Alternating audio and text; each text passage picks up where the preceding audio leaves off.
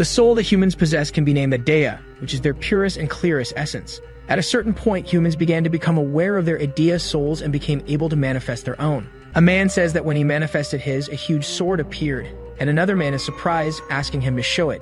Idea began to be used as words or part of a sentence, as demonstrated by the man when he summoned his sword. Humans were able to manifest Idea as a psychic object at any moment. The man asks his colleague what his ability would be, and his friend, however, responds that he has the power to make earth bricks. Humanity, then, when this happened, began to create a ranking system. An E ranking was a reason for mockery, and souls that were used to be equal were now classified in a hierarchy. That man warns that he cannot be friends with someone of rank E, and in the end, people were all labeled. After that, degenerate students became tools used to improve the country's status, being placed on the front lines of war. This is one of the schools, the Special Training School of Honda. In the middle of the schoolyard, a boy runs while others try to catch him. However, this is a very skilled boy who can easily defend himself and summons a giant iron axe. The man mocks, asking if this is all that the class 10 people can do, jumping on top of one of the students and telling them to try harder. The red-haired boy, in turn, before being hit, summons his Idea, which are light iron sticks. He narrowly manages to defend against the attack, but continues to be pressured by the other student. The boy with the axe is very skilled and does not give anyone a chance to help the redhead, putting him in a very difficult situation. He gets angry and turns his head, calling for Park Jin-sung, and telling the student not to stand still. He then asks the man to do something. But the mentioned one awkwardly says that even if he says that, he doubts his help will change anything, leaving the man very irritated for his group mate being a big useless. At this moment, while the fight is in full swing, the redhead informs in a threatening tone that they will have a chat after the fight is over. In the classroom, the protagonist takes a kick in his belly, making him groan in pain. The redhead asks if he will continue playing, and a student with glasses says they lost because of him. That redhead laments having joined this useless person and says they are very unlucky. Moreover, the one with glasses says it was expected from the last in the school's ranking. Without getting upset, our protagonist laughs while apologizing and agrees with the redhead's statement, depreciating himself for being the last in the ranking. Witnessing the man's audacity, the redhead prepares to attack him more violently than ever. He sends that useless person to hell, and when he tries to hit his face, the protagonist barely dodges. After escaping the mess, the student asks if asking to die wasn't a bit too much and if he couldn't just give up. The redhead tells the rank F that since they are tired, they will hit him 10 times for each injured team member. Our hero, in turn, thinks it doesn't make sense for a tired person to want to hit others, and that if he lets himself be beaten, it will cause the aggressor to be punished. Understanding that at this rate he will be beaten until the break without anyone to help him, wisely the protagonist runs with his arms up asking for help. During the escape, the redhead questions the man's audacity to run from him and orders his minions to catch that bastard, while the students in the classroom laugh, watching everything. However, at a certain point, our hero finds himself in a tight spot surrounded by bullies. The one with glasses says they will control themselves and only hit to the point where he won't need to complain to the teacher. Moreover, they prohibit the use of Idea. They kick the protagonist, and when he falls to the ground, a cowardly act begins with students laughing at him and several joining around to kick him. One of the men says he is ashamed to be in the same room as this trash, and another sarcastically asks why a failed rank F still comes to school. Our hero starts trying to recover, but the pain prevents him from speaking. After gathering some strength, he apologizes for his team losing because of him. The redhead gets very angry at the audacity to respond, and the one with glasses says that rank F is already getting on his nerves. Suddenly, the teacher enters the room, ordering all students to sit and informing them he has good news for everyone. The bullies notice the teacher's presence and are disappointed because they hadn't finished being the protagonist. Changing their personality completely, they start sucking up to the teacher, asking the reason for his happiness and if he is finally going to get married. And after the students start laughing, the teacher tells them to shut up. Our protagonist doesn't know what's happening and says he feels uncomfortable. The teacher informs them that their school has finally been chosen by the government as a capable school. With feet on the desk, a student draws the attention of the classroom coordinator and says that seeing how the man is speaking, he receives some strange proposal somewhere again. This is Byam Gyeong, a typical bully with average skills. The teacher, in turn, approaches the student saying that the break is over, so he should sit properly. In this case, Byam asks him to simply stop doing things like that, but the teacher says he is the one who decides, so the student should get used to it. Moreover, he informs that everything is thanks to the performance that their seniors, the third-year students, showed. From now on, this school will become a pilot test field for a military system. This means that all students will receive a military ranking based on their skills, which leaves them confused and anxious. All students are now companions and should be aware of this. The teachers of each class received ranks from second lieutenant to platoon commander, and they will now follow him as the commander of the 10th platoon. Byam questions what the teacher will do with the students there, wondering if they are the 10th platoon because they are from class 10. However, the teacher tells the student to stop complaining because this is a government initiative, so just make sure to do your best. During training, they will also practice saluting like the military, and there are probably several people there trying to recruit students from their school. In this case, as he stands up, the teacher informs them that this means all students are now soldiers. Realizing that things will now be done in military style, the rank F student asks the teacher what will happen if they don't want to follow this way. The teacher is curious about the student's question and thinks about how to respond. In this case, he informs them that they will not force anyone, and if they don't want to participate, they can request a transfer to another school from the government. In light of this, our hero Jin-sung doesn't understand the placement, and the instructor then asks the student to think carefully about the opportunity because he already knows the reason. Jin apologizes for not understanding everything being put forth, and one of the students asks why they are becoming a military school so suddenly, making another agree because at least the reason should be given. The educator explains again that everything is due to the third-year students who are a truly special group, and they helped this school become a military school because they all received the rank of sergeant. After throwing a box on the desk with all the third-year student certifications, the students are very surprised to see this. The teacher is very proud of those students' work, saying they are the bright future of Korea and informing them they were recognized by the government. Only the top-ranked second-year students received the rank of corporal, but most of the second-year students will now be corporals. The ranking evaluation can be done by the platoon commander of each class, who can come to the teacher anytime as he will be available.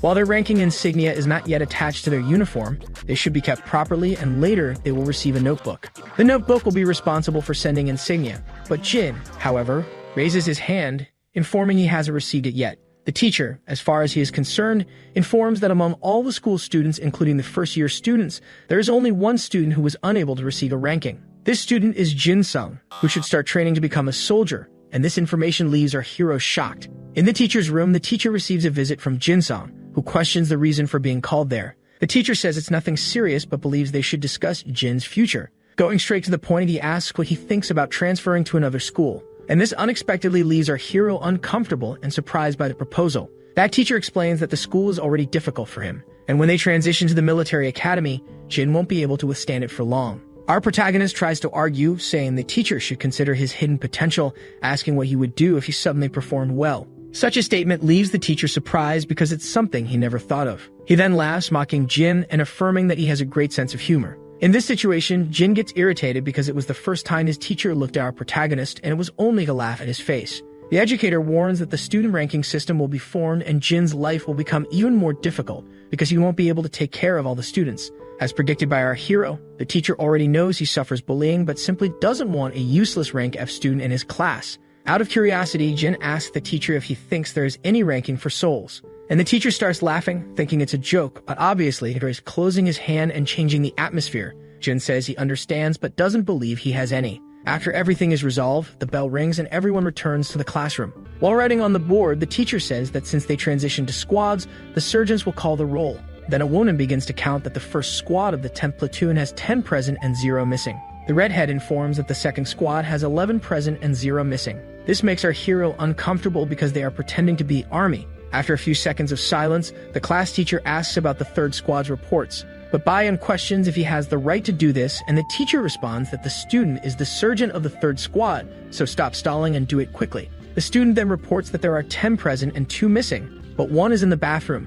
and the other he wishes would disappear. In this case, Bayan claims there are 8 present in total, and all the students start laughing. However, Bayan's squad has 9 people, confirming that the student left Jin out when calling the roll. Around him, students mockingly laugh at Jin, asking the educator if they should include trainees in the count. But the teacher ignores it and just concludes the roll call. On the blackboard, it is informed that instead of having a class today, they will have a field experience. At the moment, there are government scouts hidden among them who will evaluate how students react to the environment. Then a student raises her hand, asking the teacher to get to the most important part of everything. And after getting irritated with the students' lack of manners, he informs them that the students will form battle squads, including the first, second, and third years. Moreover, the teams have already been chosen by the scouts. In this case, one of the students complains that the third-year students will fight each other and won't care about them, but the educator asks everyone to calm down. Jin, upon hearing all that, thinks he will be able to spend a good time just watching. The teacher asks BM Deong to confirm if his Adea is rank C.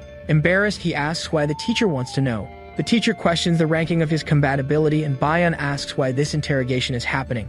Understanding the message, the educator then informs that Bayan's first squad will fight against the first squad of the third year, which leaves the student desperate for what he brought upon himself. That teacher now sends everyone except the third squad to the field and asks the third squad to prepare for the battle as they have 20 minutes. As they leave the room, the students wish good luck to the third squad, with some saying they feel sorry for them. After everyone leaves, the students in the group panic, saying they are doomed, and on top of that, they still have a rank F in the team. The tension among colleagues begins to rise, with them fighting among themselves because of Jin. But our hero continues lying on his desk, thinking he just wanted to rest a bit, and now discovered they will have to fight the third-year students. Approaching the protagonist's desk, the squad sergeant calls his attention, calling him a pile of shit. Jin, with a smile, asks if the sergeant called him, and very angry, Bayon slaps the hero's head, judging him as trash. He pulls the protagonist's hair, saying that the way the student talks makes him angry, and asks if Jin wants to get beaten up even before they start the battle. As he throws him away, Bayon says that the monstrous senior An Sung-go is in the first squad of the third year.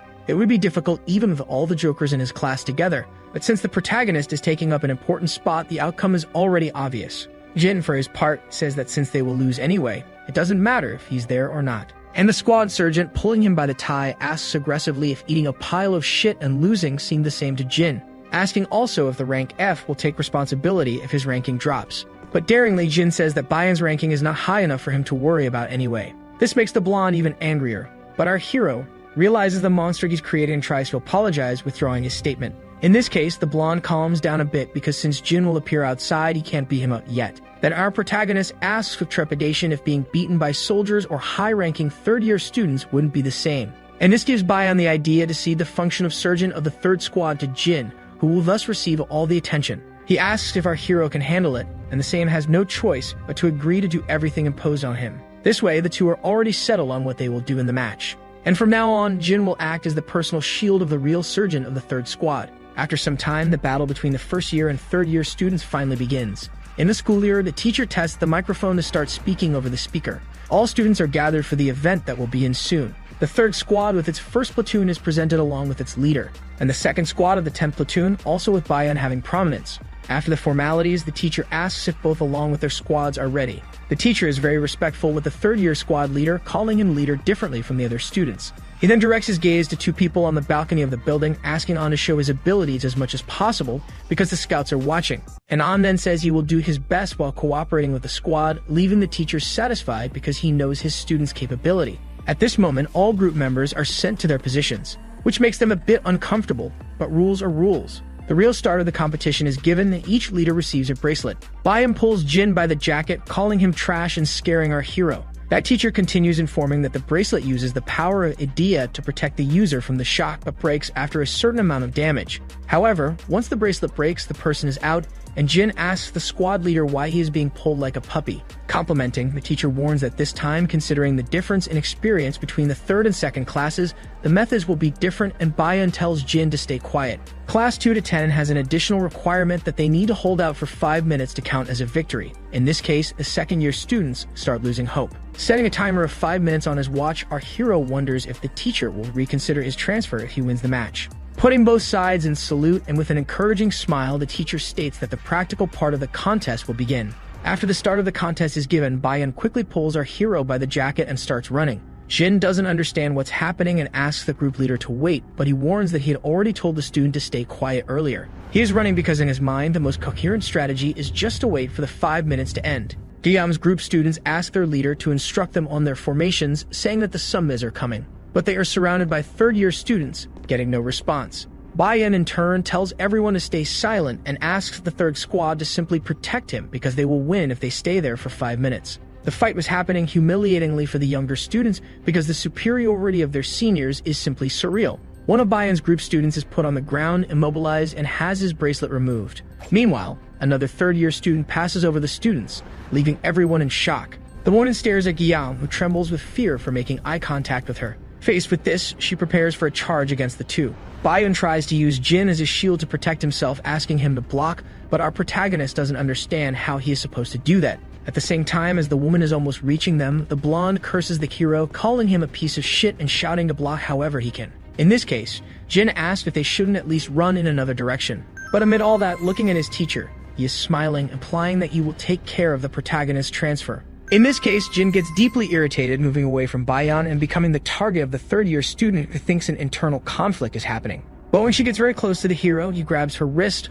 almost tearing the bracelet from her hand. This makes the girl confused because it doesn't make sense for a mere rank F to be able to make an offensive against her. Deciding to stop underestimating him, the woman activates her idea, which is armor. Armor that, except for her head, covers her entire body, increasing her defense. Witnessing his senior's idea, Jin not only praises its beauty but also its functions. But the girl tells the protagonist not to play dumb and asks if he reacted to her speed. However, more important than her question is that the squad leader is managing to escape. But checking the timer on the watch, only 3 minutes and 5 seconds had passed, so the hero still couldn't rest. Thinking he will have to stop her however he can clumsily, he asks if he can call his senior Nuna, and that he is not flirting or anything. Moreover, he apologizes if he made her angry, saying that from this moment he will call her just Samba. The woman in turn says that if this is an attempt to buy time, it will be useless, and tells our hero to show his idea. Jin says that destiny brought them together, so they should at least introduce themselves, but the woman threatens, saying that if he refuses, she will fight, as she is saying to wait a bit.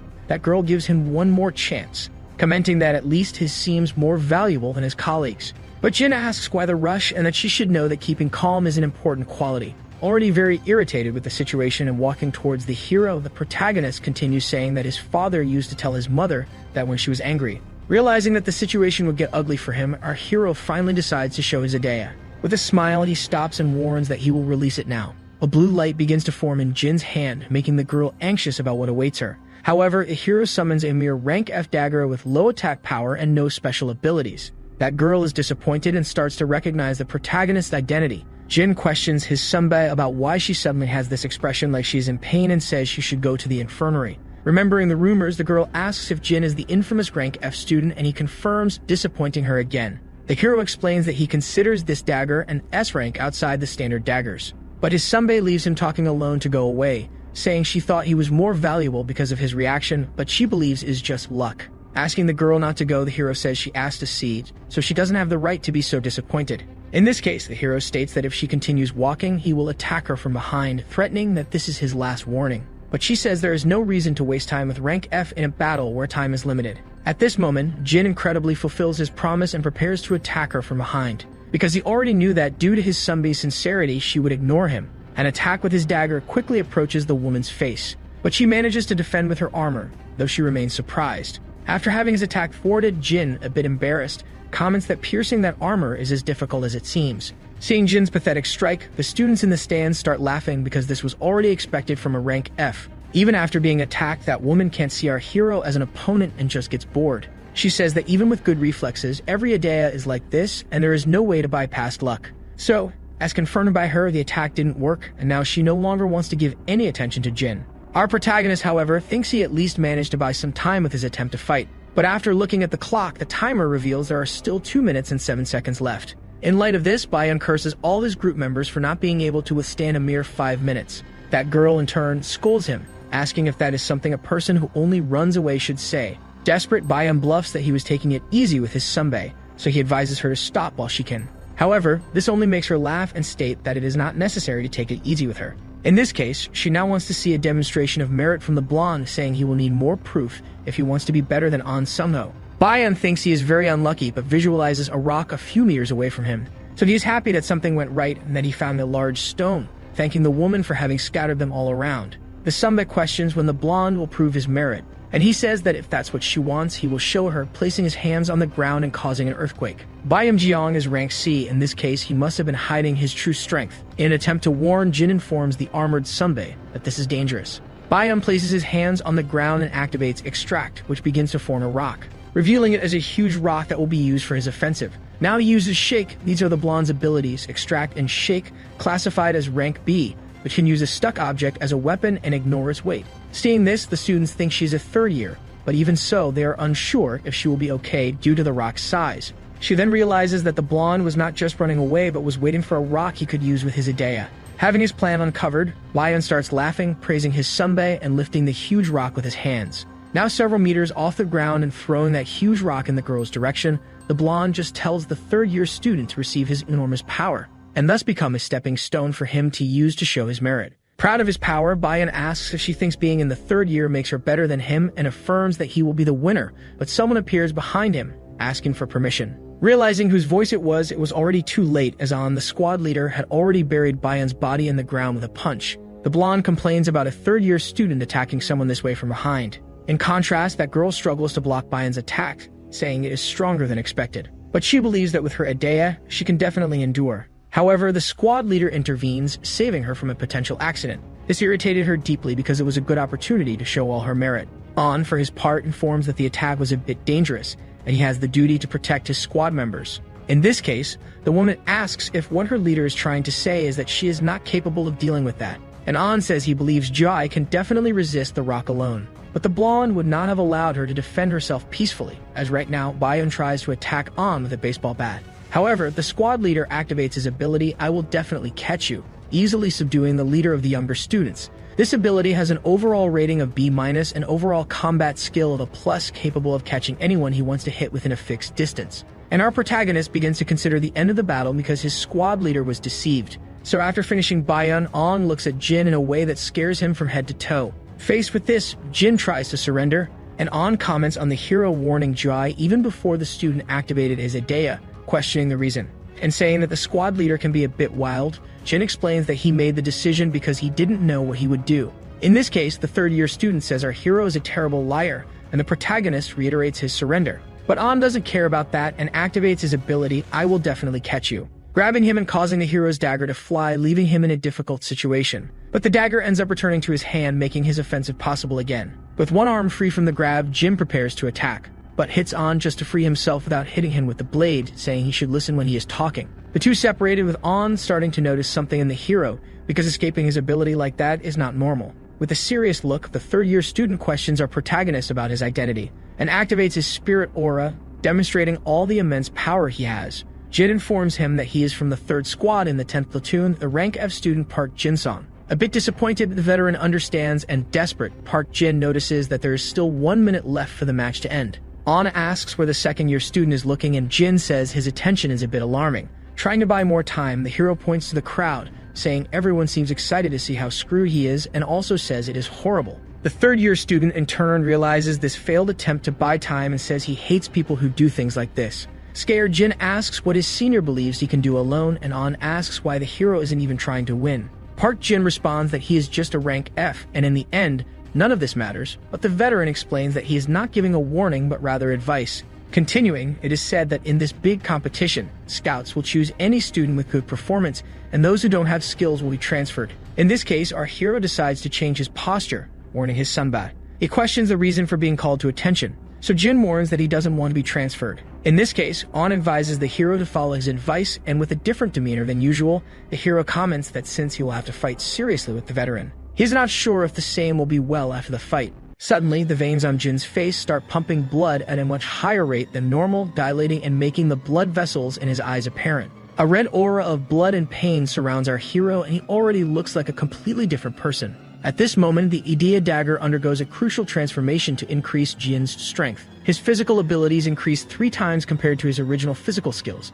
and now it becomes possible to identify the vital points of his opponent. Moreover, it is possible to see the most effective route to destroy the opponent with the hero's current skills. But it can only be deactivated if he is able to completely destroy the Idea or take his life, being thus consumed by the desire to kill. This is the Idea of the Absolute Assassin, a unique hidden ability of rank S. With a murderous aura and hands covering his face, our hero undergoes a terrifying transformation due to releasing the power of his Idea. An watches, trying to understand what is happening, and comes to a conclusion. He says he understands that, in this case, the rank F dagger is not the full extent of his Idea. Activating again the ability "You won't escape from me," the veteran makes his combat pose, preparing for a fiercer battle. The ability's description appears, and Jin comments that it is rank B-, laughing and mocking that it is worse than he thought. After being analyzed by a mere freshman, the veteran freezes because he doesn't understand the true extent of his opponent's power. An asks if the hero has the power to see other people's Idea abilities, and Jin starts laughing. While laughing, the protagonist apologizes because he can no longer hold back and questions,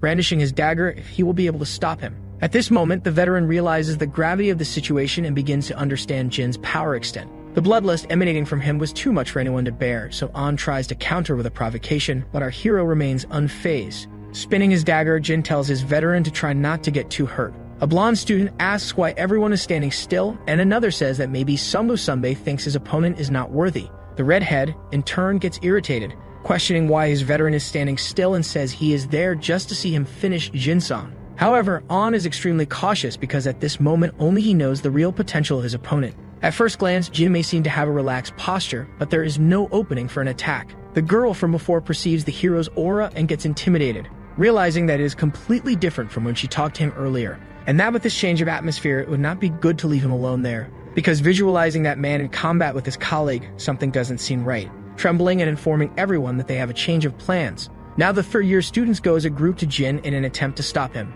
A historic conflict is about to begin between three great powers of the school. A dense dust cloud rises, and after it settles, it is revealed that Jin was immobilized by the students. On the ground, he laughs, asking why his sunbays are so aggressive and comments that it hurts his back. An, for his part, asks Jai the meaning of all of this. Immobilizing our hero, Jai affirms that just as he has the duty to protect his squad, she also has the duty to protect hers. With everyone in front of him, An, frustrated, says she didn't need to do that. However, she asks if he is sure, because in that short period of time when they attacked Jin, a fierce battle happened. And for a certain period of time, the hero even had the advantage, reversing at a speed that most people would not be able to react to. An says that to tell the truth, he is not so sure, but he opens a wide smile and starts thinking about something. Jai didn't understand the reason for the laughs, so her colleagues said that if he were her, he would deactivate her idea before it broke even more. Finally, the woman notices what happened to her body after the battle. That attack from our hero caused enough damage to cause significant harm to her ability. Suddenly, the third-year students notice that their bracelets are broken and talk among themselves about the reason. One of them questions if someone accidentally deactivated the protective idea, but some veterans understand the real meaning behind it. In front of the immobilized younger student, An calls Park Jin-sun's attention. Embarrassed, Jin praises the good teamwork of the opposing group while suffering from back pain. The veteran is pensive, so Park cuts the tension, trying to start a conversation with him. Thus, the third-year student questions if our hero has already returned to normal. Jin is surprised that 5 minutes have already passed, so he asks if there is any possibility of them getting off him. An says they will finish this duel another time without external interferences, but the protagonist declines this invitation for an eventual rematch, saying that the fight they had just now was enough. However, his veteran is determined, not accepting no as an answer, and advising the hero to prepare for when they finish the duel. In an attempt to deny once again, the protagonist shouts for his sunbae, saying he doesn't want to continue the fight. However, everyone leaves without paying attention to the younger student's wishes. In this case, he lies on the ground, commenting on how hard life is. And the class teacher, incredulous, announces that from the 10th platoon of the second year, the third squad of Team Young are the winners. In the principal's office, someone says they can't believe that the counselor is in a mediocre place like this. In this case, the counselor laughs, explaining that actually no one knows he comes here. Dispensing with the small talk, he asks if the files he requested are ready,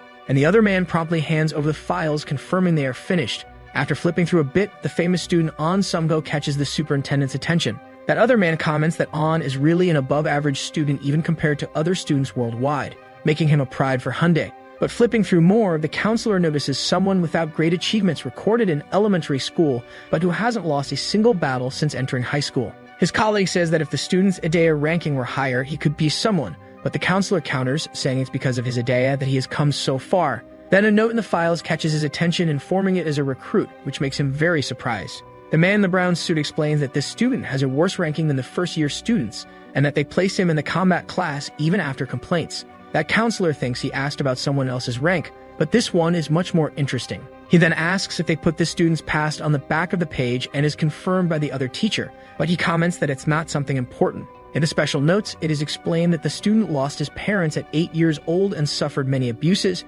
Moreover, his house was invaded by bandits. All this combined to awaken his Idea, but normally people awaken Idea at 8 years old. However, the bandits invaded the student's house when he was 10 years old, and as a result, he awakened that same day. An Idea awakened late due to an urgent situation is intriguing, but being rank F is not very pleasing. The counselor, for his part, asks if his general combatability was also classified as rank F when he was 10 years old. And the man in the brown suit informs he doesn't know for sure, but he can certainly guarantee that when the student entered the school, he was rank F. Thinking about this, the counselor believes that the general combat ability being classified as rank F may be something intentional to camouflage the real potential of the Idea. In this case, he asks for a personal meeting with Park Jin-sun, which leaves his colleague very confused. The teacher tries to warn that this student will soon be transferred to another school because he is rank F. In light of this, the principal asks his colleague for a minute of attention. Gathering courage, he asks why his superior transformed their school into a military academy. Apparently, the counselor gets irritated, making the principal start thinking about several things he might have done wrong at that moment.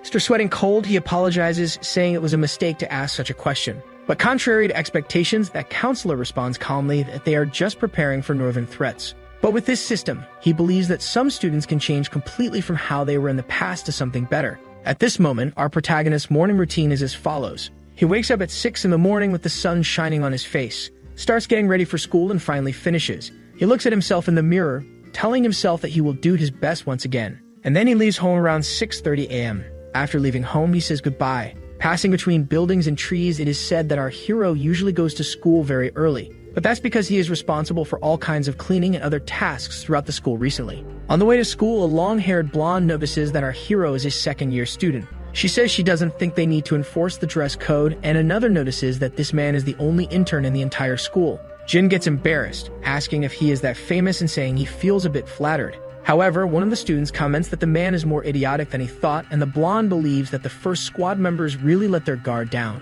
One of them recalls that Jin's Idea is a simple dagger, thinking it is something useless. In the end, they don't understand why he managed to resist An Sungho. After some time has passed, the protagonist beats the erasers outside the window to clean them. However, he notices that the chalk isn't coming off and comments that it is unfortunate that a school supported even by the government suffers from such poor conditions. Later, Jin starts mopping the floor. Incredibly, he always does an excellent job, leaving everything shining. The student of the classes believes that the redhead really managed to do his part by running away, and the mentioned one asks why his friend didn't do that with them first. Placing his hands on Jin's shoulders, the one with glasses says he is very impressed, and praises him, saying that he really is an S rank when it comes to being unpredictable. However, he mocks, saying that our hero was probably unlucky. After the battle squad fight against the third-year students, Park's image in the school began to improve. On a typical day, while sleeping on his desk, Bayan aggressively wakes him up by slamming his hand on the desk. Our hero wakes up a bit disoriented and asks if someone called for him, but in his mind, he already expects the worst, knowing that he will probably get beaten. However, the blonde just says he couldn't get the math homework last time. In this case, he asks Jin to get it for him to copy the answers. At this moment, our hero is confused by his routine treatment changing so suddenly. Thanks to this, the bullies stop bothering him, but more and more, the number of requests the protagonist received increased. Thus, many students started handing him all kinds of assignments, leaving him naturally exhausted. Already in the classroom, a student celebrates that, thank God, the class is over, and the teacher tells everyone to be quiet. The teacher asks if the students know that today is the last day to join a club, so the students confirm they know. Jin knows that choosing a club is mandatory for all second-year students. In this case, those who haven't joined one yet have until the end of the day to choose. This creates confusion in the hero's mind, who doesn't know which club to join. Moreover, there is still the possibility that they won't let him join any. The teacher, for his part, warns that they will have a private conversation with those who don't join a club, making it clear that Park may be included. In light of this, most students start laughing, speculating that no club will accept a rank F because he won't even pass the entrance test. Our hero, however, remains resilient about humiliations, thinking that his colleagues can laugh as much as they want. But when checking the choices he has, he encounters a varied list of combat clubs and guerrilla techniques. All the clubs are related to military use and the use of idea. While Jin reads, the students talk among themselves about which club they will join, with one of them saying they will go to the battle squad, because the club's evaluation is pretty decent, which excites the others who follow together to sign up for the same group. Jin, however, stays alone in the classroom, mulling over the received information. He doesn't know what to do and really hopes someone will remove the rank F idea condition for entry. After crossing out some options, noticing they are not clubs, but rather people with connections, our hero finds one that doesn't involve the use of idea, being exclusively for physical development purposes. Finally, his work is done because this club doesn't have the limitation that affects him, and since it seems like a simple physical training club, there shouldn't be many applicants. Although it was a bit strange that a single club was using the popular gym on its own. Upon arriving at the place, some people are having disagreements, and Jin hopes not to have any problems because it was stated that no idea usage would be involved. In the popular gym, our hero finds it strange the number of people who are there to sign up, making him question if he is really in the right place while taking the last spot in line. Looking again at the paper, Jin is sure that the physical development club is indeed in the gym. At this moment, the students with some disgust notice that the rank F veteran is also there. One of them says that even though he is a veteran, he is technically an intern, so maybe the correct thing is to talk informally. The hero doesn't understand why the first-year students are there because it's not mandatory for them to join a club yet. But then the real reason comes to light with the students getting excited about the club president's arrival, making our protagonist curious. The moment he realizes the leader's identity, Jin drops his application paper, thinking he needs to get out of there as quickly as possible. But An notices his old opponent's presence and goes towards Park Jin-sung. All the students start getting excited due to their idol's arrival, but our hero remains intimidated. A bit clumsy, the protagonist questions if An is really the club president, and the third-year student explains that he didn't expect him to come there, so he is very impressed with his junior. He asks if the junior didn't come there because he thought there would be few people, and Jin confirms, but still there are many applicants. An explains that this is not a club where anyone can join, but Park, sneaking out, says he is below the denomination of anyone. Seeing that just talking wasn't enough, the third-year student pulls our hero by the collar of his jacket to bring him inside the gym. He says he will distribute the entrance test and ask the protagonist to get the test with the rest of the applicants, all against his junior's will. Inside the club, An asks if all the applicants are there and realizes that this year they have many, so they will start now. The veteran informs them that the students should just follow his commands and that by doing the exercises until the end they pass, with these exercises being 30 burpees and 30 push-ups, followed by 30 burpees and 30 squats, closing the set. The first-year students hear that their leader will do the exercises with them, making them excited but remembering it as a set, getting into a serious state. It is said that if they manage to do the 10 sets without breaks, the pass is guaranteed, but this was too much for our hero. After a few minutes or hours of exercise, number 2 is eliminated for being too slow. Moreover, numbers 5 and 6 are also eliminated due to the terrible posture presented. An states that the exercise must be done at the same speed as him. Most students then throw themselves to the ground because they can't take it anymore. And Jin realizes that the group leader is doing all these exercises for just one set. However, he is doing it so easily without even changing his facial expression. Unlike the other students, this is one who can definitely be called a monster. Some students start to give up, and then the entire first group is eliminated. In this case, the second group's test starts right now. A girl in the group doesn't know what to do and believes she won't make it, while another gets scared but thinks that despite being scary is also cool. That girl pushes Jin, saying he should go first because he is her sunbae, and our hero tries to refuse. However, the boy in the group finishes pushing him with a kick, putting him in the test area. Facing his veteran, our protagonist is visibly anxious. To break the ice, he comments that his sunbae doesn't seem tired, and it's incredible that the two are almost the same age. However, this was not something pertinent to be commented on at the moment. Jin tries to appeal somehow, but ignorantly, the veteran declares the start of the second group's test. After some time and a lot of sweat dripping on the ground, Park, panting, comments that he can't do this, even having trained alone to withstand the mistreatment he received. So he thought he would do well in this kind of thing, but this is not something a normal human can do. Finally, the circuit ends, leaving the students completely drained of energy. An, for his part, praises the group for doing well and considers increasing the speed, but our hero shouts desperately that he can't do that. Later, those students from Group 2 are impressed that their rank F sunbae hasn't failed yet because they themselves have already failed. At this point, Jin's stamina can be judged as one of the best in the rank. In this case, his attack power being rank F is not logical. While doing the circuit, our protagonist comments that he trained a lot at home, but An tells him to stay quiet because now is the time to stay focused. In the stands, watching, the students believe their veterans are already on the 7th set. This was already expected from An Sung-ho, but the rank F sunbae was also doing well. The third-year student praises his performance, but Jin is already very tired, thinking that this is too much work. An comments that he already knew the hero's reaction speed was above normal due to their last encounter. So the veteran starts going even faster, leaving the students in the stands completely surprised. Seeing this, Jin could only try to keep up and be scared of the monster he was dealing with. One of the students says the end is near for the second-year student, but the girl points to the circuit, informing that he is managing. The rank F is keeping up with the national rank 1. Faced with this, the students change their posture and start supporting Jin. With only a few more movements left to complete the test, Part Jin is encouraged and tries to endure as much as possible. Finally, the circuits come to an end with An congratulating him for completing the admission test. At this moment, our hero falls to his knees, but knowing his work is done.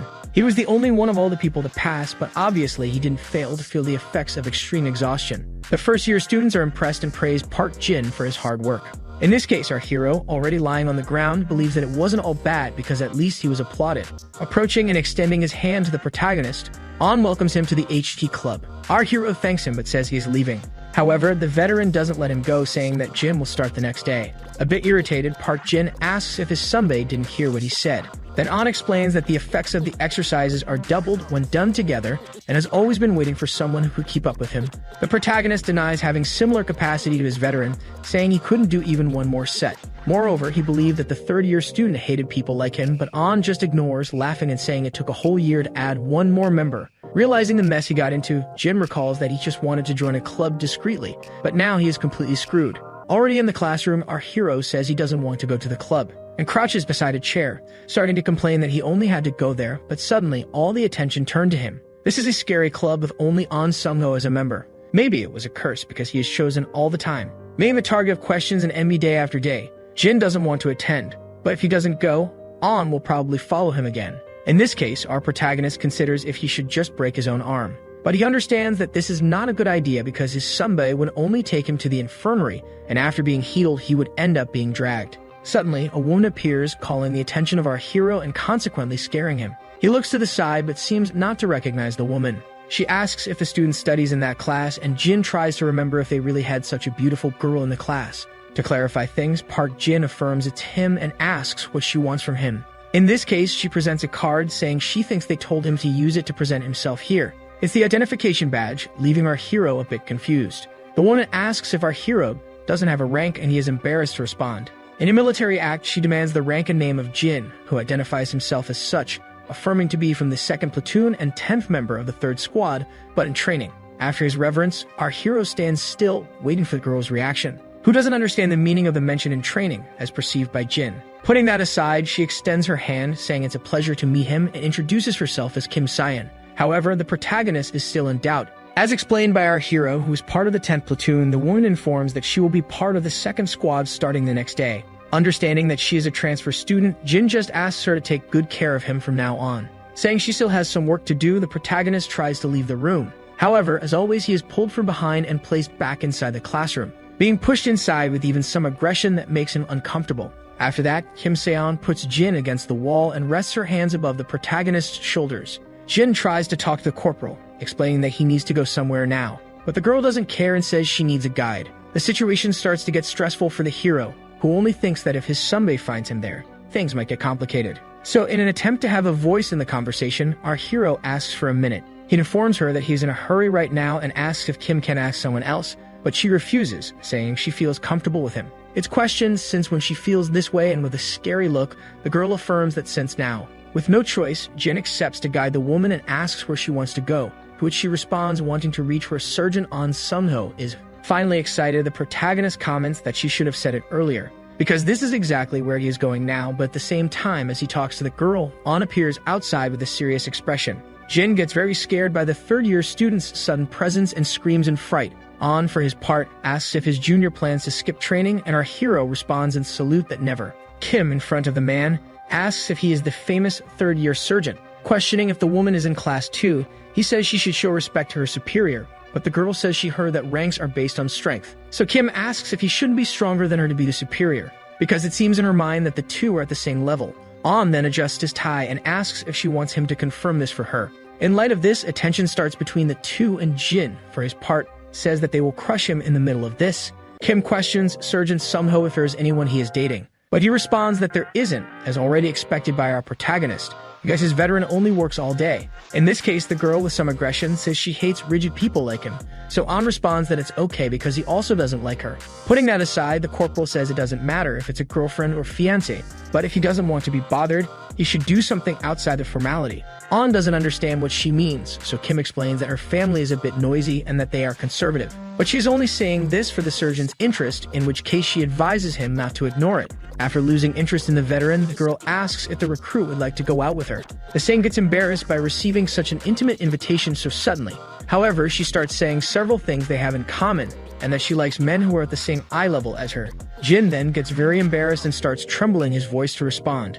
The corporal is surprised but finds him cute for the current reaction. Thus, she asks the recruit what his idea is and his combat rank, being surprised that both are rank F. As always, our hero disappoints people when he decides to talk about himself. She says it's impossible for someone in the world to have rank F in everything, but he affirms that it is because he is right in front of her. Even in front of the truth, the corporal still can't believe it, so An interrupts, informing that they are going to train now. And with all the politeness in the world, he wishes the woman to leave. Already in the gym, our hero in his physical training starts doing pull-ups. In fact, not just simple pull-ups, but muscle-ups, already being on the last repetition. Kim says that initially she thought it was just an excuse to leave, but the hero is really training seriously. In this case, she sees him differently now.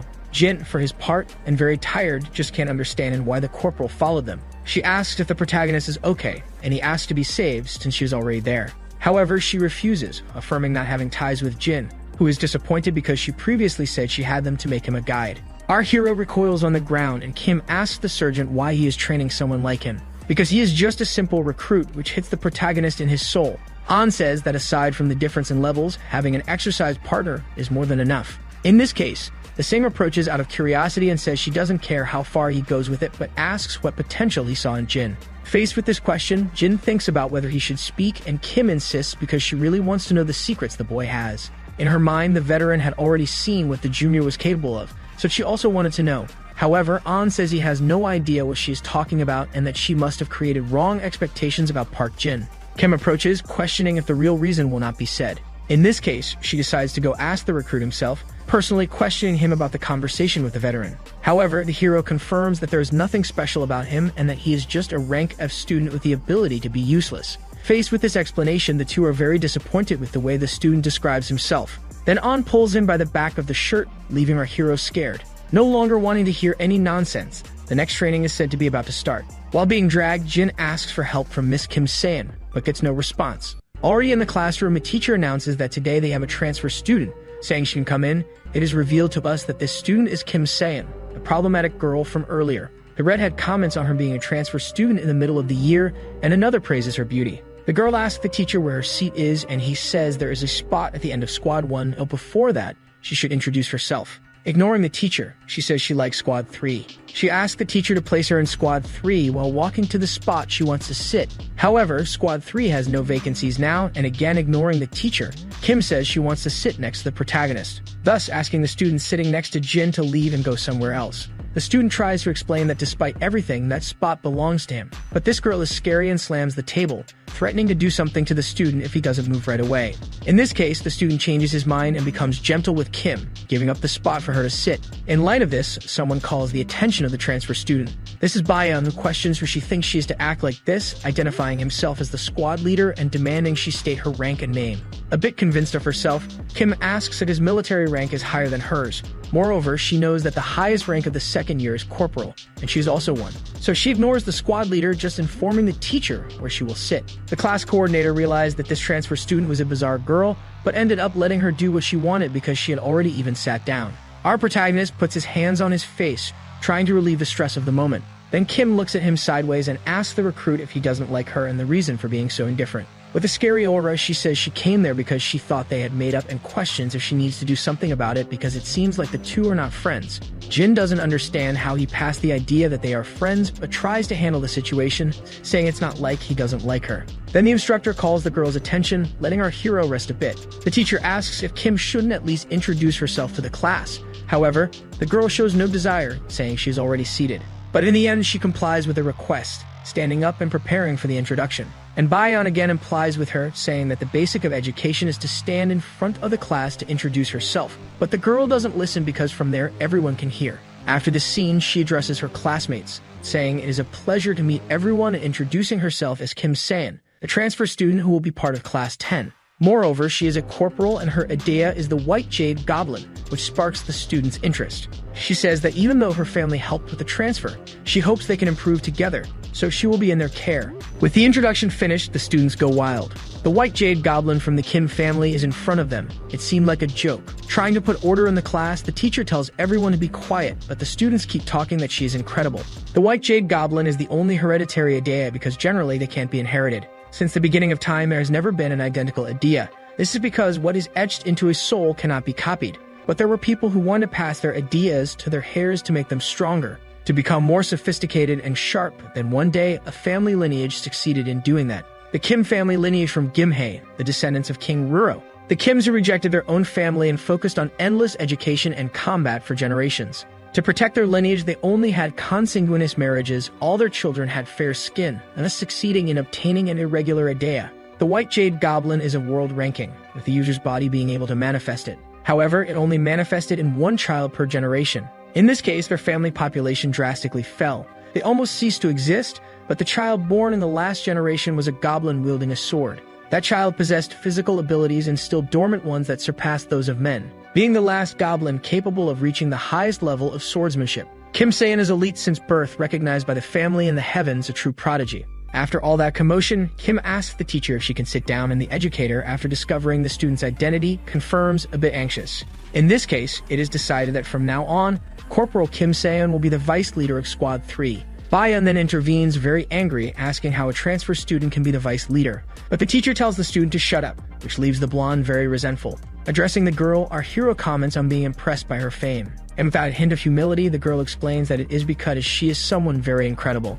In a failed attempt to return the compliment, Kim says the protagonist is also unique since the title of Rank F recruit is not very common. Jin feels attacked and asks the girl to stop with these humiliations, but the corporal doesn't want to stop because she is having fun. Although others have already accepted her, Bayan keeps his anguish inside, because this mere transfer student appeared out of nowhere and dared to steal his position. Somewhere in the school, a student comments that it is necessary to replace the squad leader with Squad 3, because Kim Se-in is much better than Bayan in all aspects, both in idea classification and general combat ability. But one of the classes continues, recalling that the blonde kept giving strange orders during the squad battles, and a female student mocks the fact that Bayan still wants to be the star. At this moment, the two pass by Bayan talking about Kim and that they thought she was full of herself at first, but in the end she's really smart and good at commanding. Moreover, the female student admires her charisma during the battle, saying she fell completely in love with her. They laugh, saying it would be great if Kim Se-in were the squad leader, and speculate that she probably will be soon anyway. In light of this, Bayan crushes his cup with rage, nurturing a tremendous hatred for the transfer student. When it's time for a snack, Kim calls her classmate and invites him to have lunch together. However, our hero refuses, informing that he needs to clean the school.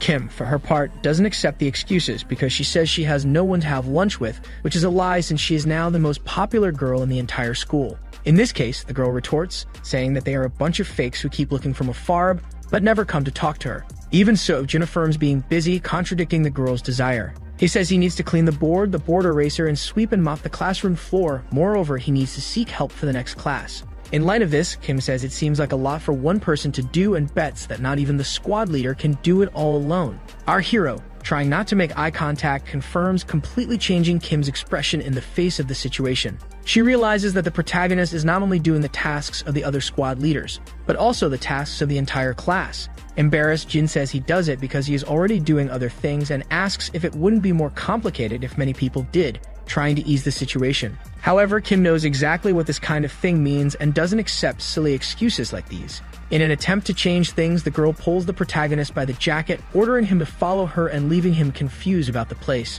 Kim obviously says she is taking him to visit the jerks who keep giving him tasks they should be doing. And while being dragged through the classroom, Jin tries to say that everything is fine, but he has no control over the situation anymore.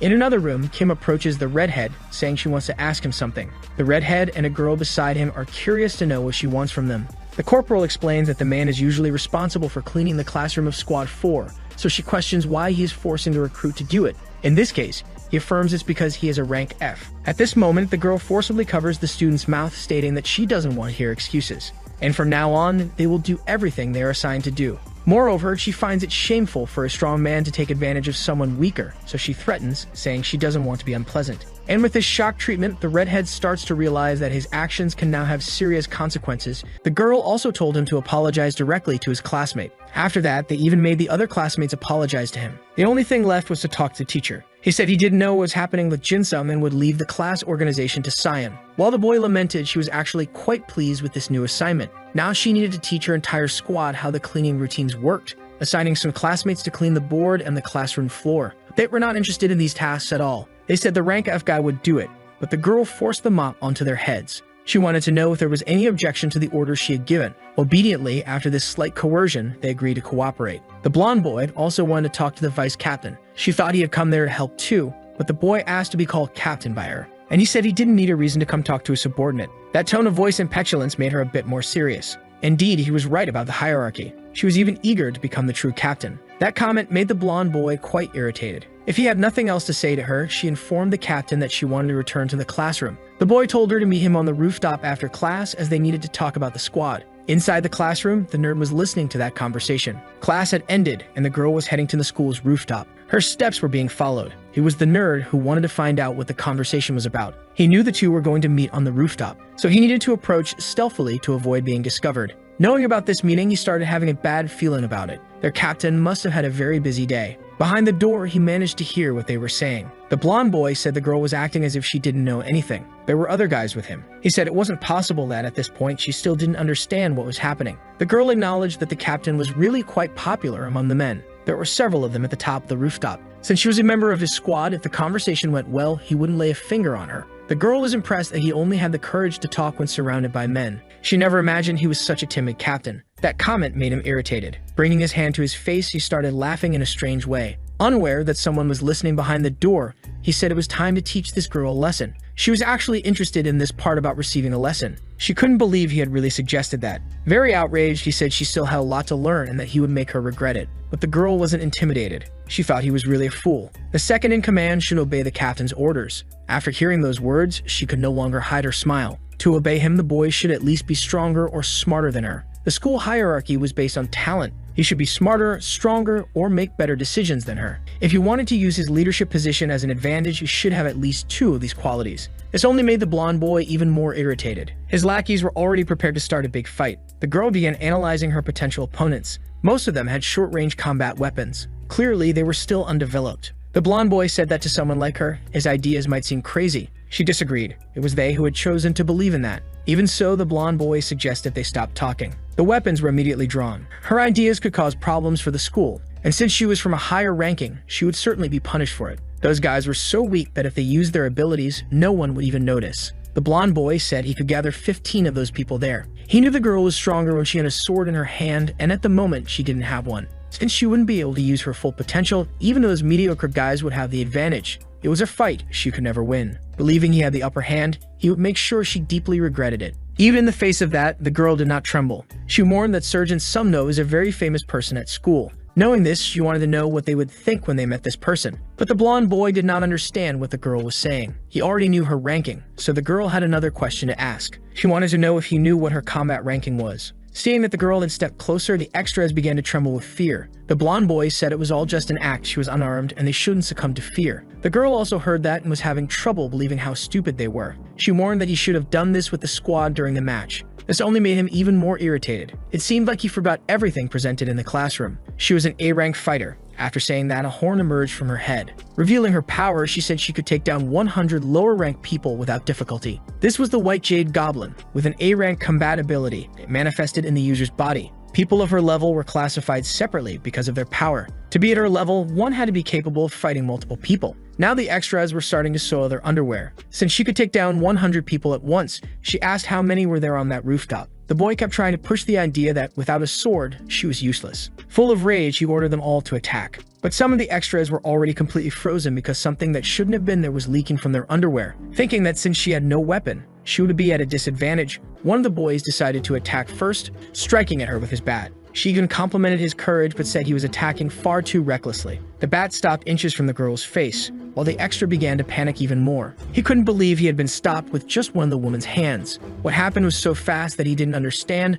nor did the one narrating. But the extra's body struck his colleagues like a bowling pin. Some of them were piled up at the foot of the railing, while the girl said she had pulled off a perfect strike. She began moving at an incredibly fast speed. Wherever she passed, she left a memory of pain on the jerks, hitting and knocking down everyone who was there, even stepping on the bodies of those who refused to move out of her way. After that session of beatings, there weren't many left in fighting condition. The boy realized that even without a sword, she was still very strong. As expected of someone at A rank, they had no chance of fighting back. She told the boy that those who give up easily would never reach her level. Revealing himself as an ambassador of the land of the pitiful, he said she didn't know that because she was born blessed, as if he hadn't been trying his hardest. She looked at the boy with an expression of disdain. Besides being born with potential, she had been blessed with enormous power. She didn't know what it was like to be born without talent. She understood why the boy thought that way, but revealed that her combat ability used to be D rank. This time, the boy was caught completely off guard. While the blonde boy was sure that it had to be a lie, everyone in that country knew her family. If she were going to lie to them, she should at least put some effort into it.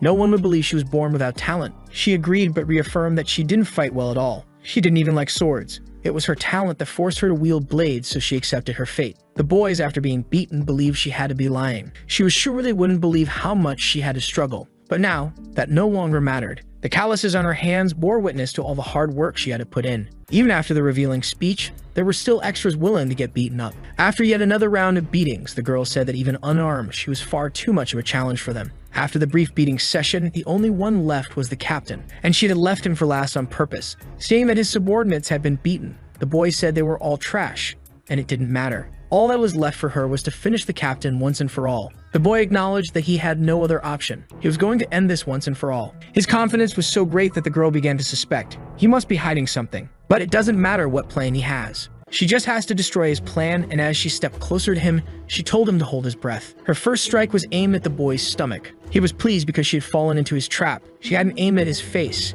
If it were obvious that she had beaten him, it would cause problems. Knowing this, he would make sure she hit his face. In the middle of the movement, she realized what was happening. That was an unexpected move and his chance to make the school punish her. Maybe she could even be expelled. Even if he got seriously hurt, if he managed to get his revenge, it would be worth it. But before contact could happen, a mysterious hand stopped the strike. The boy said that was really dangerous. It was the one they treated as trash. Looking at the captain, he said his beautiful nose had almost been crushed. In his hands was a completely broken object. The captain wanted to know how that trash of a student had managed to do that. Pretending to be distracted, he made sure to step on the jerk's hand. In a friendly manner, he asked if he was okay. The captain believed the girl had brought the trash along with her, but she got no reason to do that. She must have been followed by him. The boy feigned sorrow, saying it was so sad that no one was ever happy to see him. Despite changing the subject, something bizarre had happened. He came out from behind the door and got to them way too fast. He had to open the door and run out. And as if that wasn't enough, he had to stop her strike. Before it hit the captain's face, that strike had been loaded with kinetic energy. It wouldn't have been weak. The boy was definitely hiding something. She wanted to know who Jin-sung really was. Since she had closed her hand, she felt something inside it. There were small pieces of plastic. Since it was already getting late, he suggested they go home soon. But the captain was trying to make their lives even more miserable. He warned them that they were both finished because he would report the incident to the teacher. The trash said he hadn't done anything. He had only protected the captain from having his nose destroyed. The girl confirmed that the recruit had protected his hideous face. Regardless of what he had planned, everything had failed. But he insisted that his plan wasn't over, because he had recorded everything as a precaution. He would use that video as evidence. The recruit asked if he was talking about that camera, showing a completely destroyed object. He hadn't imagined that it was there to record something, and now he knew what the captain had wanted to do to her. To protect himself from the girl's strike, he had grabbed that object from the wall. He hadn't known it belonged to the captain. Indeed, his plan had failed completely, and the girl wanted to know how the recruit had been able to stop her punch. He asked to be let go, saying that all he had done was help her. The others couldn't believe that someone of F rank had destroyed their camera, while another thought that having a high rank also brought luck. This made the girl stop pestering the recruit, but she went over to the other boys while dragging her colleague, who kept insisting on being let go. They didn't know what she was going to say to them. She recommended that they stop complaining and use the recruit as an example, as he was still working very hard. It wasn't too late for them, and they should seriously think about it. The boys were thoughtful after that scolding. With no more matters to settle there, she left, asking the recruit to follow her. They slammed the rooftop door, leaving behind several jerks. Everyone was lamenting after being beaten so vigorously. Someone had memories of a blood-stained knife. Cries for help echoed through the house. The person was begging that the monster not come any closer. That person was definitely a monster, but their lives had not been spared at all. That person had taken the lives of their own family members. He observed the bodies while thinking they were people of similar character. He had done nothing wrong in his own eyes. The alarm was ringing and the boy managed to wake up. The clock showed that the morning had only just begun. That nightmare he had was quite disturbing. It was not pleasant at all to wake up with those kinds of memories, and it was a recurring dream. The girl was very interested in the recruit's hidden abilities, but she asked why he seemed sad that day.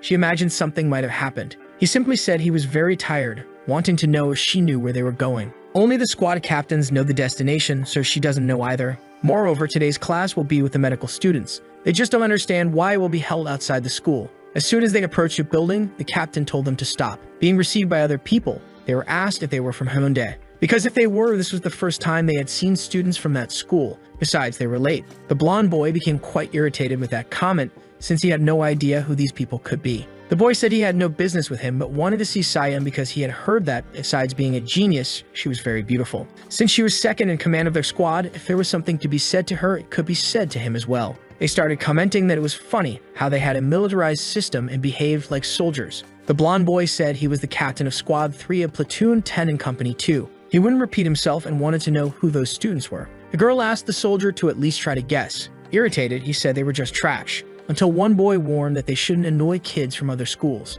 He apologized, saying they were just a little anxious about being outside. That student immediately captured everyone's attention because he was very well drawn. Extending his hand, he said they were from Sejong School, and that it was a pleasure to meet these new people. The blonde boy slapped his hand away, telling him to shut up and explain what was going on. The other said he was very rude, but the well-drawn boy tried to calm everyone down. Finally, the blonde girl introduced herself. The captain's bad behavior would end up costing them points. The same could be said for their arrogant friend. The well-drawn boy was surprised to finally meet Kim. Extending his hand to her, he said his name was Lee. She looked at his hand with vigilance. Her colleagues were there for the joint class with the medical students.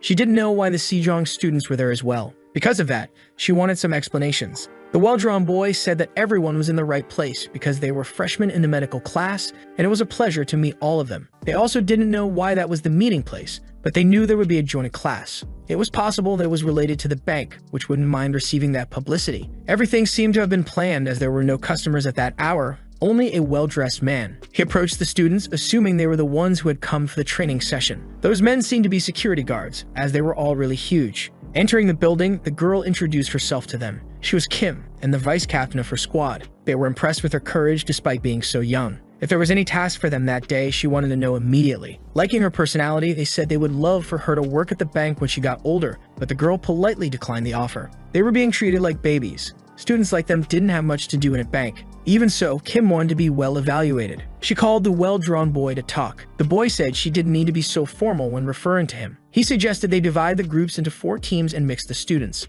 She wasn't sure if the teachers would be there. Meanwhile, one of the bank employees offered snacks to the boys. Apparently, everyone was acting like children. No one was taking this training seriously. Saying he was going to grab some coffee, the employee asked if the students wanted to join him. The coffee machine also made other beverages. That was enough to make Kim distracted by the possibilities. Very interested in the drinks, she left her sword leaning against the wall. The recruit noticed that everyone was far too relaxed in that situation. Maybe nothing would happen and they just needed to kill time. But then they were surprised by the well-drawn colleague. That proximity made him uncomfortable, while Lee knew that this boy had been talking to Kim. The recruit couldn't understand why he would care that he was talking to Kim, until he reached a rather obvious conclusion. He thought the boy wanted his help to get closer to the girl. Sweating nervously, Lee tried to say that wasn't what it was about. If he had come to ask him to buy something there, the recruit said he had no money. Finally, he revealed that he was interested in something. His true interest was in the shy boy with glasses standing right in front of him. He invited the boy to have a drink with him. He said there was a vending machine on that floor. The boy was a little suspicious after receiving that offer.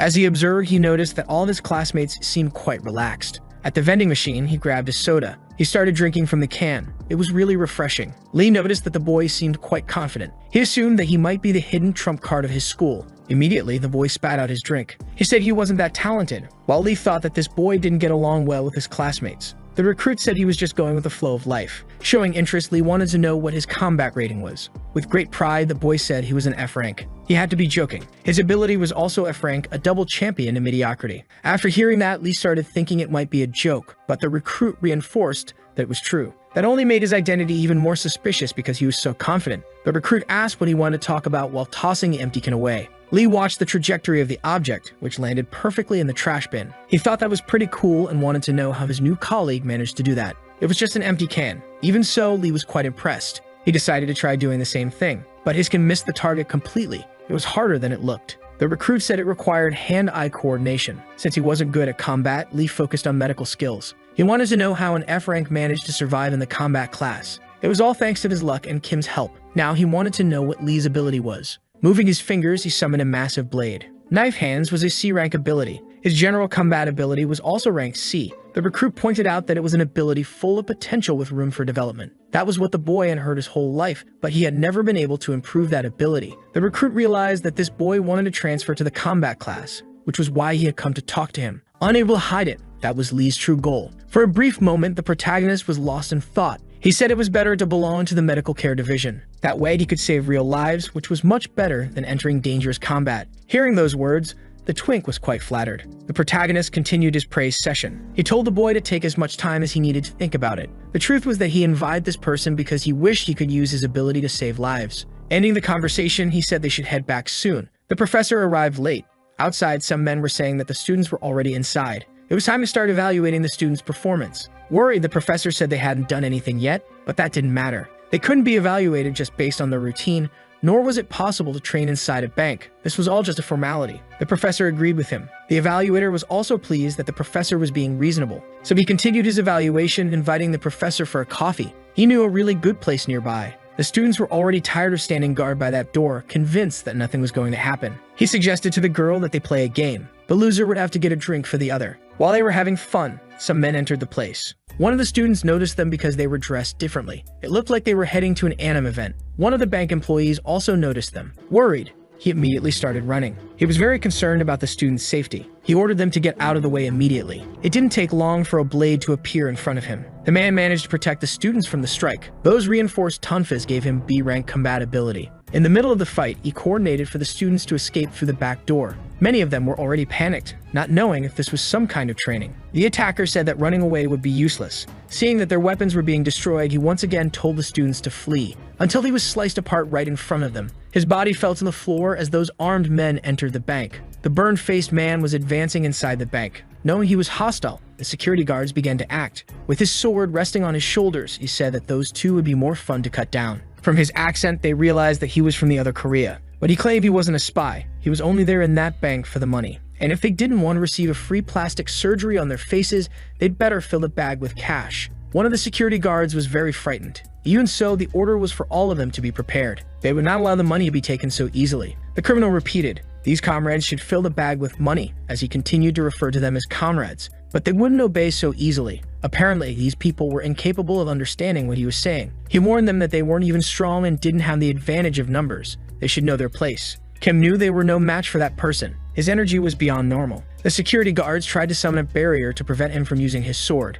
This was a life-or-death situation. Kim tried to help those people, but the criminal had already attacked, ordering them to stay out of his way. The scene the girls saw was truly horrifying. There were body parts scattered across the floor. Her classmates took a while to believe that those people were no longer alive. The shield that had been destroyed by him was B rank and had been torn apart like a piece of paper. This was turning out to be easier than he had expected. Living in a peaceful city had weakened all of them. He couldn't believe that guards could be so weak in that city. This was a serious problem for its citizens. Knowing that his abilities were likely A rank, Kim told everyone to listen to what she had to say. The students needed to take cover immediately. Even though they were scared, they would trust her. They should take shelter under the tables. Watching the people running, the intruder asked if everyone in that country was a banker. Kim ordered them to use their abilities. It was time for the captains to coordinate their squads. Entering a room, the intruder wanted to know if he could take the money now. Many of the students were absolutely terrified. Kim told them they had to hold their ground until the police or the teachers arrived. The man said they shared the same culture and language, so they should cooperate as well. She was very worried and didn't know what to do because she was certain he posed a great risk. The people behind him also seemed ready to fight. Since they didn't have many pockets, they wanted the money to go into the backpack.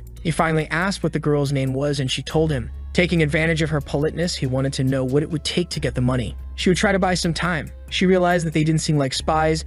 They were probably a criminal organization from the other Korea. Maybe he wasn't there just for the money. Seeing their curiosity, he decided to reveal his group's identity. Kim hadn't expected a criminal to actually say who he was. Maybe she hadn't heard of them yet, but they were called the New Great Plague. That was a name that inspired fear. No one knew how they had emerged, what they wanted, or what they governed. They used the planet as a stage for their actions. Nothing remained alive after their attacks. They were notoriously known for their excessive cruelty. People had known that the plague was operating inside Korea. That wasn't what the man had said. They were the New Great Plague. He said people were becoming too influenced by Western nations, and that it was time for someone to fill the backpack with money. Everyone inside the bank was now terrified and had decided to cooperate. That was when Kim's hair began to glow intensely, something that left the criminal surprised because along with her hair, a horn also appeared. Kim told everyone to remain calm inside the building. No one had ever promised that they would remain alive even if they handed over the money. Because of her hair and horn, he immediately recognized the girl. If he had heard of her family, then things had just gotten easier, because they were going to fight. She couldn't risk the lives of the others. She needed to fight the leader immediately. The man acknowledged her intelligence but wasn't willing to fall for her tricks. Even though she was challenging him to a fight, he didn't believe the criminal would attack her with his subordinates around. She was truly fearless. She was a goblin from that family, so naturally, she was completely insane. Seeing that he was stalling, the girl wanted to know if they were going to fight or not. He said it was an interesting challenge, and he struck his sword against the ground, declaring that he would accept her challenge. Pointing his blade at the girl, he told her to try and attack him. Faced with this great opportunity, Kim said the man was too confident, while she thought she was lucky that he had accepted the challenge. Maybe he wouldn't go back on his word in front of his subordinates. If he were defeated, they might survive. She needs to win for them to get through this, realizing that she doesn't have her sword. Without her blade, the girl is in serious trouble, finally remembering where she had left her weapon. While she was distracted, the criminal began attacking her. If she wasn't going to take the initiative that had been given to her, this man wouldn't wait for long. The slash was devastating and managed to destroy the object behind her. With a single movement, there was already destruction in that room. She was sure that if she was hit even once, it would be the end for her. But that gave her an opportunity, because she could use the debris as battle tools. The criminal realized that his head was about to be crushed by a large rock. A surprise attack was certainly brave, but it was completely ineffective. The girl needed to create distance and rethink her strategy. He noticed that she was very fast. She didn't even seem like a goblin. She looked more like a fleeing squirrel. But dodging all these attacks was making the girl sweat heavily. Her classmates were amazed at her skill, watching her hold her own in the fight. They immediately started cheering for her. The recruit knew he couldn't just stand there doing nothing, but he was also hesitant to act.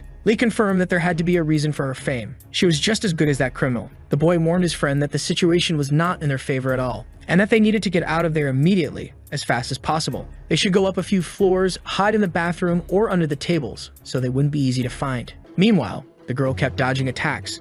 They needed to buy time in that place. After moving around a lot, she was finally hit by a strike. She was sent flying. That impact was enough to make her fall to the ground. The leader of the criminals believed he was about to finish this fight. The girl was badly injured and her classmates no longer knew what to do. Looking at her, the criminal wanted to know if she still had anything left to show. She told him to test her if he was curious. The criminal revealed a large, sinister smile. Just as he was about to finish her off, someone shouted from that floor, telling everyone to scatter. There was a recruit heading toward the upper floors. In that moment of distraction, the rest of their classmates also started to flee. They were certain that if they were caught, they would die a painful death. The leader recognized that this companion of theirs was quick-witted. His subordinates revealed that they were just waiting for orders, and he commanded them to capture everyone. Receiving the order, they wished a long and prosperous life to the Supreme Commander. Even so, some still did not move and remained frozen in place, and those who ran would soon be dragged back to that floor. The girl started to think that it wasn't their intention to kill the students. If that was the case, it was worth trying to buy more time. The leader said that she was very strong and he liked that. She would be more useful than she imagined.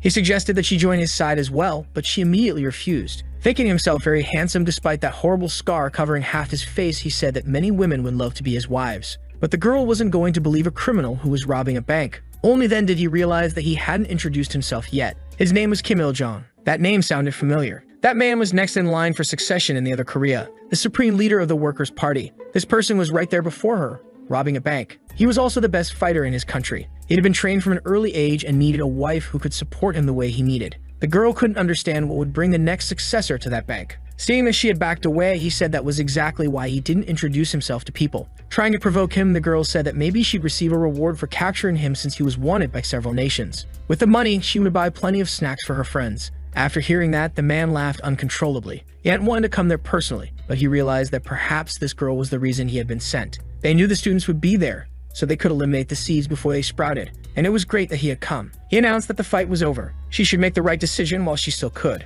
She was also surprised that the fight was over. She said that while moving toward her sword. This had been her plan all along, and she had nearly paid with her life to get there. She also pointed out that she was still very young, and that to be able to use the full potential of her ability, she needed to have a sword in her hands. Meanwhile, on the other floors, the students were being chased. One of them was grabbed by the invaders and the girls struggled to break free, but several of them had already been captured and placed in a room. Meanwhile, others were hiding inside the bathroom. In the same stall were the recruit and his colleague who looked at him with admiring eyes. That bathroom was really well sanitized. Maybe it was because they were in a bank. Lee believed they should go up more floors, but the recruit told him to calm down because everything was fine. The first thing they needed to do in that situation was to catch their breath. Lee looked at him with great concern, unsure if his friend was feeling okay. Sitting on the toilet, he seemed unaware of the source of that concern. If they were caught, they might meet the same fate as those guards. Even so, the recruit didn't seem worried at all. Given that, Lee decided not to ask any questions. But you believed that if they stayed in that bathroom, they would soon be captured. He suggested that it would be better to keep running,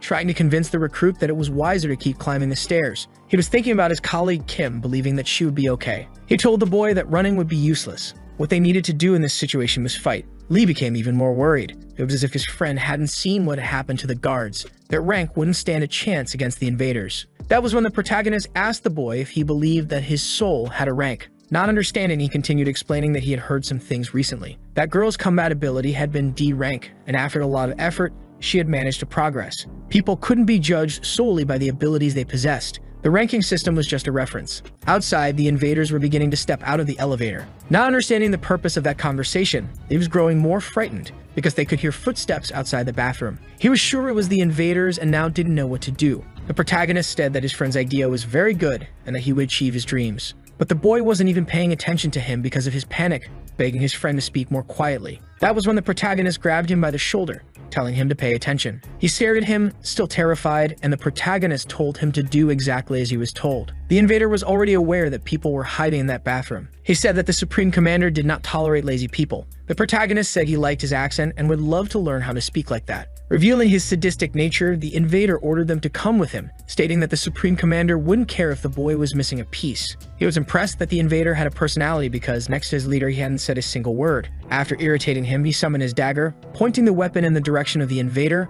who started laughing, not believing that this was the boy's ability. He ordered him to drop that pathetic object unless he wanted to regret it, charging at him in the blink of an eye. Those legs allowed him to accelerate instantly to an enormous speed, a B-rank talent. The protagonist once again told his friend to run immediately, but the invader declared that both of them would be coming back with him. At that moment, the protagonist's eyes began to glow menacingly. It was the killer's desire, a superior ranked ability. All the energy around his body had transformed. His body was being enhanced, his power tripled. He was so sharpened that the invader's movements seemed to be in slow motion. It was far too easy to dodge, and the invader realized that the ones in danger in that bathroom weren't the students, but rather his underwear. The first slash touched his vest, and several others followed immediately after. As he played with the invader's body, the protagonist kept apologizing. Defeated and overpowered, the invader was certain that this student was crazy. He must have been high on fentanyl. The boy smiled as he tried to stab him with the dagger. The invader did everything possible to avoid having his chest pierced. Having witnessed the boy's ability, he admitted that it must be very fun to accelerate like that. The invader didn't realize that his ability had already been read by the young man. Distracted, he had his chest pierced,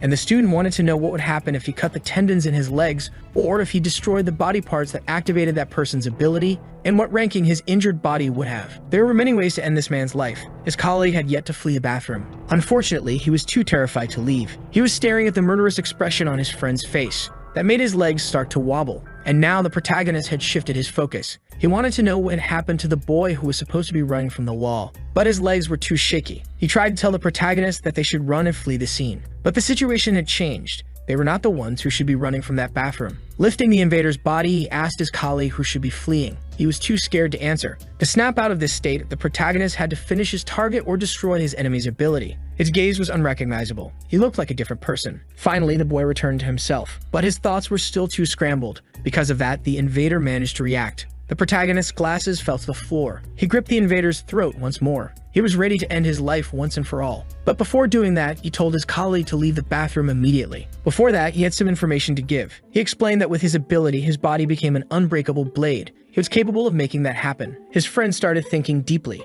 and he took his first steps toward the exit. He apologized and said he needed to get out of there urgently. But that was exactly what the protagonist had wanted. The invader realized that the boy had serious issues in his head. Looking at him with a menacing glare, the protagonist warned that the invader was going to have a problem. He hadn't expected one of the students to be hiding his true potential. He needed to inform the Supreme Commander about this, but that wouldn't be possible because the dead couldn't talk. Meanwhile, the girl was overjoyed to be reunited with her sword once again. The invader said that the blade was as beautiful as the girl's face, but he was about to change his mind once he was struck by it. He was intrigued that the girl actually thought she had a chance to defeat him in battle, taking the opportunity to strike. But this time, the girl was able to defend herself using her sword, something that even made the Supreme Leader himself pause for thought. She said yes, she believed she could defeat him. He was excited to see that she was strong enough to block an attack. Maybe her sword had special powers too. From his question, she realized that his strength came from his equipment and not his own body. The force he had used should have been enough to cut through both her and her sword. He admitted that her blade was very interesting because he had felt his own sword weaken from that contact.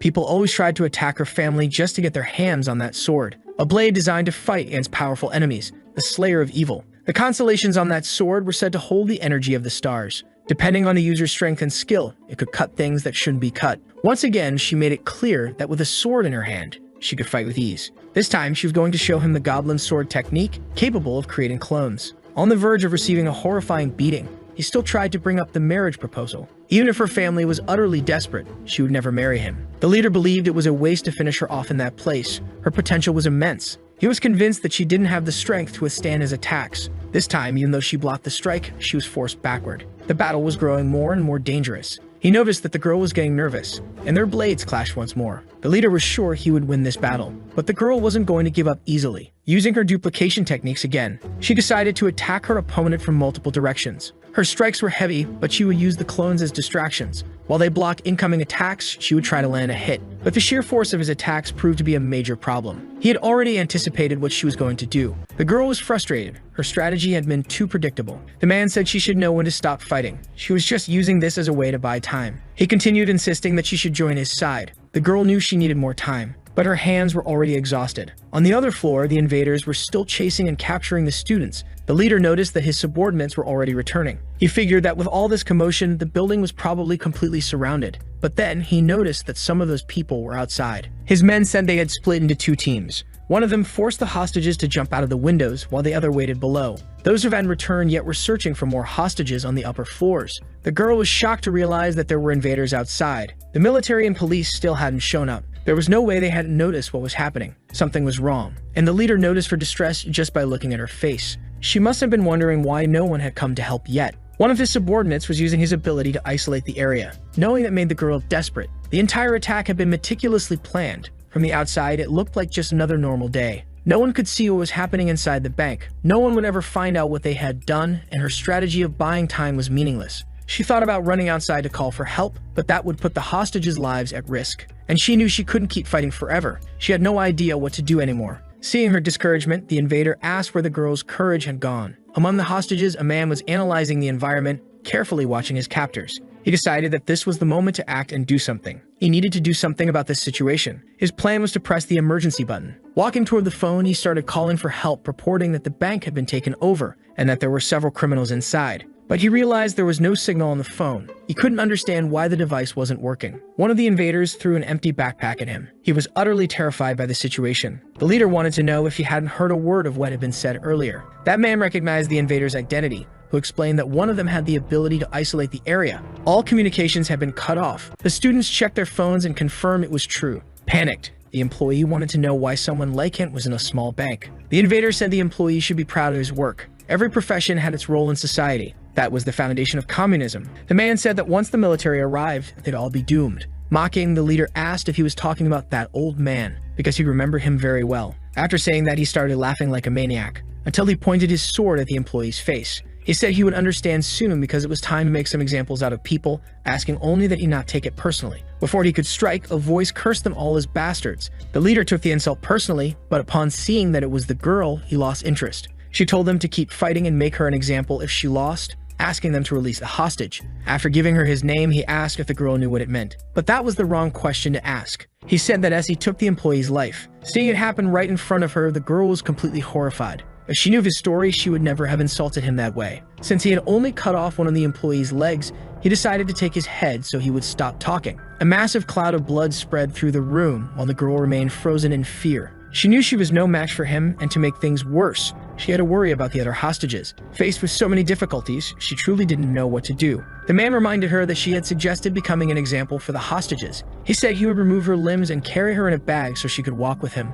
She should feel honored to meet such an end. As they spoke, they heard the creaking sound of a door opening. Everyone turned to the source of the sound. It was Lee, who had just walked in, apologizing for interrupting. The leader didn't know who this young man was. One of his subordinates offered to restrain him, but the leader told him to be patient. The boy walked forward with his hands up. The situation was truly complicated. He saw that there were many terrified hostages, and some people were no longer alive. The protagonist said that the first floor must already be in chaos. He told Lee to go there and announce his presence. Lee didn't understand what his friend meant, but the boy insisted that he trust him. After receiving those orders, that was exactly what he was doing now. The leader wanted to know the young man's name, and he responded immediately. He also warned that the money they were looking for should be on the 5th floor. The leader wanted to know how the boy knew that, revealing that it was his friend who had hidden the money on that floor. That statement made the leader furious, realizing that the team that was supposed to go to the upper floors still hadn't returned. He wanted to know what his subordinates were doing up there, as they were being inefficient. One of them immediately knelt down. He said he would go to the 5th floor to check the information. He wished to receive a chance to redeem himself in the eyes of the leader. The man slowly approached the subordinate. Since he couldn't handle everything alone, he would give that man one more chance. He should return with the money and with that boy. Unaware of the hell that awaited him, the lackey was extremely grateful for the opportunity. He ordered the rest of his men to go with him, making it clear that he wouldn't tolerate another mistake. Now he turned his attention back to the young man who had just appeared. He was very interested in how he had made it there. He ordered the boy to come to him, as the supreme leader didn't go to anyone. Knowing the man had an inflated ego, the boy decided to go out of pity. Surely he was trying to compensate for something. The leader praised the boy, saying he was indeed clever. While his team retrieved the last student, he suggested they have some fun. He asked if they could see the girl with the sword. Whoever managed to cut off one of her arms or legs would be allowed to live. Kim began to worry about the hostages, hoping none of them were stupid enough to take the offer. All the hostages were completely terrified. The girl couldn't imagine that anyone would actually turn on her, and the leader was waiting to see what would happen, as he was a very sadistic man. A woman declared that he was insane. No one would ever harm the only person who was fighting for their lives.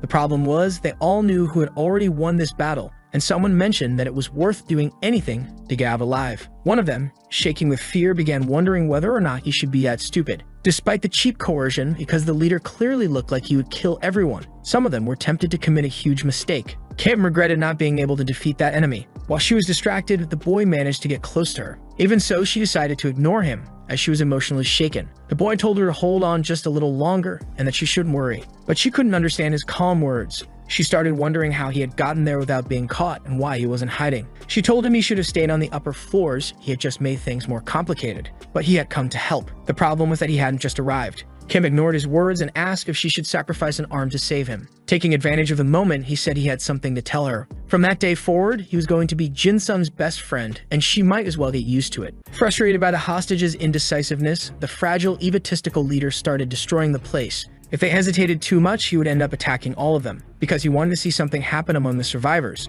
Several hostages revealed that they were idiots, saying they had no choice. The leader wanted to know if that handsome boy, whose phone number he wanted, was going to side with the goblin. Scratching his face, the boy said he preferred to side with whoever survived. That was actually a very interesting way to view life. The leader decided to raise the stakes.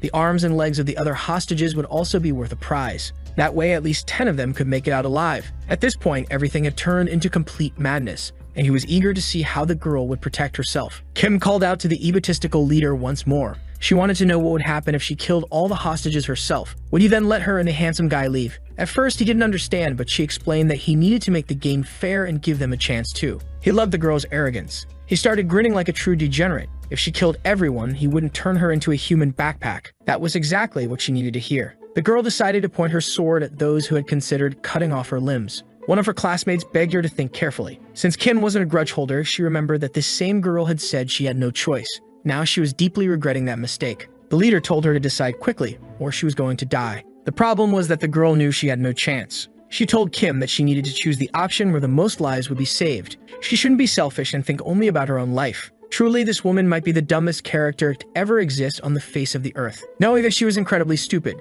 Kim began using her sword techniques, sending her clones toward the girl. All she had to defend herself were her enhanced punches, but they were nothing compared to what that girl was capable of. The edge of her sword was about to become intimately acquainted with the girl's face. Desperate, she had to avoid being hit. The two women started exchanging furious blows until the clones began disappearing. The girl hadn't expected that to be possible, only to be suddenly caught off guard by a knee to the stomach. Now that they were close, Kim demanded that the fool listen carefully to what she had to say. She had spent all this time crafting a plan, and now one of the dumbest people in the room was finally aware of her strategy. Her body was launched backward, flying toward the hostages. Her classmates, worried, rushed to her side, still very shaken. Since Kim's clone had vanished, they assumed that the girl might be weakened. Even though someone was on her side, there might be a chance for them to do something. She could no longer hide how exhausted she was. Even so, she told the handsome guy to stay behind her, where he would be safe. After seeing that, the leader was thrilled. Since he was a megalomaniac compensating for certain things his anatomy lacked, he was having the time of his life. Amidst his sadism, the hostages were terrified, but he was hoping that the people in the room would start fighting. As he encouraged them to start the violence, someone threw a can at his head.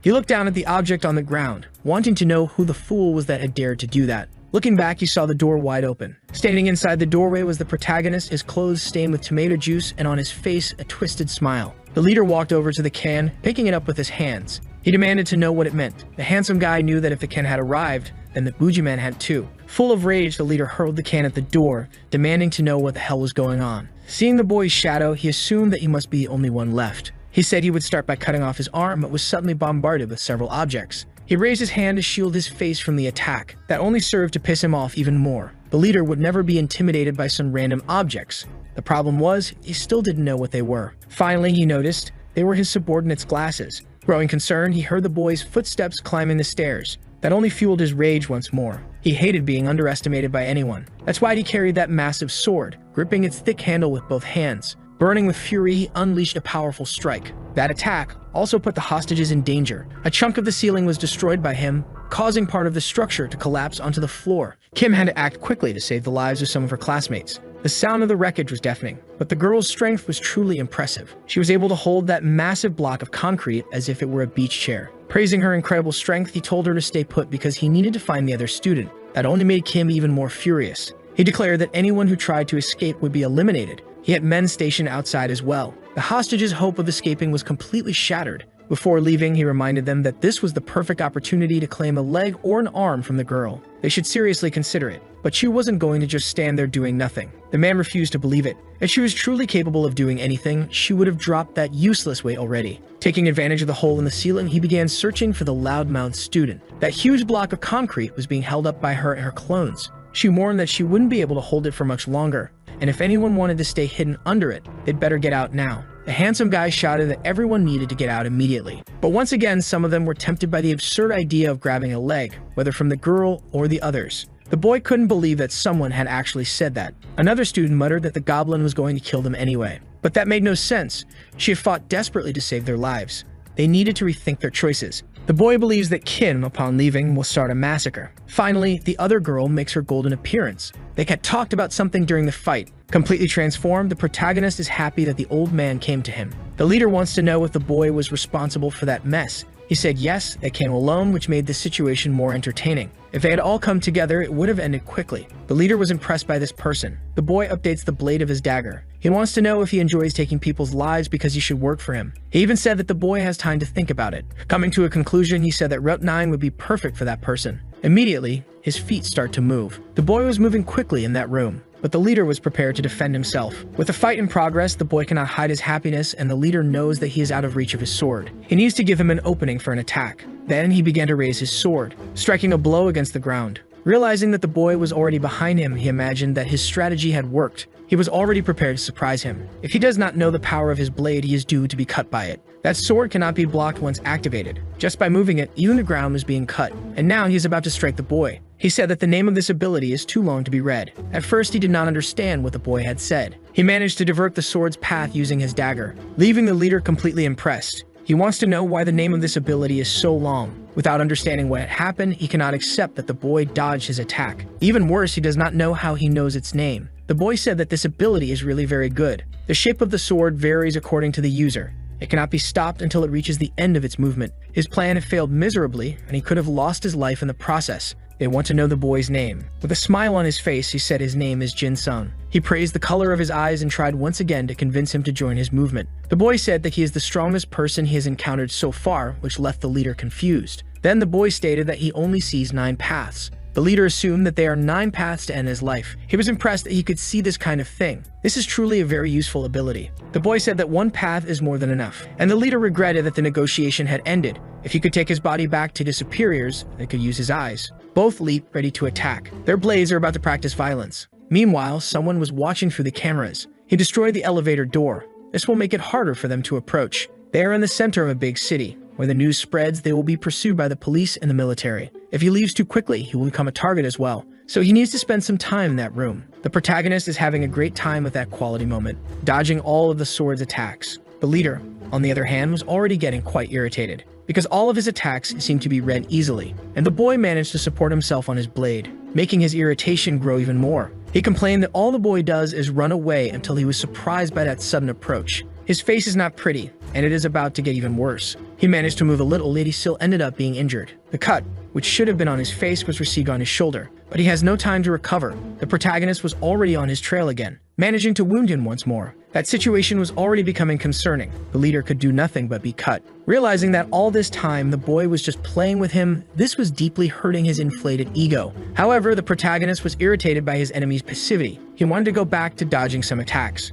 Feeling provoked, the leader decided to end it. If he does not use his trump card now, he will end up dying in a cruel way. His hand was enveloped by a dark energy. That terrifying hand almost reached the protagonist's face, but he managed to dodge in time. Looking at his enemy, he has no idea what that could be. He wants to know how the leader managed to do that. That was the left hand of the beast, and he cannot evaluate this ability. So far, none of his tricks have been useful. The protagonist was curious because he wanted to know what kind of ability this was. But the leader was not going to answer those questions, and if things continued at this pace, he would end up dying. The boy realized that his enemy had become stronger with that change in his arm. Finally, the fight became interesting, and the leader revealed that using that significantly reduces his life expectancy. The boy thought he would run away. Being seen as a coward is something he would never do. For the protagonist, perhaps his enemy will not be able to endure it. He wants to know how he can help with that. But the leader said he would find a way to keep fighting, and that he would also continue remembering his enemy because he likes young people with well-defined faces. Concentrating his power, he struck with his blade. It was so powerful that it destroyed the ceiling of that building. A great explosion had caused that crater, while the intense energy was exhaled through the sword. The destruction in the building was absurd. The blonde boy, looking outside, realized that soon this building would collapse. He does not know which of his colleagues is responsible for this, but one thing is certain. He needed to get out of there. Seeing that his victim was fleeing, the protagonist realized that he would soon lose him from his reach. So it was time to speed things up a little. The leader does not believe this is possible. The boy is insane. Already beside him, the protagonist stated that he was taking this fight very seriously. Knowing that his enemy is truly insane, he needs to be extremely careful. That was when the blonde boy recognized the leader of the other Korea. This is an opportunity he will not miss, heading straight to the rooftop of the building. The blonde boy also does not know what the school trash was doing there. Since he looked a little different, he ended up being distracted by that clown. But a voice in his consciousness prevented the worst from happening. His body passed by the completely out-of-control boy, hitting and dragging him across the ground. His colleague understood nothing of what was happening. Finally, the protagonist tried to get up, and the blonde boy went to see what had happened to him. The leader did not know they knew each other, but he was grateful because he was only alive now thanks to the blonde boy. He asked if the leader was not fighting Kim on the first floor, but the leader did not answer anything at all. Turning his attention to the trash, wanting answers, he does not believe this guy is truly dangerous. And from what the leader had said earlier, things were complicated. Once again, he ordered the boy to explain what was happening, noticing that the energy around him was transforming. The leader said that it was thanks to the boy that he managed to shake off that terrifying creature. Understanding absolutely nothing, the only thing he wanted was an explanation. The protagonist's eyes started to glow in a threatening manner once again. The leader said that he never forgets those who save his life, even if they do not know what they have truly done. That only made the blonde boy even more apprehensive. He gave him a piece of advice. If he wants to survive, it is best that he goes to the first floor. But the poor boy understood absolutely nothing of what had happened, and he would never listen to someone as detestable as that. Looking back, the leader hopes his companion is still alive. Now the blonde boy can focus on the transformation taking place in his colleague's personality. Despite everything, the leader was glad he came there because he ended up finding something very interesting. That degenerate who enjoys violence. He simply cannot believe that one of the most wanted people was running away in front of him. And what makes no sense at all is that he was running from this person who's just a piece of trash from his class, because he is sure that this is just a worthless piece of garbage with no potential. The protagonist is approaching the boy, calling him captain. He said he lost his trail because of that fool, and someone will have to pay for it. He can tell that the boy is different. His eyes had changed. Even if he does not want to admit it, one thing is certain, this was becoming quite dangerous. He also does not know what happened on the first floor. He needed to go there to check on his companions. He also knows that the trash is not in the best of his mental faculties. It is better to run away. The protagonist watches the boy flee, deciding not to chase him, but he was very tempted to go down the hole as well, until he decided to crouch down to gain momentum. Using the broken walls as support, he managed to get closer to his colleague. The blonde boy was completely terrified and tried to repel that strange figure, but his threatening eyes were focused. All he could see were countless possibilities. He was very tempted to find out what would happen if he tried. He managed to grab the boy with his own hands. As he tightened his grip around his neck, the blonde boy begged to be released immediately. He invited the boy to play some fun games, separated legs, or falling arms he could choose. Not knowing what was happening, he assumed that his colleague was out of his mind. He told him to go play alone with those weird things, but he was determined to keep bothering the extra. He said that the captain needs to take care of his squad. He moved closer to the boy again. Since he was constantly being pushed back, it was difficult to get close to him, and he asked him not to move now. As they were in free fall, the captain started to panic. He warned that if they fell that way, they would both end up dead. But the protagonist does not believe he will die, though he cannot say the same about his colleague. Even in the dangerous situation, he heard another person's voice. It was not the time to keep worrying about his reputation. He did not care how he was going to die. He just did not want it to be at the hands of this deranged person. He managed to make him let go. The protagonist warned that this attack was too slow. Only then did he realize that a sword was coming toward him, but that posed no danger to him at all. He deflected the blade with great ease. The blonde boy was impressed with the agility of the trash, who deflected that attack as if it were nothing. Now he could go back to worrying about the free fall. The more time passed, the closer they got to the ground. And now he was ready to do something completely absurd as he was holding a large block of concrete. He threw the block with all his strength toward the ground. That was enough to cancel his inertia and slow down his fall. Simply phenomenal. The protagonist did not need to do that. He simply fell to the ground with the force of the plot. Still very interested in continuing to play with his captain, until he noticed the blade embedded beside him. The person he likes the most in the whole world is also going to play with him. On the first floor, they are asking how long she will hold on. Kim warned that the captain should leave immediately. Even though she looks confident, she is already at her limit holding that weight. She will not last more than a few minutes. As he approached the girl, she prepared one of her powerful punches. She was giving orders to her squad since she was the leader. Some of them started getting very worried.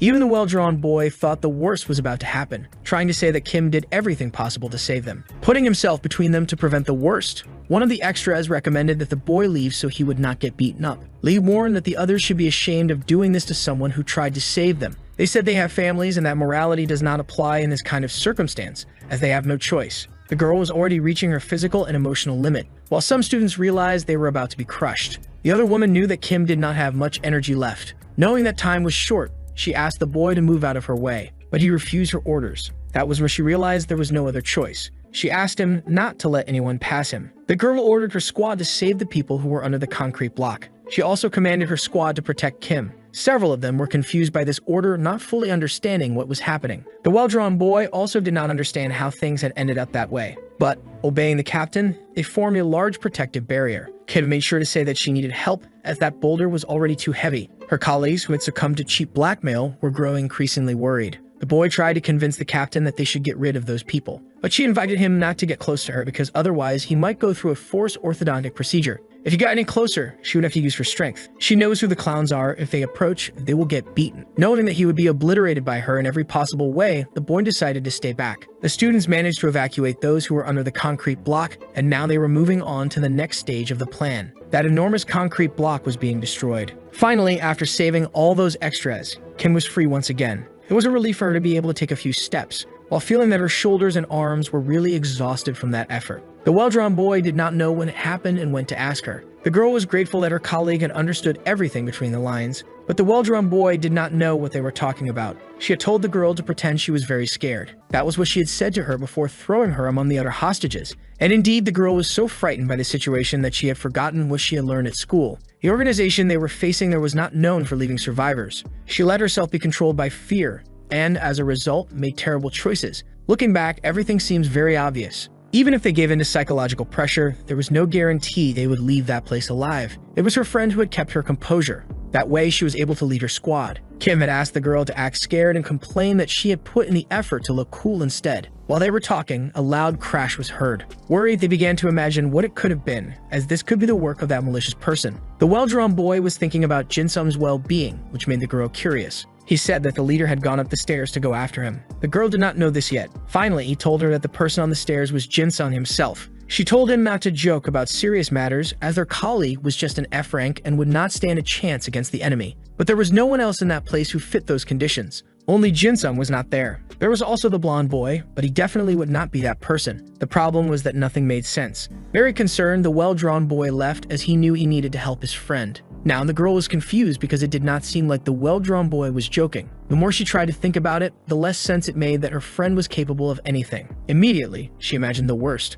Her friend must be in mortal danger, and she could not let that happen under any circumstances. Before leaving, she spoke with the other captain because she needed a favor from her urgently. She could not fight in the conditions she was in now. That could be very reckless. If the worst was happening, she would do whatever she could to help the others. Behind that door must be her colleague. There was no turning back now. Before opening the door, she asked the well-drawn boy if he was ready. Thus, the two of them entered that room. Beyond the immense destruction, they noticed that there were several bodies scattered across the floor. An unexpected scene to witness. The boy, who was supposed to be a medic, started to feel sick. It was hard to believe that the protagonist had been responsible for all of that. There were also marks from the sword that the leader used. From the signs, he must have executed more than 30 strikes. She did not know how the protagonist had managed to resist for so long or why they were not there. She followed the trail of the wreckage to the hole in the ceiling. Now there was a massive tunnel leading to the rooftop, much larger than the one on the first floor. She never imagined that little dictator wannabe would be so powerful. The well-drawn boy also had no idea how that hole appeared. It was possible that they had gone up. While she was thinking, she saw something falling. She gripped her sword, imagining that it could be dangerous.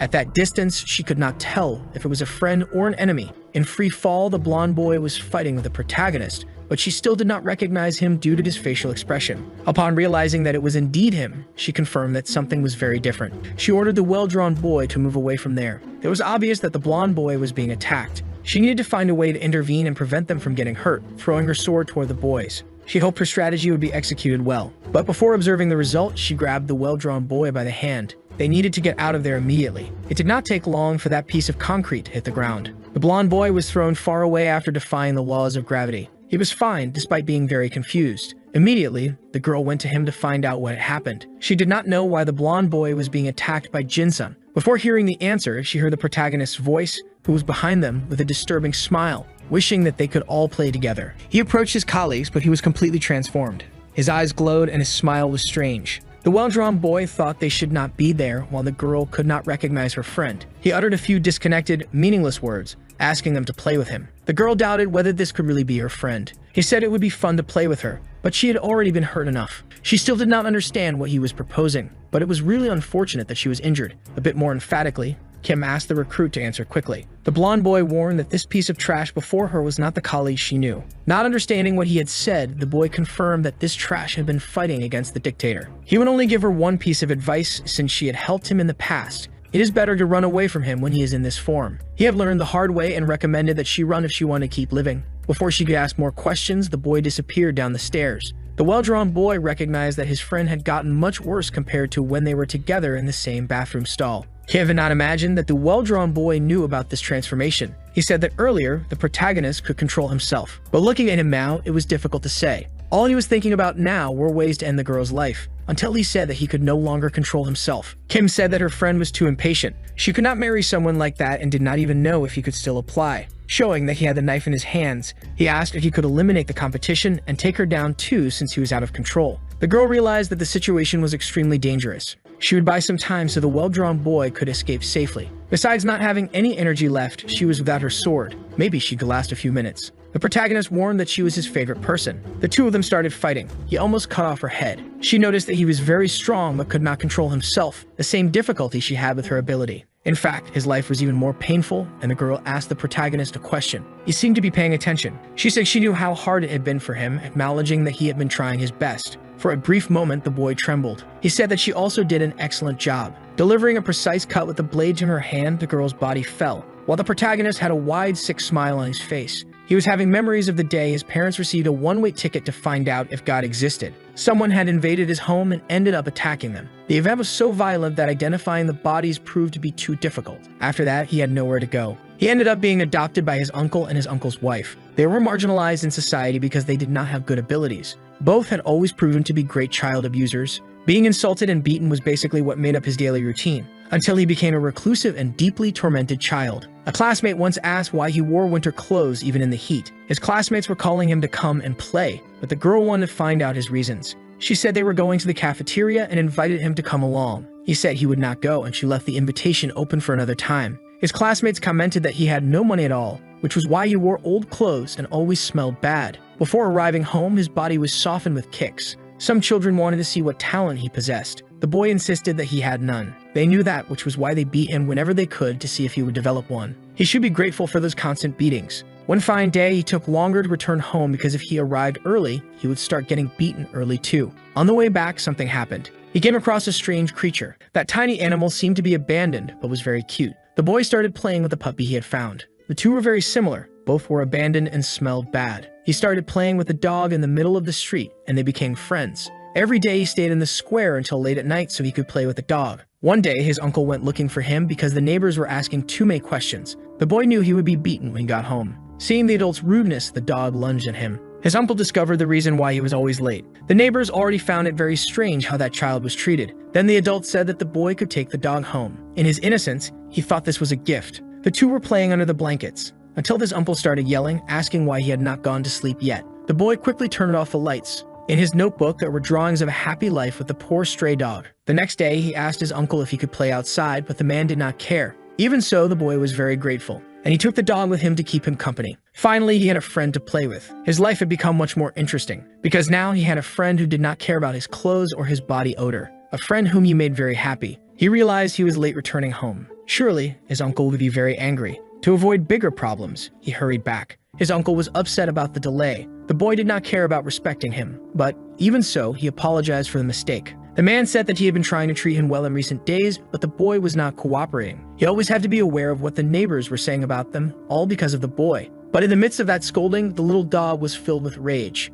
barking uncontrollably at the boy's uncle and aunt. That deeply irritated the man, as he did not tolerate being disrespected by an animal. The boy said he would train his puppy, but he was pushed aside by his uncle, making the dog even angrier. He said that the boy was very rude and needed to learn a few things. His aunt said they had been going easy on him lately, but that beating session would be for his own good. On the other side of the room, the battle between the stray dog and the habitual drunkard was about to begin. His first move was to command the dog to shut up. The second was a fatal kick that sent the dog to the animal paradise. But the blow was not effective enough. The poor little animal was agonizing with its spine broken. At least now, it did not have the strength to keep barking. The boy was very worried, but he was also enduring his own punishment session. For the first time in his life, his face took on a terrifying expression. But his uncle did not like that one bit, and decided that beating him was the best method to teach the boy how to behave. After taking a brutal beating, he looked just like the dog, writhing in pain. The man said that his arrogance and weakness must have come from his parents. After those words, he started to smile maliciously, revealing to the boy that he was the one responsible for executing his parents.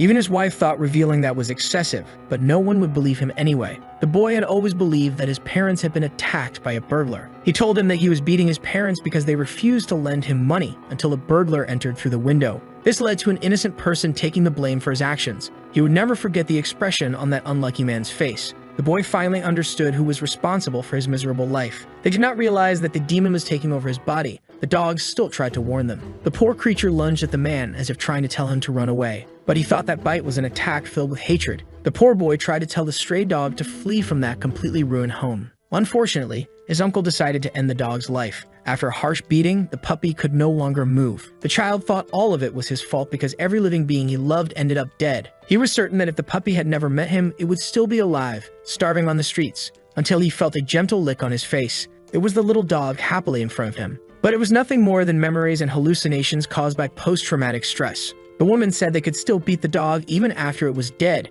but the uncle preferred to throw it away. He could no longer endure that miserable life filled with despicable suffering. A knife had appeared in one of his hands, and the ropes that had bound him were destroyed. After receiving that kind of love from his uncles, the boy finally bloomed. His uncle did not know where the boy had gotten that dagger from. He soon realized that it was the boy's ability. If it was a small dagger like that, then he must be weak and pathetic, just like they were. F-rank parents who gave birth to an F-rank child. It's almost poetic, but they didn't realize that along with the dagger, the spirit of Satan also came. The man was about to sing more insults, but the boy executed a clean cut. Finally, despair began to set in that house as the woman's arm was also severed. That was a great relief for the boy. They tried to beg for forgiveness, but it was time for the boy to shine. Looking at the obliterated body, he asked his uncle to say a few more words, but he was begging for his life just like his aunt. However, the boy didn't want to end his fun so soon. It was time to show them how suffering can be entertaining for those who inflict it. The boy needed to control himself. Even so, that feeling was really good. It had all been just a nightmare. He finally woke up. He was lying in a hospital bed. The school nurse approached him, confirming that the boy had woken up. So he confirmed that he was in the school infirmary and not a hospital. Placing her hand on the boy's chest, she stopped him from trying to get up,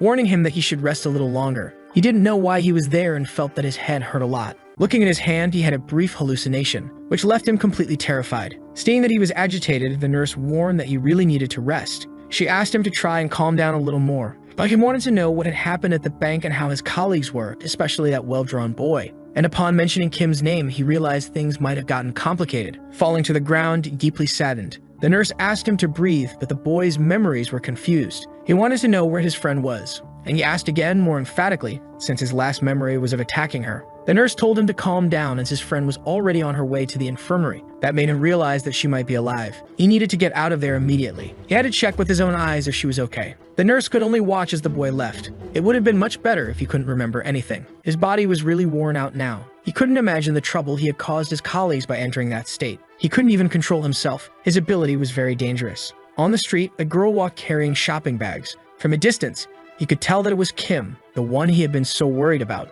confirming that she wasn't going to the infirmary because she was hurt and that he hadn't cut her neck. The girl found it strange to meet the recruit in the middle of the street. He fell to his knees, deeply relieved that he hadn't harmed her. But the girl didn't understand the reason for that reaction, especially in the middle of the street. To make things worse, since he was running, it must mean that his body had healed. The boy started crying uncontrollably, overwhelmed with relief. His colleague was worried. She didn't know if he was hurt and didn't understand why he was crying. She asked him to stop immediately, or people would think he was crying because he had been rejected. Shortly after that dreadful attack, the school was closed for a week. The attack was immediately reported as soon as the blonde boy managed to escape the bank. In total, 30 innocent people were invited to cease living in that event. All the students managed to escape alive. The news focused on the class that had managed to resist the dictator's attack, with great interest in Kim's performance. She preferred fighting over giving interviews and knew it was better not to mention Jin-sun's involvement. After all, the reporters wouldn't believe her. It had been 3 days since he had been sleeping, and the girl was very worried. Remembering what had happened, she also had trouble believing it. The boy's attack had been focused on her horn. At first, she hadn't even understood what had happened. But the boy seemed to have deliberately attacked her horn. Immediately afterward, he lost consciousness. She didn't understand why he had fainted so suddenly, becoming instantly worried about the recruit's health, who had collapsed on the ground for no apparent reason. If he had stopped crying, he should stand up already. The boy was still deeply shaken by his memories. She told him that he hadn't hurt her at any point and that his ability was also under control. All of them were feeling insecure. But the poor boy was still extremely emotional. Kim could already imagine the nurse's expression upon seeing the boy run desperately into the streets. As soon as the school reopened, life also returned to normal. But their class was being seen differently because of what happened. Some students wished they had experienced it too. The protagonist still has difficulty accepting that he ended the lives of those people, even though they were criminals and were trying to kill him. He also thought he would be able to control his ability, but he was brutally wrong. It was a miracle that he lost consciousness, as he could have become an enormous danger. He would not let that happen again. He needed to find a way to prevent his ability from taking control. He needed the help of someone who would take him seriously, someone who had seen his ability, even if only for a brief moment. Someone who had managed to push his ability to its limits through physical training. Stating that the protagonist had come to him, he reminded him that he had given him the week off. But the boy had something to ask. The young man already had an idea of what it might be. Getting down from the pull-up bar, he told him he could start telling his story, because now he wanted to know what it was. He wanted to know if the value of someone's soul was based on the ranking of their ability. That was so complex that the young man didn't understand it at first. Abilities are scaled through a universal classification. Powers and skills depend on their ranking. The young man thought the protagonist was asking if some souls were worth more than others. That was exactly what he wanted to know. Maybe the young man agreed with it. But to the protagonist's surprise, he said no. It is true that abilities vary among people, but that is not a criterion for determining whether some souls are worth more than others. That is not something that can be classified. It is not possible to rank human souls. The boy thought his friend would think differently, because you believe that abilities were fundamental in differentiating rankings. Indeed, they are different from one another, but they are not a parameter for determining which souls are worth more or less. He noticed that the protagonist was very confused and disturbed. He must have reached this conclusion on his own and came to him to confirm the hypothesis.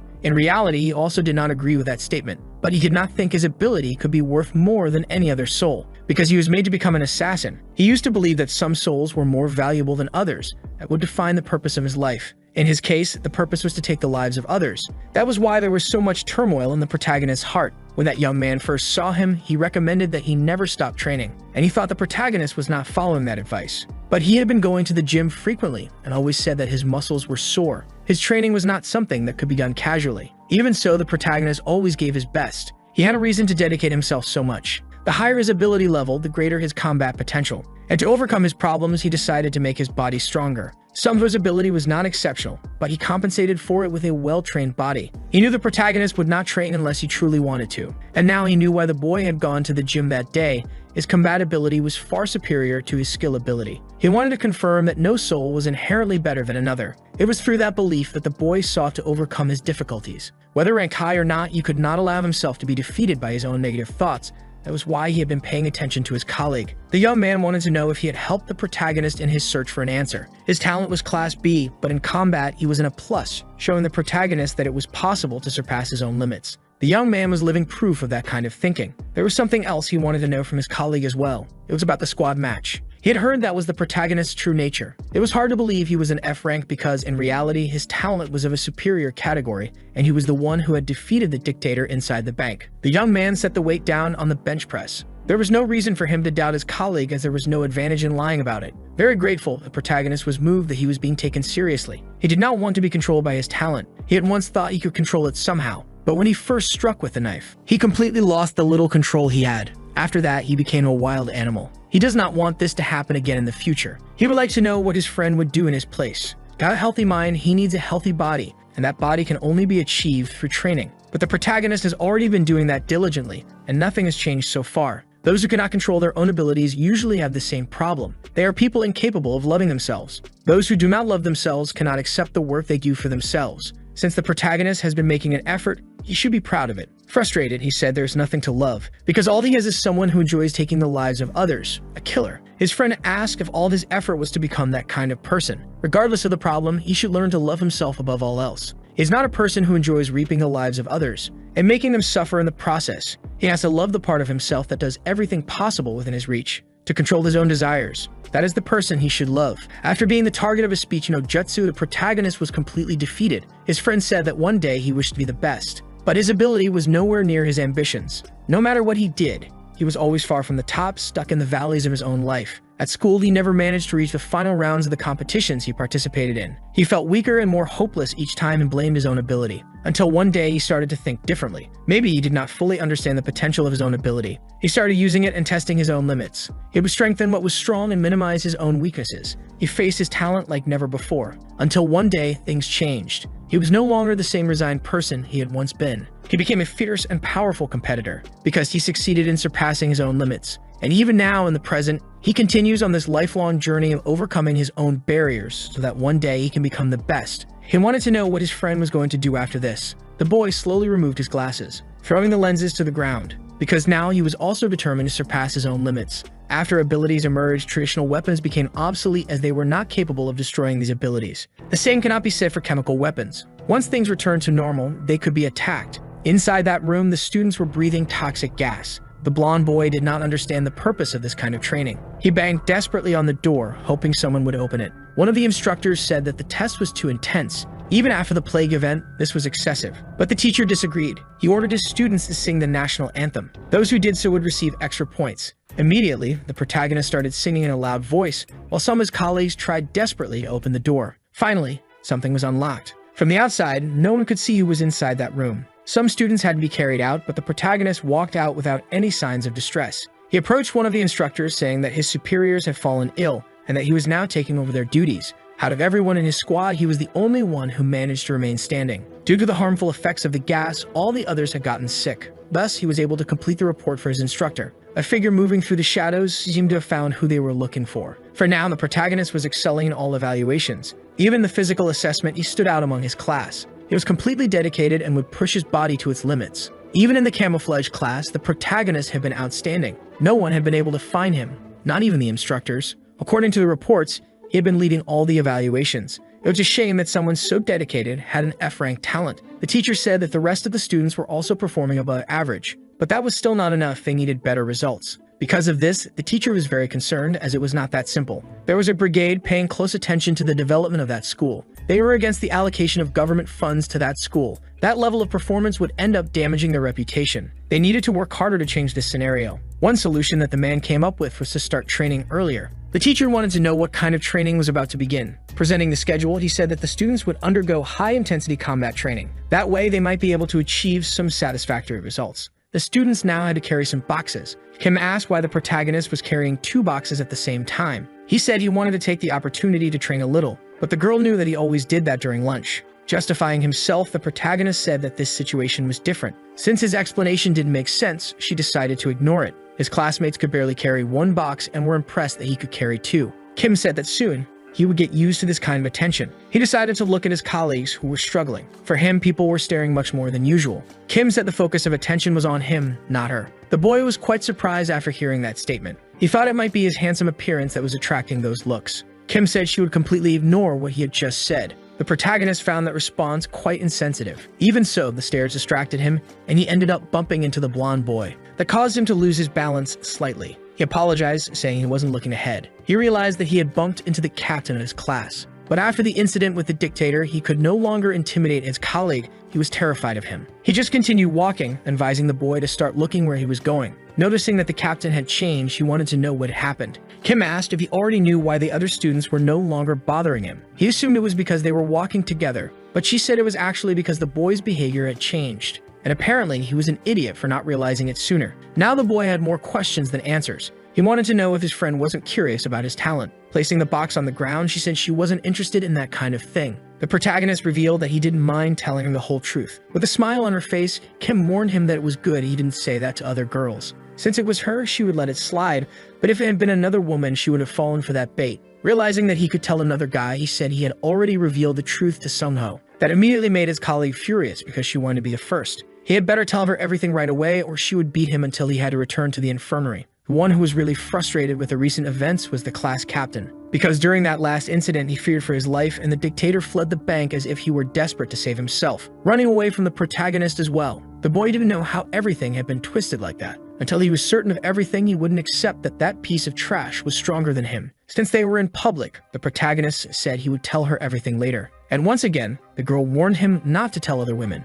Changing the subject, he wanted to know why they were carrying those boxes. Kim told him it was part of their training. They were going to learn guerrilla tactics. A young man was signaling for cars to stop. Behind him, the students were walking in a single file. They were all exhausted. The blonde boy didn't understand the necessity of all this. While the protagonist regretted not adding extra weight to his backpack, Kim told him the heat must be making him crazy, because he was always dragged to the gym against his will. Now that the weather was getting better, he was becoming obsessed with exercise, until she noticed that he had stopped walking. If Sungho were there with them, he would be carrying weights in each hand without even questioning it. A terrifying idea that the girl would never put into practice. The students were going to take a break in front of the bank where the incident had occurred. The protagonist noticed that his colleague seemed uneasy. She wanted to know if he was feeling okay about that situation. Pointing at the bank, he asked if she was referring to that. The girl felt like she was worrying unnecessarily. A person approached her, asking if she was the famous Kim Sion. Without enthusiasm, she said yes. The people in that city thought she would be a great hero in the future and were impressed with her accomplishments so far. Politely, she thanked them for all the praise. Perhaps they had stopped in that place to do some positive publicity for the school. The students who were present during the incident are now once again in that place. Naturally, this would attract public attention. Since the school receives many complaints about its methodology, this is an opportunity to gain positive publicity. Even the owner of the shop next door is happy with him, even though they are blocking his display window. Perhaps the teachers have already taken care of that privately. A good opportunity to boost student morale and create positive promotion, without considering the stress that the students went through. It is disgusting that they are being exploited in this way. The teacher announced that they would start walking again. The protagonist noticed that his colleague had not rested, but she was irritated and did not respond politely. He took the opportunity to look at the bank once more. He would be lying if he said he felt fine as well, but he had already changed his way of thinking. He was the one in control of his life, not his talent. No soul is better than another. That is what he believes. On the phone, the principal stated that things were going as planned. It was great that he had chosen that route even though it was longer. The students were already on their way. He was going to leave some words of encouragement for the students because that was the role of the battalion commander. He believed that the school would not be able to accomplish anything without him. Accelerating his car, he smiled, thinking he was irreplaceable. The teacher said that the trail they would take was very steep, so they would rest a little before departing. The girl called the protagonist. She was calling him a nuisance, and the boy wished he had a better nickname. Despite her bluntness, she offered him some chocolate, and the recruit eagerly accepted. While the students were gathered, the commander's car arrived. They did not recognize it immediately, but the vehicle parked near them. As a teacher ran to approach, the commander complained about the heat. The teacher presented himself with great diligence, and the commander went to his favorite student to see how she was doing. The girl said that the training was going well. That was exactly what he wanted to hear from the school's prodigy, but he did not know who was standing next to her. The protagonist then introduced himself. The commander did not remember this student. He said that during training, the boys should refer to him as commander, and the protagonist apologized. That act of treating his favorites better was something that greatly irritated the girl. The commander noticed that those two were far more relaxed compared to the other students. He asked the protagonist to show what was inside his backpack. The boy did not understand the request, but he needed to check what the students were carrying.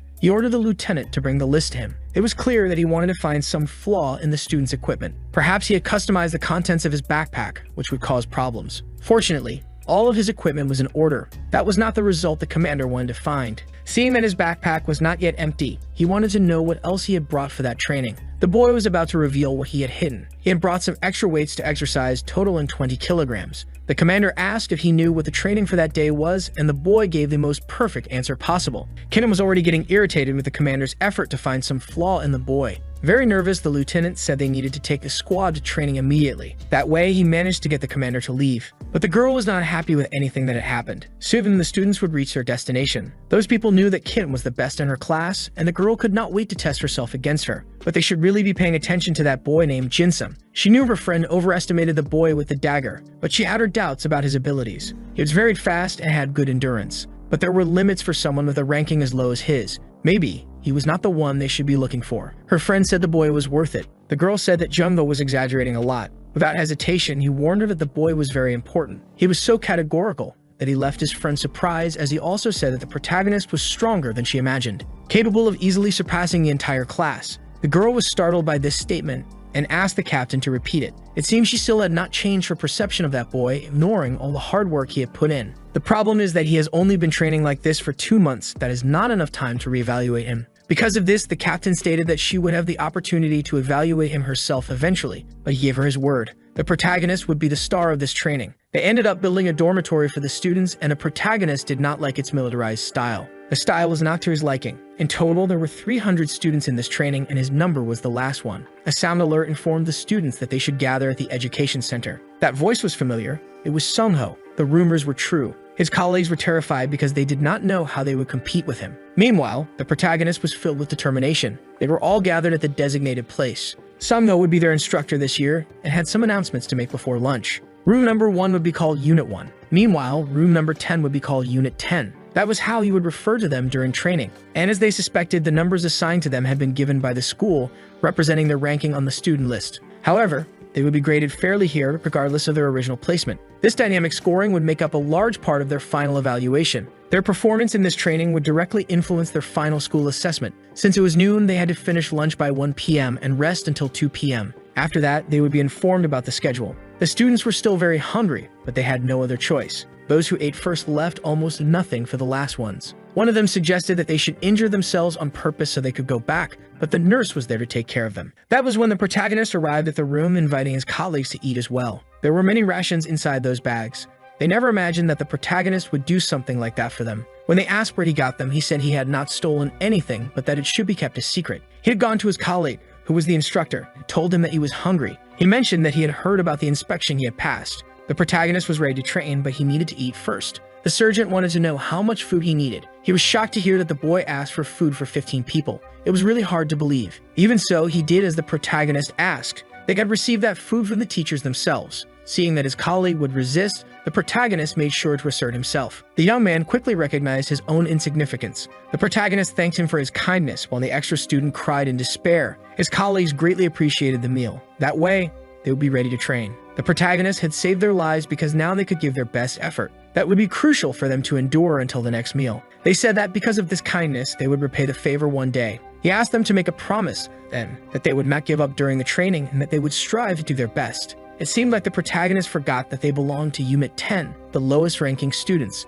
He was fully aware of that. He assured them that their talent was not inferior to his own. That made them think deeply. Truly, Jin-sung had changed a lot. He was no longer the person they remembered. They wanted to be like him. That made his colleagues realize something. The protagonist would be the leader of that room. They would not give up in the middle of training because they were highly motivated. Finally, the first exercise began. The instructor asked the student to do 4 more repetitions. Thus, the students were being pushed hard during the workout. Some of the instructors quickly identified the protagonist. The girl noticed that the sergeant had a smile on his face. He could not hide the pride he felt, and the girl was even more surprised. It was not just the protagonist who had changed, everyone in his unit was highly motivated. She did not know what had happened. Finally, the training day had ended. The night watch schedule had also been posted. They had to check the board in front of the dorms. There was a message for student number 300. The protagonist presented himself with great diligence, because the sergeant wanted to know if that was all he had. The boy confidently replied that it was not. As he had mentioned before lunch, he would give extra credit to the students of Unit 10. That made all his colleagues highly motivated. They could not believe they had managed to do that. The protagonist was the first to take the night watch. He thought he had gone out too early to stand guard. Hidden in the night's shadows, his colleague was approaching. Her long blonde hair gives her away. She went there imagining that the protagonist would already be waiting for her. After saying that, she approached the protagonist. She apologized for making him wait so long. But the boy said they didn't have much to do in that place. Maybe they were put together on watch because they are the 2 extremes in the ranking. She just doesn't understand how he is in last place. But the boy said that after this training, things will change. She is impressed by his confidence. He assured her that next week he would earn a different badge. She still thinks she will be his superior in rank, but the boy said that a lot could happen. He might even become a surgeon, which made his colleague laugh genuinely. She squeezes her hands together, anxious. It would be great if that happened. He even found her words strange, asking her to repeat them, but the girl said it was nothing. At the dawn of another day, the students are very tired. It was too early for them to start exercising. While the blonde complained, the protagonist ran dedicated. He can't believe this is happening, because in that training, the protagonist is already 2 laps ahead of the last group. Really, he is exceptional. It's his platoon members who are mediocre. The sergeant reminded them that none of their companions had failed the previous day's training. The nurse said that none of them had needed to go to the infirmary either, which left the girl even more impressed by what was happening. They are running there as if nothing had happened, as if they were zombies. Zombie Squad, the sergeant really liked that name. In that day's ranking, the protagonist was leading the score, followed by his friend. His squad mates were also well ranked. They continue marching motivated. One of the instructors can't believe that those guys are real. It's not possible that Unit 10 is made up of the worst. The truth is, he is a little scared of these guys. When the protagonist tried to get his attention, the instructor ended up terrified. He wants to know what the student wants with him. Actually, the protagonist only has one question, and the instructor thought he was a normal person. Talking to him wouldn't be challenging, so he said he could ask anything. The protagonist wants to know what will happen if they finish that obstacle quickly. A little apprehensive, the instructor recommended that they not try to do that. The student wants to earn a higher score. The instructor said that if they complete the entire training, they will be sent to another training session, which will be authorized by Sungo himself. They would stay there until the rest of the students completed the obstacles.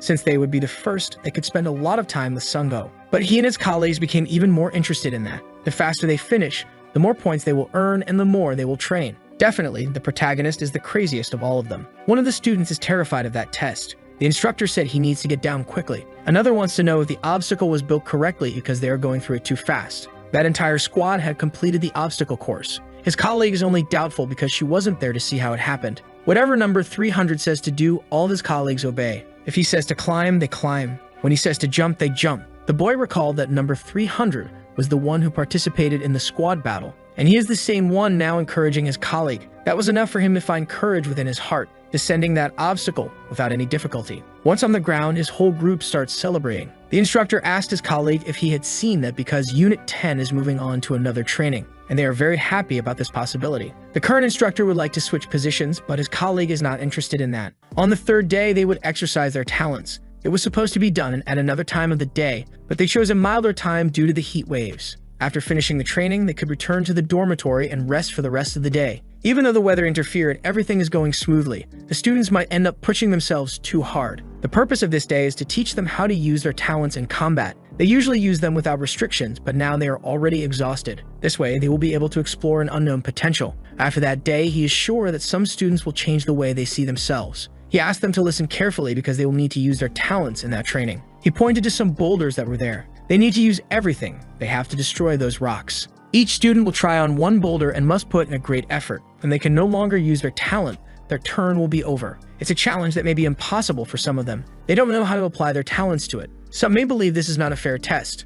Many of them must already have some notion of what their own talents are. Some of those talent was made to be used against a person, not a rock. He begins to charge his power in front of the entire platoon. Immediately, he grabbed the boulder in front of him. With his strength, he managed to dig his fingers into the stone, something truly impressive to witness. He managed to lift the rock off the ground, a truly impressive feat. But he had not yet stopped demonstrating his ability. Throwing the boulder to the ground, he caused it to shatter completely. The surgeon did that without even breaking a sweat. The protagonist noticed that his talent had progressed even further. It's a talent that is almost reaching level A. He is not affected by the weight of the object while throwing it. Some students are already questioning whether the surgeon is even a real person. After demonstrating how to do it, he asked if the students had understood. In the absence of responses, he asked once again if they had understood. Then the students responded to him very frightened. He started calling the students. Number 1 would be the first to try. That number belongs to the girl with the goblin horn. With her sword in hand, she stands before the boulder, prepared to deliver a strike. Her evaluation begins immediately. She is using her family's secret techniques.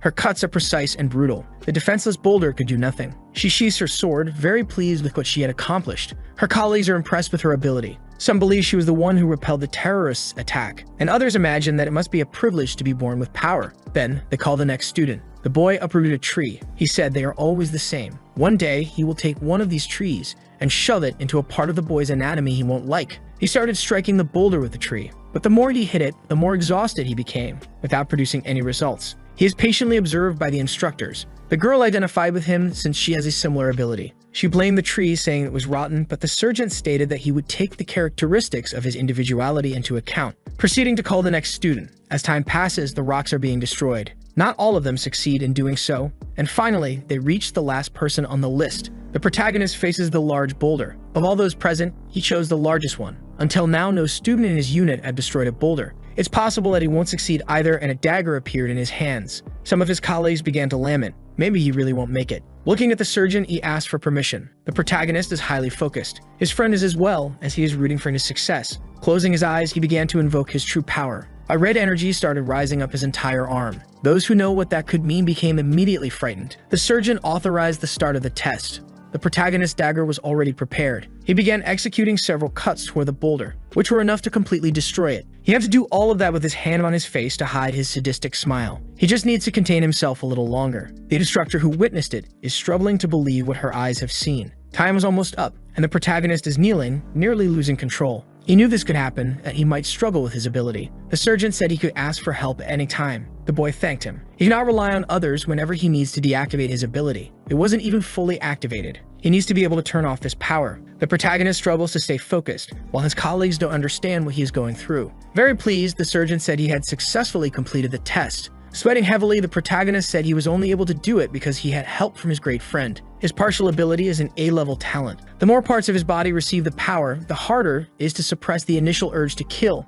and everything depends on his mental fortitude. And the movements of the limb under this power are erratic. They won't depend on his will. It wasn't perfect, but he managed to pass. Kim was quite worried about it. Before continuing to talk to him, the protagonist was warmly received by his companions. They toss him into the air, celebrating his victory. The girl is happy that her romantic interest has friends who admire him so much. Finally, night has fallen upon them, and the protagonist is knocking on someone's door. He was looking for the nurse. His team hasn't needed physical recovery until now, but there is a limit to natural recovery. While thinking that he needs the nurse's help, someone asked what he was doing there. It was the teacher passing through the hallway. He wants to know what the protagonist is doing at that hour of the night, as he could be punished for it. Unfortunately, he doesn't have a prepared answer. The teacher approached the student to check if he was aware of the punishment. No matter the reason, he shouldn't be there. Knowing he might be in trouble, he said he was aware of the consequences. That was when the teacher told him to be quiet because only those who get caught are punished. Concerned, he ordered him to go back to the dorm before he was discovered. But that excessive noise caused the door to open. The young man was intrigued by the protagonist's presence,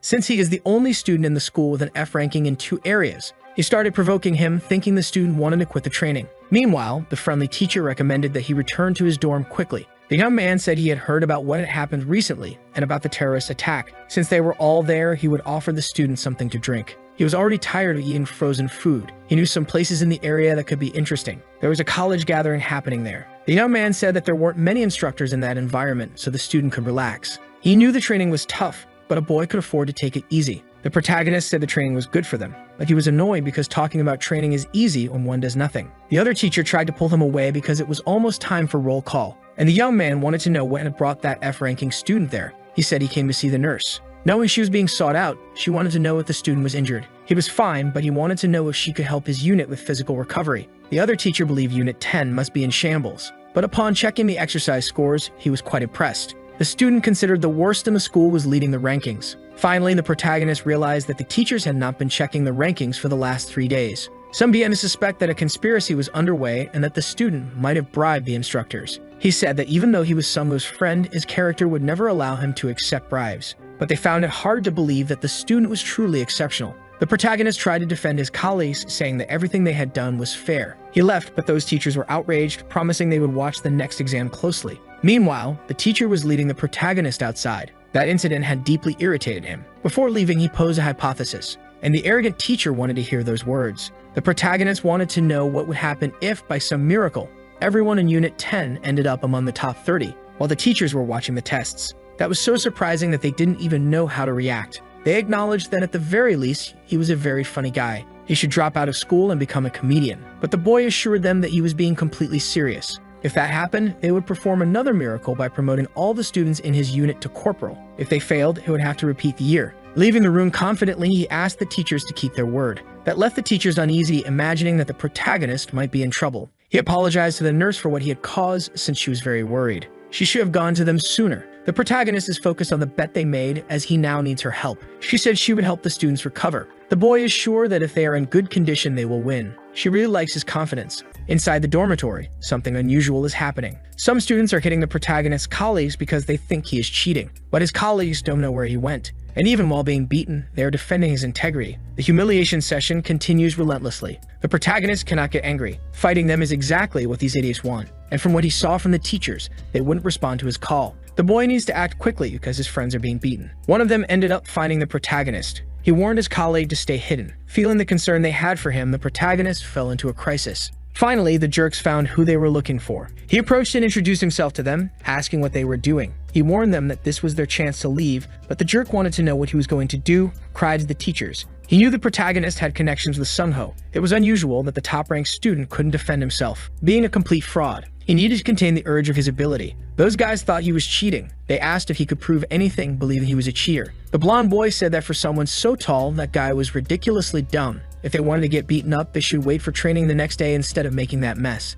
Amidst the conflict, the jerk's lackeys were encouraging him to act like a fool, putting those losers in their place. The problem was that the protagonist was nearly out of control, and he had much more to lose than to gain from that conflict. This was their chance to be respected as a group. He just needed to endure his anger because the nurse would soon arrive to treat his wounds. But the jerk wasn't going to let him leave so easily, and he used his ability to immobilize him, managing to completely restrain the boy. Now there wasn't much he could do. The protagonist said that guy wasn't a monster. He resembled a worm much more. That only made the jerk even more aggressive. He said there was a proper punishment for people who cheat. Maybe he would break some of his bones right there. The protagonist tried to suppress his murderous impulse. He was almost running out of air. His body was being squeezed tighter and tighter, and the jerk said he was nothing if he couldn't cheat. The protagonist was holding on until the guy got bored. He just needed to wait for the nurse. His companions were starting to get really worried. The bully knew they wouldn't try anything. However, his companions decided to react. That would only make things even more complicated, because now the jerk had the entertainment he was looking for. Repelling the attack from the protagonist's colleagues, he said the weak should know where they belong.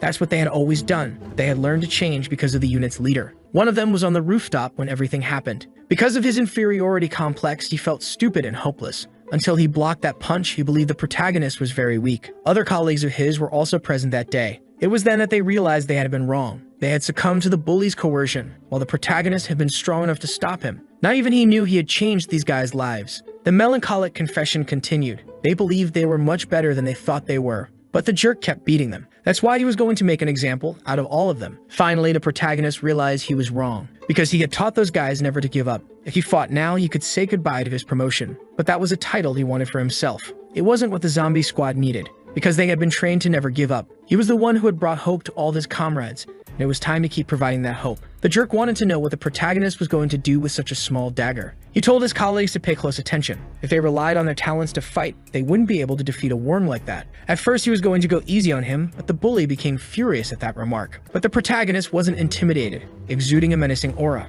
Breaking free from him, he said that guy was just a disgusting worm. It doesn't take a high-ranked talent to crush worms. Now the bully was worried. He didn't know the protagonist was so strong. Advancing toward him, he said the jerk's legs were also very weak, delivering a cut to one of his thighs. Feeling pain, he curled up like a child. It was just a scratch, and the protagonist said he didn't even know how to react to the pain he was feeling. Terrified, he started apologizing repeatedly. Looking at him, the protagonist said the jerk had no resistance at all. As the protagonist got closer, the jerk tried to back away, and he took advantage of the fact that the guy's limbs were elastic to do something very amusing. Finally, he had finished his masterpiece. He said his colleagues could take him down using only brute force. Looking at the jerk, he still had one question to ask. If that example had been good enough for him. The guy couldn't answer because he was too scared. His fear was so overwhelming that he ended up fainting on his own, a result the protagonist hadn't been expecting. Now all that's left is to deal with that idiot's lackeys. He asked them to take him away from there because he couldn't stand looking at him. As soon as dawn broke, the students began practicing their exercises. And once again, the protagonist displayed his determination. The blonde boy couldn't understand where he got so much energy from,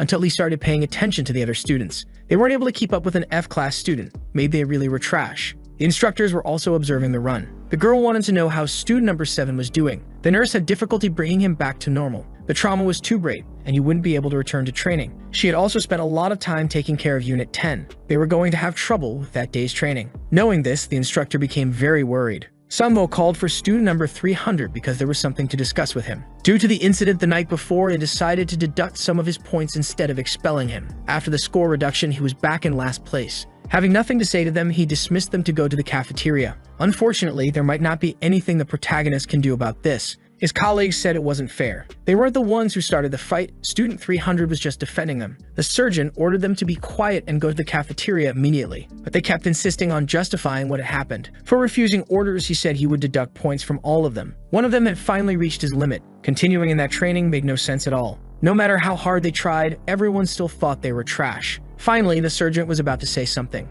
and the protagonist continued to behave obediently. He was the only one who did that. In a plank position, he did it to reflect on what he had done. His colleagues were very moved because he should have been angrier than all of them. Even so, he accepted the consequences. Soon, all of them were in a plank position. That night, the highest scoring exercise was going to take place. The protagonist saw a glimmer of hope in that. This would be their chance to prove themselves. The protagonist definitely wouldn't let this opportunity slip by. Time was passing very quickly that morning. If the students weren't dismissed soon, they wouldn't have time to eat breakfast. So he ordered them to stand up so they could go to the cafeteria immediately, as they would only have 20 minutes to eat. They just hoped there was still something left to eat. They would divide the portions equally, but they ended up running into the idiot professor. It seemed like those students hadn't eaten anything yet. He warned them that he would have preferred not to eat that at all. The meal was awful, which left the students quite discouraged. Knowing they had ended up in last place, he believed even more that they had been cheating. The protagonist said he was tired because he was really hungry. The professor knew that one of his students had been taken to the infirmary the night before. It was unfortunate that the jerk belonged to that professor's class, and he already knew who was responsible for sending his student to the infirmary. Unexpectedly, he was actually pleased with what had happened. It was even funny that someone ranked number 7 had been beaten up by the lowest ranked student in that training. If he was going to lie, he should at least do it more convincingly, something his student clearly didn't know how to do. That deeply offended the protagonist. The teachers were also going to train that morning to make things fairer. The kind professor intervened because breakfast time was almost over, so they said goodbye to the students, who needed to hurry because there wasn't much time left. Entering the cafeteria, the protagonist was overcome by a horrible feeling. The teachers didn't seem all that eager to train. Only one of them wasn't complaining. The idiot professor praised his colleague's performance. With the teachers there, the atmosphere was terrible. Their presence was ruining the entire experience for the students. Since the nurse was extremely busy, not all the students were able to attend, and Unit 10 was already at its absolute limit. Seeing them weakening was crushing the morale of all the other students. Now she realized she had underestimated these students' performance. They needed to deal with this ongoing disaster. The surgeon ordered the students to pay attention to his words. He knew that everyone wanted to conserve energy for that night's exam. The units would have to elect representatives for that afternoon's exercises. The winner would be granted rest time. Those who wanted to represent their units should step forward, something the protagonist did immediately. The kind professor did the same for the teachers, but ironically, he was stopped by the idiot professor. Given that, the kind professor wouldn't insist. Thus, all the representatives were gathered. Winning that challenge would be great, but if he overdoes it, he won't be able to compete at night. Looking at him, the idiot professor wished him good luck. The student who finished first could choose the next exercise. Those who couldn't keep up would be eliminated. He quickly realized that this exercise would be very intense. The surgeon would evaluate the student's execution. Finally, the test had begun. That professor was very fast. The students knew they needed to keep up the pace. In the first exercise, 4 of them were eliminated. Since he was the winner, the professor would choose the next exercise. He soon noticed that the protagonist was much faster than he had expected. As a result, 3 more students were eliminated. He didn't want to lose to someone from Class F. Even though he gave his best effort, he was still slower than the student. Kim knew that, thanks to the professor's presence, that test would last a long time. Losing on purpose, she didn't want to waste her energy on something meaningless. The professor wanted to know how long that student would last beside him. The two continued competing, and the professor was feeling exhaustion take over his body because he couldn't surpass the student in any exercise. But he didn't want to lose to that boy. His goal now was to prevent him from resting. The exercise continued for a while longer. The professor had to decide whether to have a heart attack or give up. Recognizing that the protagonist was truly a monster, he collapsed unconscious on the ground. Thus, Unit 10 earned a rest for the remainder of the day. The rest of the students would continue training. His colleagues went to check if he was okay. He asked everyone to rest well. His legs were extremely fatigued from that exercise. The surgeon was about to make an announcement over the microphone. The final test, a trench battle, was about to begin. Some might say they were at a disadvantage, but that didn't exist in war. They wouldn't be able to choose the conditions under which they would fight. He expected the students to be able to manage adverse situations. Now he would explain how the test would be conducted. The commander had arrived just in time to see the conclusion of that test, and since it was the final stage, the commander would be in charge of the evaluation. After hearing this announcement, some will approach the commander to speak with him. He had already been authorized to lead that training, but they had finally reached the last stage, and the commander believed he should lead it. Knowing he couldn't change the situation, he withdrew from leadership, handing over the entire evaluation plan to the commander, receiving praise for it. Indeed, the planning was phenomenal. The commander had made a mistake in choosing him, but it was far too complicated. He would do it in a simpler and more efficient way. He said the students had dedicated themselves a lot up to that point. Finally, they had reached the last session. He wished them to do their best, because now he was going to explain the rules. The combat would alternate between using abilities and not using abilities. The commander would be the one to decide when that happened. Anyone who fell outside the arena would lose. Defeat could also come through surrender, or if a student lost consciousness during the battle. These were the only rules they had to follow. The surgeon wanted to know how he would decide the order in which the units would compete. Speaking to the students, he said he had forgotten an important detail. All of them would participate in this battle, They would be individually evaluated in a massive battle royale. The one who survived the longest would score the most points, earning points for each opponent they eliminated. The nurse wanted to know how he would use the safety bracelets. He had forgotten about that too. He knew the students had received them from the nurse. When the user became too injured, the bracelet would absorb the damage until it broke. Normally, they would be eliminated at that point, but if the students wished to continue fighting, he would allow it. Truly, the commander was a complete degenerate. His rules were improvised and dangerous. The protagonist saw that he had no choice. He would have to stay in the fight to earn enough points. He had managed to control his ability the day before, but weakened. He might not be able to do it again. The commander knew that everyone was quite surprised, but the students needed to stay calm. Looking at his watch, he saw that the timing was perfect. The match would start in 2 minutes, and the students would begin the fight with their abilities activated. They wouldn't even have time to adapt to all that mud. The rules were also poorly structured. The protagonist looked at his friend. It was possible to see the disappointment in his eyes. Finally, the test began. The students started organizing themselves for battle. The blonde-haired boy was already being targeted by some of his colleagues. Being chased, he started running away. They needed to take him down while there was nothing he could use his ability on. But those losers weren't intimidating. They only made the place stink even more. They couldn't believe he had managed to use his ability on that beam. Holding it in his hands, he said they had underestimated him greatly. Realizing they would be eliminated immediately, they started running. But they weren't fast enough. The blonde boy didn't forgive them. There was too much drama in that arena. Kim wanted to know if those people weren't going to fight as well. She knew she was being cornered until the ability-based combat ended. If that was their strategy, she already knew what needed to be done. So she took the initiative in combat. The protagonist's colleagues knew that the commander favored students with powerful abilities. That was far from what his colleague had planned. If it had been better organized, they could have scored a lot of points. Those rules favored students with strong abilities, just as they were thinking that, their thoughts were interrupted. Some colleagues were saying that Unit 10 should abandon the test. It was time for them to prepare for battle. It was obvious they would be the first targets since they were seen as the weakest. The protagonist asked his friends to hold on until the ability-free fight began. Watching from above, the commander liked what he saw. The sergeant pointed out that the students hadn't even warmed up for this. That training session shouldn't have been focused on ability usage. Approaching the boy, the professor said that the battalion commander was absolute, but he acknowledged the sergeant's efforts as he was also the director and had a duty to be understanding. That professor was a real bootlicker, endorsing everything the director said.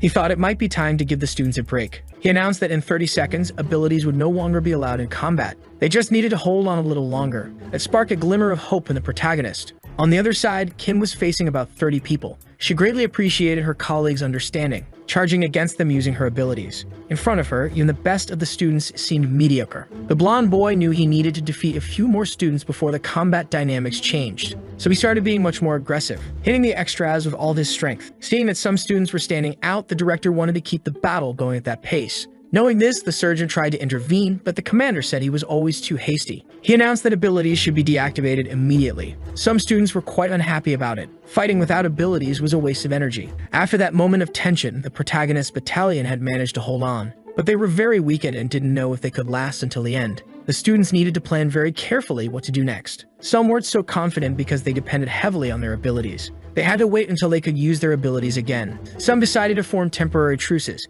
but they ended up being caught off guard. The others didn't know what was happening, because they were being ambushed in the middle of the arena. While their teammates had been doing nothing, they had been negotiating with the other units. It was unexpected that they were now fighting each other. One of them said they would regret what they were doing. They had been waiting for this moment, but now they didn't know what to do. The zombie squad was at its absolute limit. They wouldn't last until the next ability phase. Yet the protagonist didn't know what to do to hold on a little longer, staying silent, trying to think of a strategy, until one of his colleagues called out to him. They knew everything their captain had done up to that point, and now there was only one thing left to do. They wanted the captain to lose control and show the commander how arrogant he was. It was time for the zombie squad to charge against the others. His colleagues started getting scared because they thought they were exhausted. This talk of saving energy didn't exist now. They were going to grab the first person they found. The girl tried to flee terrified, but she was going to be caught by the zombies, who charged furiously through the arena. The protagonist was moved by his colleagues' efforts. Faced with that, the blonde-haired boy thought they were all idiots, immediately getting provoked by Kim. He ordered the girl to stay away from him,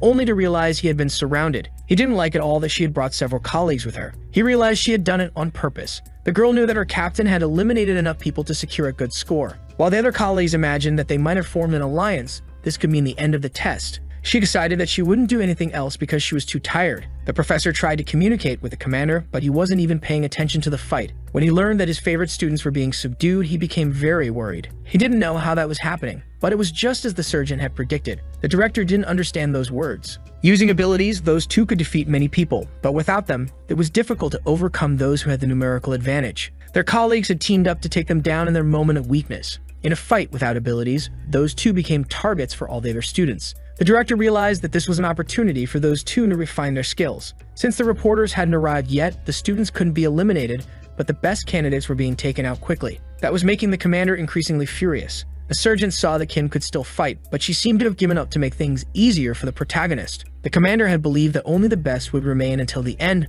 which was why he had asked the reporters to arrive late. He needed to change the course of that test immediately. The fight would change in 30 seconds. They would be able to use their abilities again. With that change, the students needed to be prepared. The one who was most grateful was the protagonist. He thought he was changing his colleagues, but it was they who had changed him. Some guys approached him because they knew he was a friend of the surgeon. They said he didn't stand a chance against them in an ability-based fight. Since he was very tired, he thought he might lose control. But this kind of adversity was what would make him even better. They didn't understand why the boy seemed to be talking to himself. Seeing that he had been surrounded, one of his colleagues warned them. That boy, when he was alone, was extremely dangerous. He had seen him fight the previous day and knew he was more dangerous than they could imagine. He had tried to make him waste his energy defending his colleagues to sabotage him during the fight and ended up witnessing something incredible. Finally, they could use their abilities again. The jerks were feeling quite confident, believing they would overwhelm the protagonist. But the first of them had already received a well-placed facial massage. The precise hit was enough to put him to sleep involuntarily. The others couldn't even process what had happened because they were about to get beaten too. The sound of blows echoed through the arena. Another fool had been knocked out. Seeing that, they started getting scared because the sound of the boys' strikes was terrifying. Some decided to attack. The guy with the baton tried to hit the protagonist's head. With surprising speed, he passed through all of them. They realized that wasn't even an attack. Thinking he was trying to escape, they decided to chase him, only to discover that their weapons had been destroyed in the process.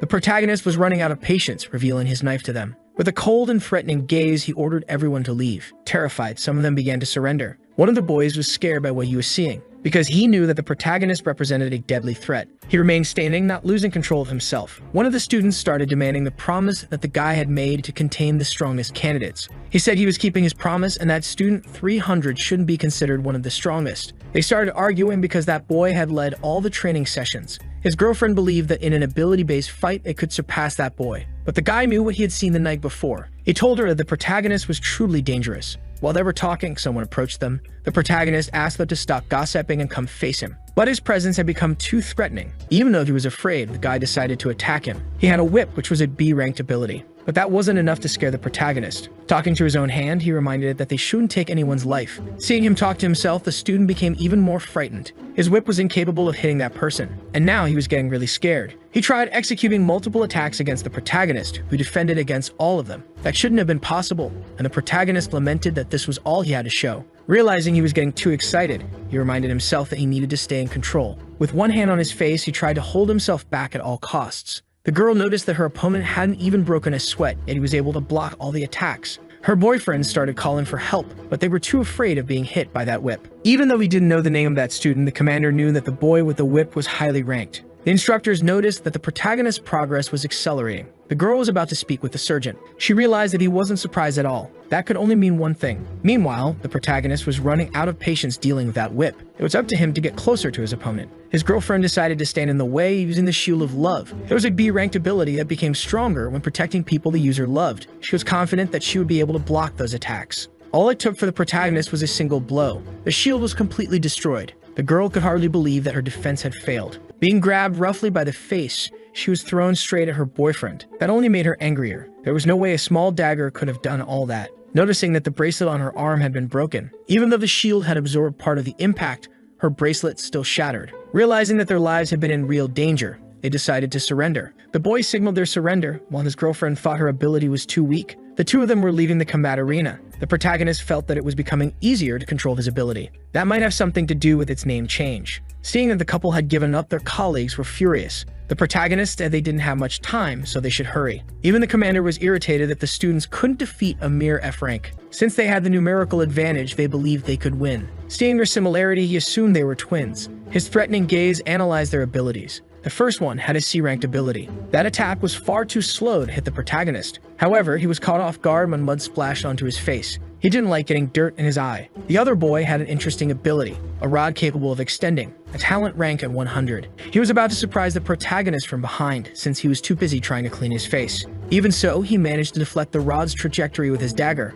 The boy could hardly believe that even with his back turned, his target had defended against the attack. Turning to him, he said that rod was pretty cool. Then he pulled it with all his strength, dragging its wielder along with it. It was time for the protagonist to test that ability. Before he realized it, the rod was heading straight for the other twin's face. He barely managed to dodge a violent hit, but to do so, he had to toss the iron beam he was carrying into the air. As it fell, the massive piece of steel created a huge mess. The protagonist said he would borrow that rod, but its owner wasn't going to let him have it easily. That was exactly what the protagonist wanted. With one hand, he started swinging the boy around non-stop, until he was too exhausted to hold on and fell into the mud. Thus, the two brothers were defeated. The protagonist wished that fight had lasted a little longer. However, there were still plenty of people left to entertain him since he didn't know when the director would change the combat rules. The students were now worried because they hadn't expected the protagonist to surprise them like that. The kind professor had no idea about his students' potential, but he knew that the boy had been working hard. He ended up not appreciating his efforts, all because he was an F rank. That was never going to change. He thought the boy would be transferred soon.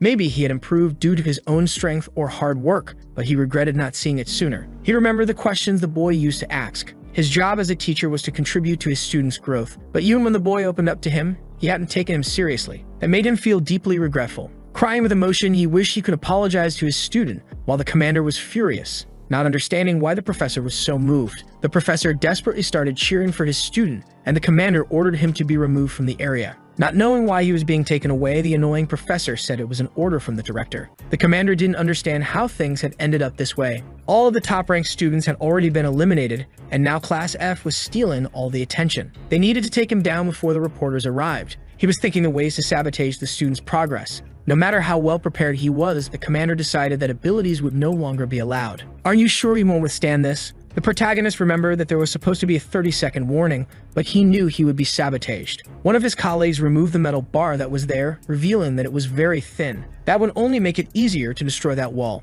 The cracks were growing larger and larger, spreading across the entire wall, until it was completely broken. His colleagues assumed he'd get all that to blind them with sunlight and escape, but escaping wasn't an option for him. He wouldn't abandon that arena. The ones who would be ejected from there were his opponents. The mud was flowing through the hole. By the time they realized what was happening, it was already too late. The inspector knew that the entire building had been recently constructed. More than 100 people had been thrown outside. All the protagonists remained inside. There were so many students left for him to have fun with. Since he had already taken off his boots, he wasn't being slowed down by waterlogged footwear. Even so, the commander couldn't understand what was happening. Originally, that exam was supposed to encourage teamwork, but the individual scoring system had made them prioritize their own safety. The false sense of security and numbers had clouded everyone's judgment, and the director's arbitrary interventions were only increasing the chaos. Not to mention that one of the well-ranked students had decided to target the protagonist. Since the scoring was individual, focusing on the protagonist had proven to be a huge mistake. Now they were discovering that his combat ability wasn't that of an ordinary class.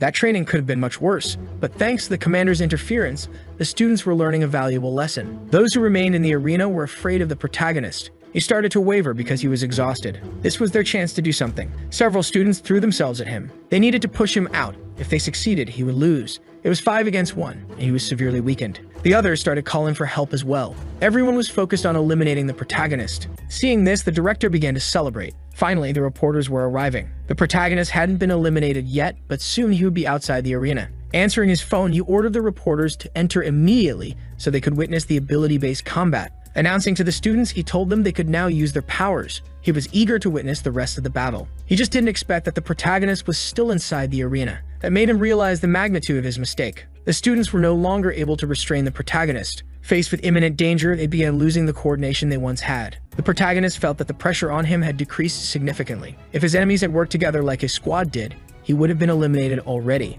Seeing that he was rising again, the students resumed their attempts to hold him down. His right hand alone wasn't enough anymore. He needed to increase his power output. With that, he managed to free himself from all of them, but he was getting dangerously close to losing control. He told them they were terrible at teamwork. Seeing the protagonist's success only made the director more frustrated, and now the problem had reached him directly, because the reporters were there to witness the test. Their chief greeted the director, who said he was honored by the opportunity. He had come to see just how powerful these students were and intended to showcase it to the world. Even as he greeted the reporters, the director tried to hide how uncomfortable he was and suggested they go have some coffee. But the reporter was distracted by the ongoing battle. He wished he had seen it from the start, but knew not to distract the students with cameras. Truly, the director cared about his pupils. They had been doing an excellent job filming the remainder of the evaluation. He also noticed that the instructors were extremely focused. He immediately approached Sumno, as he had interviewed him once before. He wanted to know if there was any student worth focusing on at that moment. Sumno praised all of his colleagues, and before he could recommend someone, the director interrupted him. He claimed that all the best students had already been eliminated. The reporter wanted to know how that had happened. The director was trying to stall for time until the protagonist was eliminated. He said that those who had been eliminated needed to learn to rely less on their abilities. Despite the improvisation and borrowing words from the surgeon, the reporter really liked what he said. One of the cameramen called the reporter over to look at a student. They might have a headline in their hands, so he abandoned the director, watching as a boy effortlessly dodged every attack. There was nothing that could reach his body. The students began arguing that someone needed to approach the protagonist to resolve the situation. The reporter wanted to know who that boy was. He had to be at least Class A. Faced with the director's hesitation, the professor said that the boy was an F class. To the reporter, it had to be a joke, but the professor insisted that he wasn't joking. All of that was the result of that student's hard work. Once again, the director tried to hinder the protagonist's progress. The director told them to keep their eyes on Jinsung, claiming he was phenomenal. The reporter wanted to know even more about this mysterious student, and the commander no longer knew how to sabotage him. Meanwhile, the protagonist remained extremely dedicated, but he didn't know how much longer he could hold out. He continued defending against every attack. For some reason, even though he had expanded his abilities domain, it wasn't difficult for him to control this urge to take lives. Some of the other students felt something very strange, a sudden sensation that that person had become incredibly dangerous. The protagonist was able to intimidate them without doing anything. Looking at his hand, he saw that his dagger was different. It had begun to glow intensely, and now its blade had changed color, taking on a deep crimson hue. The blood-sucking dagger was a D-tier item, but with a combat rating of B, it absorbed the target's blood and allowed its wielder to control the target's movements. It was indeed a very interesting item. As long as he could satisfy the minimum conditions for its use, he could continue fighting. Not only had he mastered his ability, but he had also enhanced it. It had truly been a productive day. He asked if his friends could see his progress. He also wished Sumgo had been there to witness it. In fact, Kim was watching the evaluation from the sidelines. Cheering for him, she urged him to take them all down immediately, something he wouldn't hesitate to obey. The menacing energy of his ability began to terrify everyone, and the protagonist was completely focused on the attack. In the blink of an eye, he managed to defeat several opponents. Their bracelets fell to the ground, completely destroyed. They had been cut down despite wearing their bracelets. Terrified, they began surrendering. That weapon was perfect for a situation like this. From above, the director believed he was witnessing an absolute nightmare. The reporter saw that a single person was fighting against 60. Approaching him, Summo mentioned that if they counted the students present before the reporters arrived, Jinsung had easily eliminated more than 150 students, something the reporter found hard to believe. And that wasn't all yet. By the time the battle ended, he would have eliminated approximately 200 students. Finally, night had fallen. A man opened the door to the meeting room, only to find the dictator, whose face was a picture of tragedy. He remarked that it had been a long time since they had last seen each other. He knew this dictator very well. Wasting no time, he wanted to know what had brought him there, because if it were up to him, he would end his life right now. The dictator said there was no need to be so aggressive. They used to be friends after all. They began discussing their past, but the man told the dictator to stop spouting nonsense. He warned that he didn't need to plan an escape from an old man like him. What he needed was an excuse to contact him. On that ship, Purina would soon sink. That day, he had almost been defeated for good.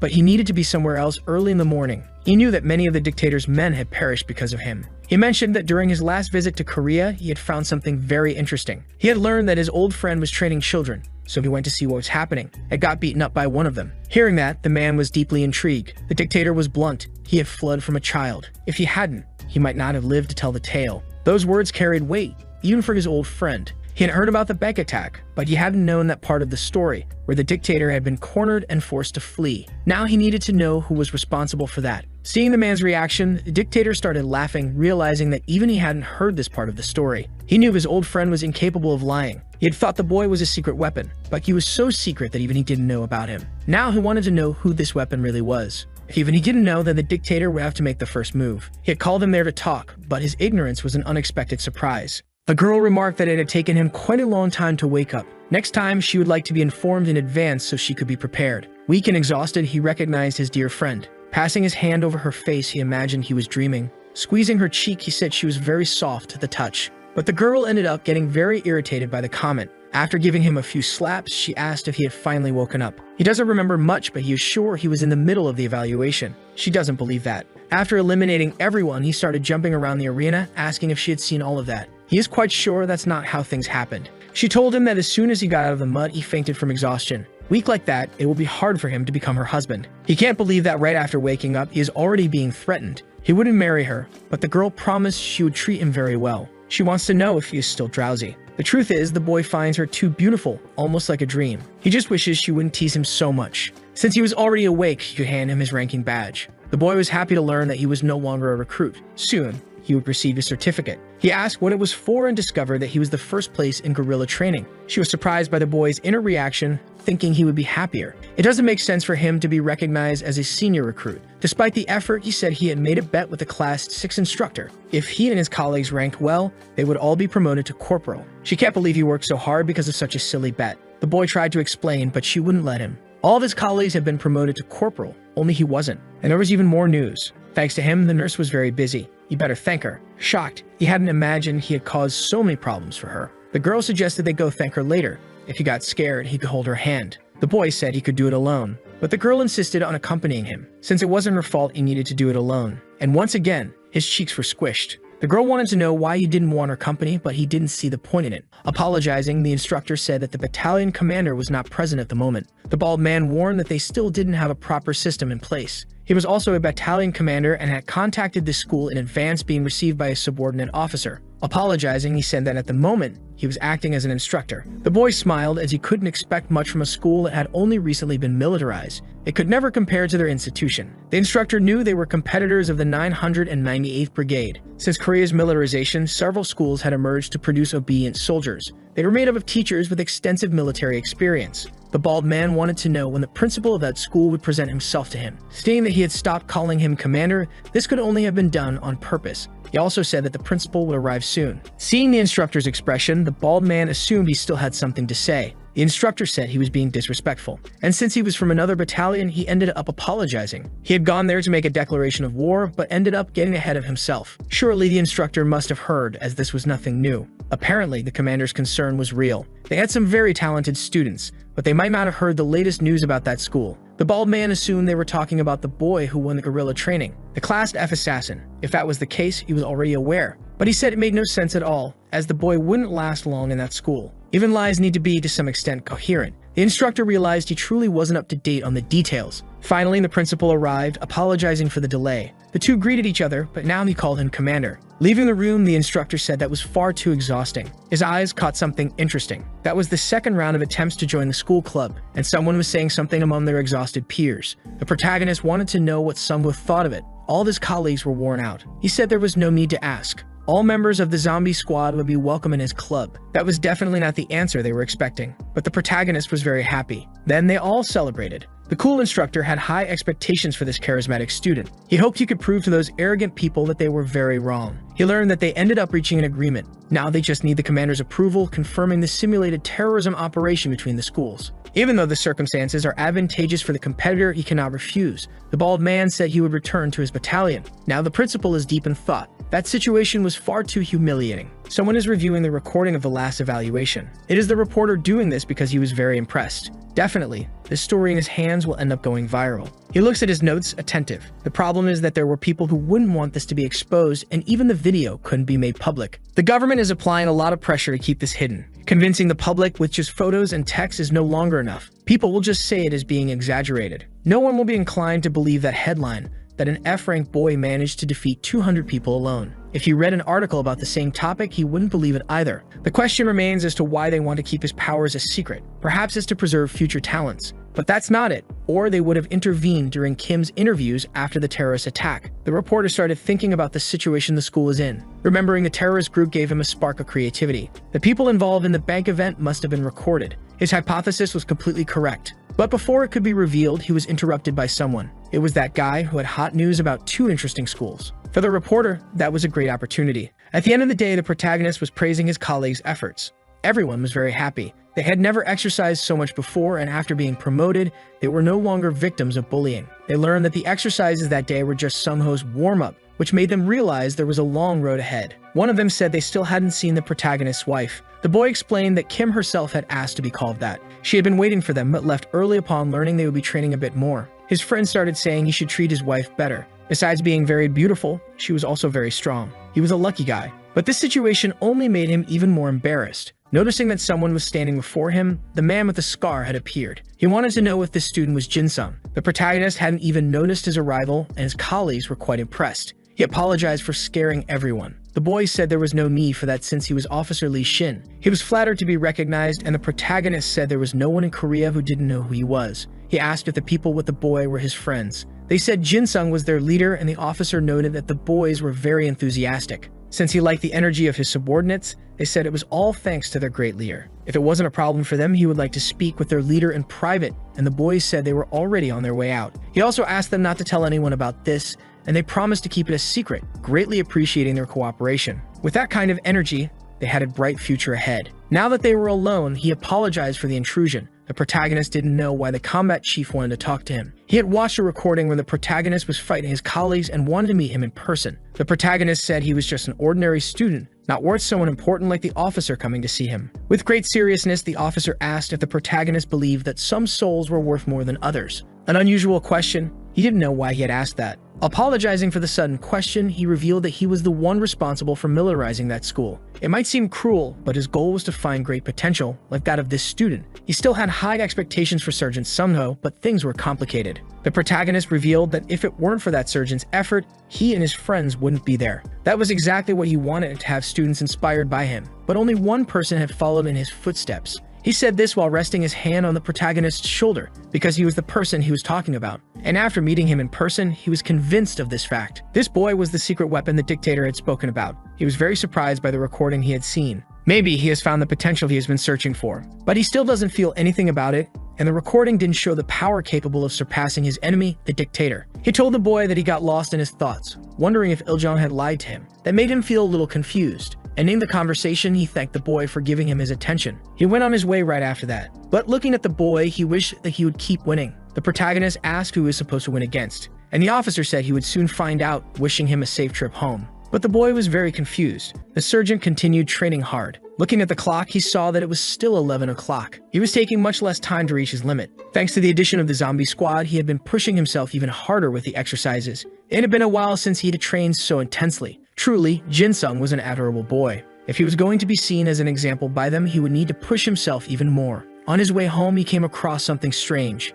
It looked like some thugs were committing a crime. The girl begged them to let her go. They wanted to do some despicable things to her. Approaching them, the sergeant ordered them to stop. He said that was the only warning he would give. But the delinquents weren't intimidated and tried to intimidate him instead. Before they could finish speaking, the sergeant was already using his ability, and he managed to grab one of their bodies. The delinquent realized he was in serious trouble. Having one of his hands crushed, he began to writhe in pain. The girl immediately recognized Sergeant Sung-ho. He said he could handle him and advised her to walk along the busier avenue. The girl left thanking the boy. Another thug tried to stop her from escaping, but the sergeant managed to immobilize the guy in a gentle way. The others, who were still unharmed, tried to threaten him but were too scared to do anything. The boy said he had already warned them about this. Throwing the bodies of those he had in his hands at the others, he left them all defeated. He told them they could stop acting because he knew their goal was to lure him into that alley. After that, some shadows began to reveal themselves. They hadn't expected the boy to notice everything so quickly. He hadn't even thought about hiding his energy. It had been a while since he last met Kang Jin-ho. The boy welcomed him with a smile. Now the two were staring at each other. He said the pebble in his shoe had managed to grow a little. The sergeant asked why they were doing this. He had been with his friends and decided to talk to a handsome student. The sergeant knew they were from the rival school, and Kang started looking at him deeply, wanting to know how he had figured that out. He was suspicious of the girl who, even while wearing his school uniform, called him sergeant. It hadn't been long since they were militarized, and the students weren't used to that yet. That girl would have called him something else, but not sergeant. Kang had hoped his colleagues' acting would be better. Besides that, the way Kang treated his companions was evidence of it. The boy apologized for their poor acting. The sergeant knew that the schools were going to have a joint training session, and if there were students using military terms in that area, they had to be from the 988th. Kang said he had understood everything correctly and had grown a lot, but he was going to make him remember the glory days. The chubby guy asked if that was really Sung-ho. The boy confirmed and asked who the fat guy was. He was about to reveal his identity but got too excited. Kang said his name was Kik-Kik. The boy didn't like that because his name was Dong-ho. The sergeant wanted to know what he wanted, and the fat guy said it was nothing special. He just wanted a challenge against him. Kang ordered the chubby guy to take him down, something he was willing to do. The sergeant didn't like being underestimated, while Kang warned that the little pebble wouldn't stand a chance against that giant guy. He immediately started using his ability, and the chubby guy got a little scared, being immediately grabbed by the sergeant. He said the guy did have impressive strength, but he had already been warned, because he wasn't the only one who could gain weight. Immediately, the sergeant realized something was wrong. As soon as the protagonist arrived at school, the students wouldn't stop murmuring. Approaching his colleague, he asked what had happened. Apparently, he still didn't know anything. The news had spread that morning and the boy started to feel anxious.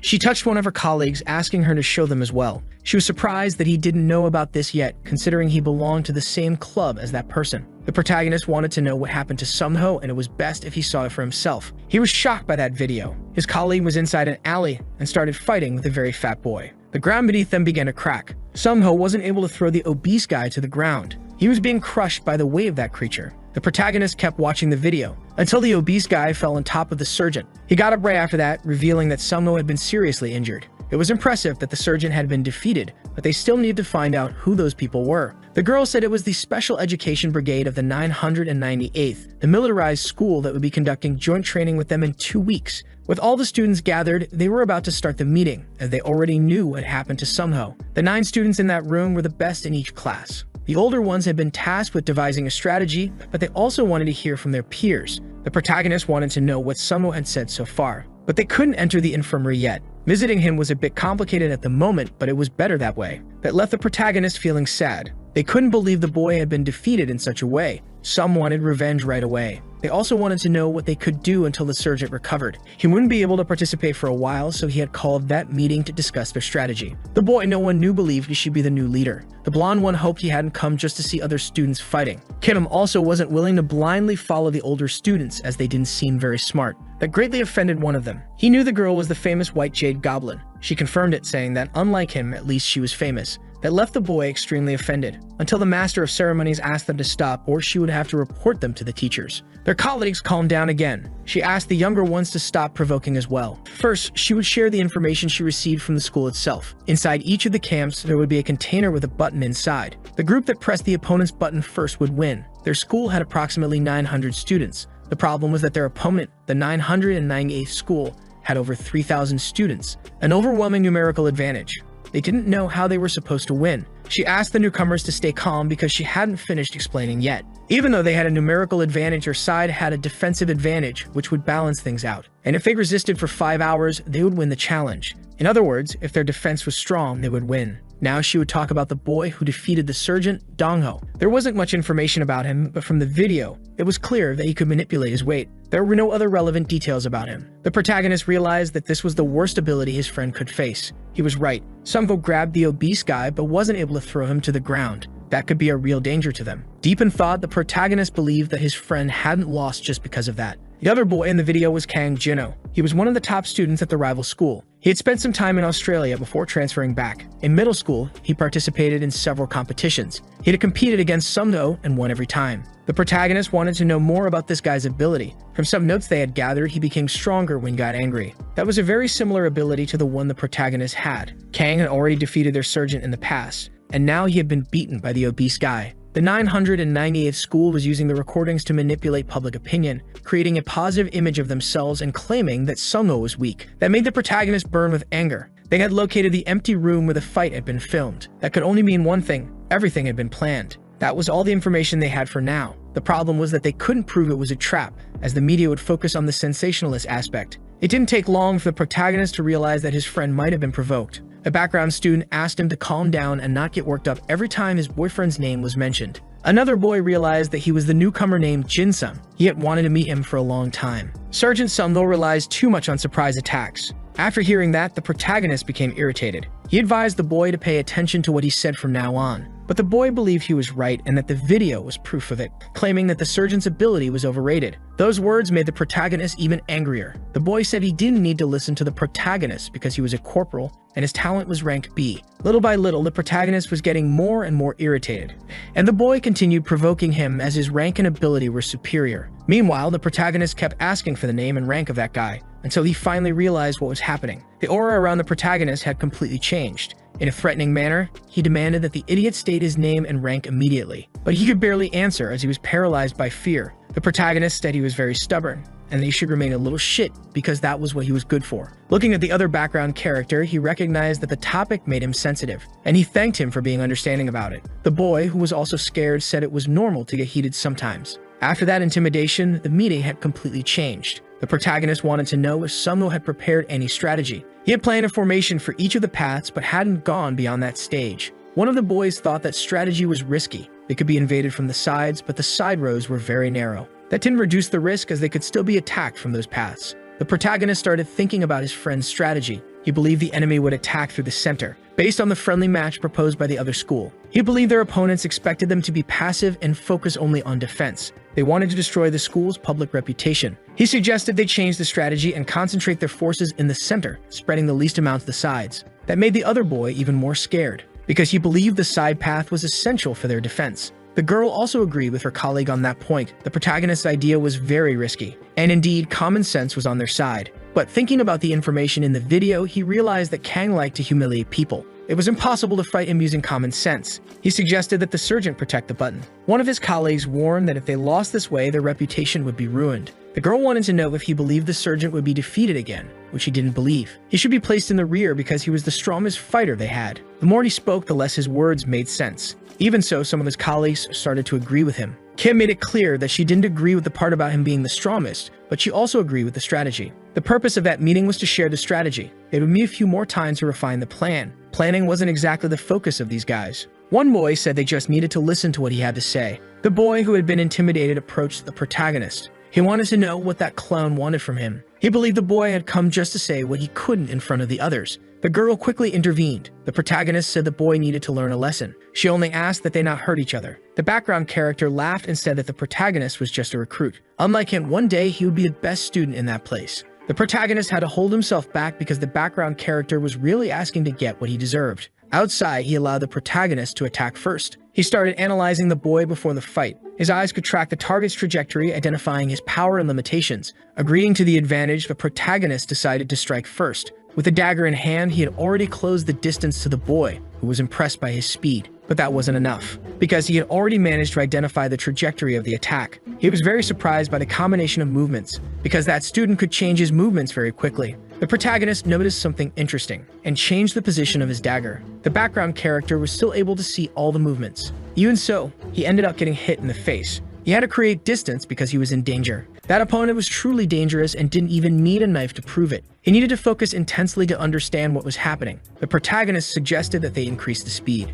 returning to attack the background character with great dedication. This time, the boy would focus on the flow of energy to avoid the attacks. Unexpectedly, he was faced with multiple possibilities. He wasn't able to keep up with everything and was caught off guard. He should have already been able to read his opponent. The protagonist said that he was the one who started this fight, so he better not ask for compensation for it. Only then did the boy realize that his clothes were completely torn. The background character had said he would become the best student, but people who don't even bother to train their own bodies will never be better than him. And he asked if the bird-brained corporal understood that. The students were on a field exercise. They had no choice but to try. They had failed to convince the older students in the meeting and opted for a defensive strategy, dividing the classes among the three paths. The freshmen would hold off the attackers, while the veterans would advance against the other school. Since they didn't have a numerical advantage, splitting their forces seemed like the best option. The real problem was Kang. He had a feeling that the guy would head straight for the main force. He was sure Kang wanted to defeat Sungho once again. He knew that the zombie squad wouldn't be enough to defend that lake. The protagonist was caught off guard by the voice of someone he had just met.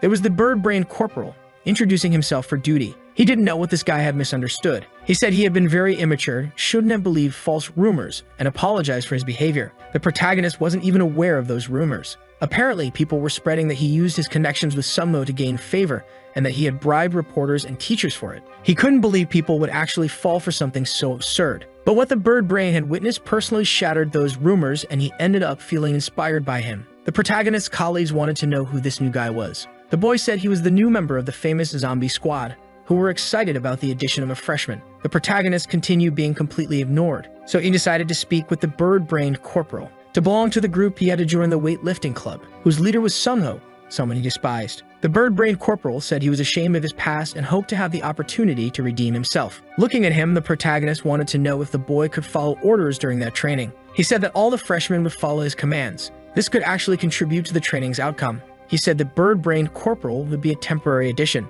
He was quite happy with that, affirming that he would be useful. Now maybe they had a chance. Sungho was protecting the container that held the button. His eyes were highly focused, and the energy surrounding him was also filled with determination. The students were communicating within the battlefield. Their rival school was really well organized, but they were having trouble getting in touch with one of their divisions. It could be the result of someone's abilities. The boy suspected that the problem wasn't with the equipment, until he heard a voice on the other end. He asked who was on the other side. The boy introduced himself as a student from the other school. His name was Jinsung. That name sounded familiar. Someone said he was the Class F assassin, the boy who had defeated 200 students alone. They started wondering what had happened to that division. Over the radio, they started hearing several screams saying they were being attacked by zombies. That was quite terrifying to hear. They kept listening to the transmission. The students were calling for reinforcements. Since they needed to assess the situation, one of them asked for additional teams to be sent. They continued communicating through the radio. They learned that one of the teams was retreating. The target had someone with explosive-related abilities. They weren't aware of anything like that. On the battlefield, there were several twisted metal pieces.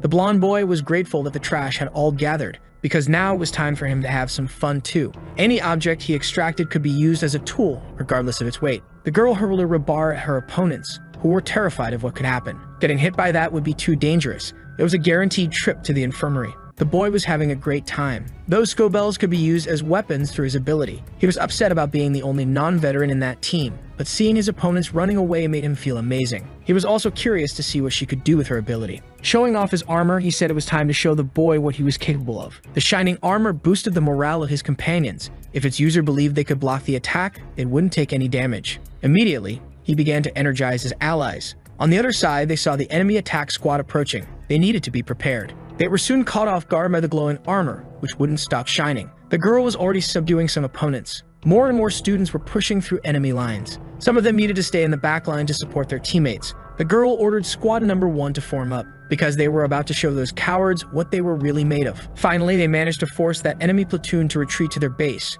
They also needed to grab more equipment to continue advancing. While she was speaking, a boy appeared behind her. He said he couldn't believe those idiots had already run away. He knew the girl belonged to the team of his rival, the one who ended up in the hospital. He told them to bring Sungho to the battlefield. His punch was so powerful that the girl was sent flying. Her friends were very worried, but she said her armor could withstand it. Kang felt like he was going to have moments of joy and fun. He was just as violent as the reports had said. He asked if she was dating anyone because she was a very beautiful girl, but she would never give a chance to someone who flirted as badly as he did. Once again, he asked for a chance. If she kept rejecting him like that, his ears would rot. She warned her soldiers that it was time for revenge. Kang said they were all useless and that they should just bring Sungho already. If there was one thing he hated, it was weak people pretending to be strong. His presence was truly overwhelming. His ability transformed his rage into power. The boy said that the smoke was capable of burning skin. The girl warned them to be careful of the smoke that wouldn't stop spreading. Seeing that the smoke was dangerous for them, he became even more furious. Then, he made it disappear. Some students began to think that he might be weakened, and they immediately advanced against him, because they couldn't let him buy time to release the smoke again. Kang said he was extremely irritated with those pieces of trash. With his hands, he managed to grab 2 of them, throwing their bodies to the ground. That was enough to injure the students. Not even the safety bracelet could prevent them from taking damage. But the girl was agile and managed to dodge the smoke and get close to the boy. Once again, he asked her for a chance to go out with him. The girl was already out of patience. He said she should have accepted while he was still being polite, but her armor began to shine intensely, completely blinding the arrogant fool. That gave her time to rescue her comrades. That only made him even angrier, and the girl began to feel more concerned. He suggested that he would beat them until they stopped breathing. To withstand his attacks, she had to create a protective barrier. That idiot's strikes were indeed powerful. He couldn't understand how that barrier could be so resistant. Even so, the uncontrollable brute managed to defeat all of them. She needed to hold him off until the injured could be evacuated. He was waiting for his opponent to do something because he wanted someone to show up already. The girl said he didn't deserve their captain's time. That only made him even more unhinged. Finally, she was informed that the wounded had been removed. This was the opportunity she had been waiting for to escape. But then something unexpected happened. He wasn't wasting time with her. The girl hadn't realized her legs were in that condition. Since her legs were trapped up to her knees, the boy was eager to find out what would happen if he struck her from the side. She did everything she could to keep resisting his assaults. Since she was trapped, she wouldn't be able to defend herself the same way. Her defense began to crack, and the boy realized that it wasn't indestructible. He said everyone had left her behind. Now he could find out what would be faster. breaking her shield or burying her in the ground. He made these comments just to try and scare her. Being ignored only made him angrier. Only then did he realize she hadn't been left alone. He had to dodge a massive boulder that came crashing down toward him. A voice told his ally to get out of there as well. Several boulders were being launched through the air. That enraged Kang even more, because he had to avoid those rocks as they could actually hurt him too. As they fled, objects continued falling from the sky. Thanks to the blonde boy, she was able to escape. He had thrown everything within his reach as the situation seemed urgent. That caused him to get seriously hurt. Knowing that his participation was crucial, she asked him to rest for a while. The boy knew he was the treasure of that place. As soon as he lost consciousness, she said he would be perfect if he could just control his own attitude. Her colleague asked if she was ignoring that on purpose. That path had been blocked. They needed to consider regrouping on another route now, but their enemies could clear the obstruction. Since the situation had changed, they needed to rethink their strategy. She said that Kang managed to escape. He had probably taken one of the other paths. The guy was looking for Sungho. Once he discovered that he wasn't on the front line, there would only be one place left to check. Both she and the protagonist knew he would head for the center. The bird-brained corporal thought their side would be attacked, but that wasn't how this person acted. And the center was the closest place to the rear line. The bird-brained corporal wanted to know what they would do now since he was sure reinforcements would soon arrive to attack. Faced with this problem, the protagonist started thinking. He asked if the bird-brained corporal could lead the freshmen. They needed to act now to resolve this stalemate. The boy asked if the chief and the zombie squad were heading for the center. He would do it, as long as the bird-brained corporal could hold that position. He was still a little apprehensive, but he said that by leading his colleagues, he would do his best. The boy had seemed irresponsible before, but he was adapting quickly. Kim continued defending her position. Everyone realized that the outcome would depend on the defense of the center. They needed to get there before Kang did. The students from the rival school were already very exhausted. They were relying on the fat guy's strength, but he was already worn out. Every time he tried to increase his weight, that crazy girl with the sword tried to cut him down. They started getting scared, wondering what Kang would do to them. The problem was that the girl had already defeated 200 students completely alone. And of course she would do that. She was the White Jade Goblin. Terrified, they thought about running away immediately. That was when Kang appeared to ask what they were planning to do. Finally, that bastard had shown up. She hadn't expected him to be so fast. He was surprised to recognize the girl, the prodigy of Hyundai. That was what his rival had also said. He didn't hesitate to charge at her, thinking she was nothing more than a pathetic existence, surprising her with a strike, which she properly blocked with her sword. Kim wouldn't let herself be intimidated, even though she was pushed back by that attack. Now she could feel that his combat ability was also at level A. Since she had no choice, she would have to use that other ability. It was better to try than to regret it later. It was incredible. This guy couldn't see a beautiful woman in armor without immediately flirting with her. Truly a caged beast. He said he had destroyed the other girl's armor with his bare hands. Kim knew exactly who he was talking about.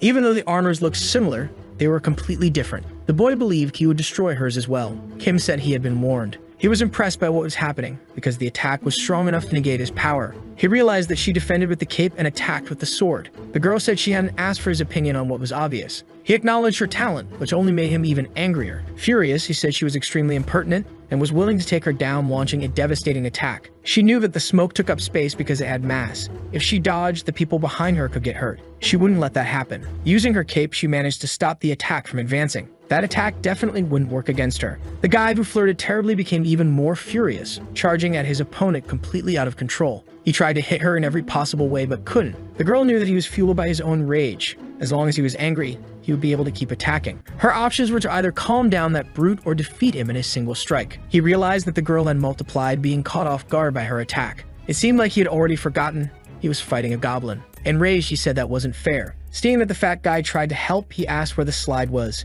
He learned that they couldn't install it now. He then coerced the fat guy into obeying. He warned that he would contact the other team. The girl wanted to know which team that was. Then her eyes caught something. The canyon was far from them and she couldn't understand what was being planned in that place, until the fragments of stone began to levitate. Someone capable of manipulating matter was using the terrain as a strategic advantage for a surprise attack. Because of that, they had to retreat to avoid losing the battle. The troops advanced quickly because a slide had been constructed. She couldn't afford to be distracted as Kang was still there. The girl started using her clones again, but he said it was already too late to try that strategy. He could sense that his opponent was exhausted. That armor must require a lot of energy. The girl had to decide whether to fight or destroy the slide. She was confident that she could defeat him, but it was visible on her face that she was already drained and wouldn't last more than a few minutes. Knowing this, she decided she would finish him off once and for all. But something unexpected was happening. The zombie squad was preventing the students from advancing. She was overjoyed by what her almost boyfriend was doing. Kang said they were just a bunch of useless weaklings. Filled with rage, she ordered him to watch his mouth herself when talking about the one who would be her husband.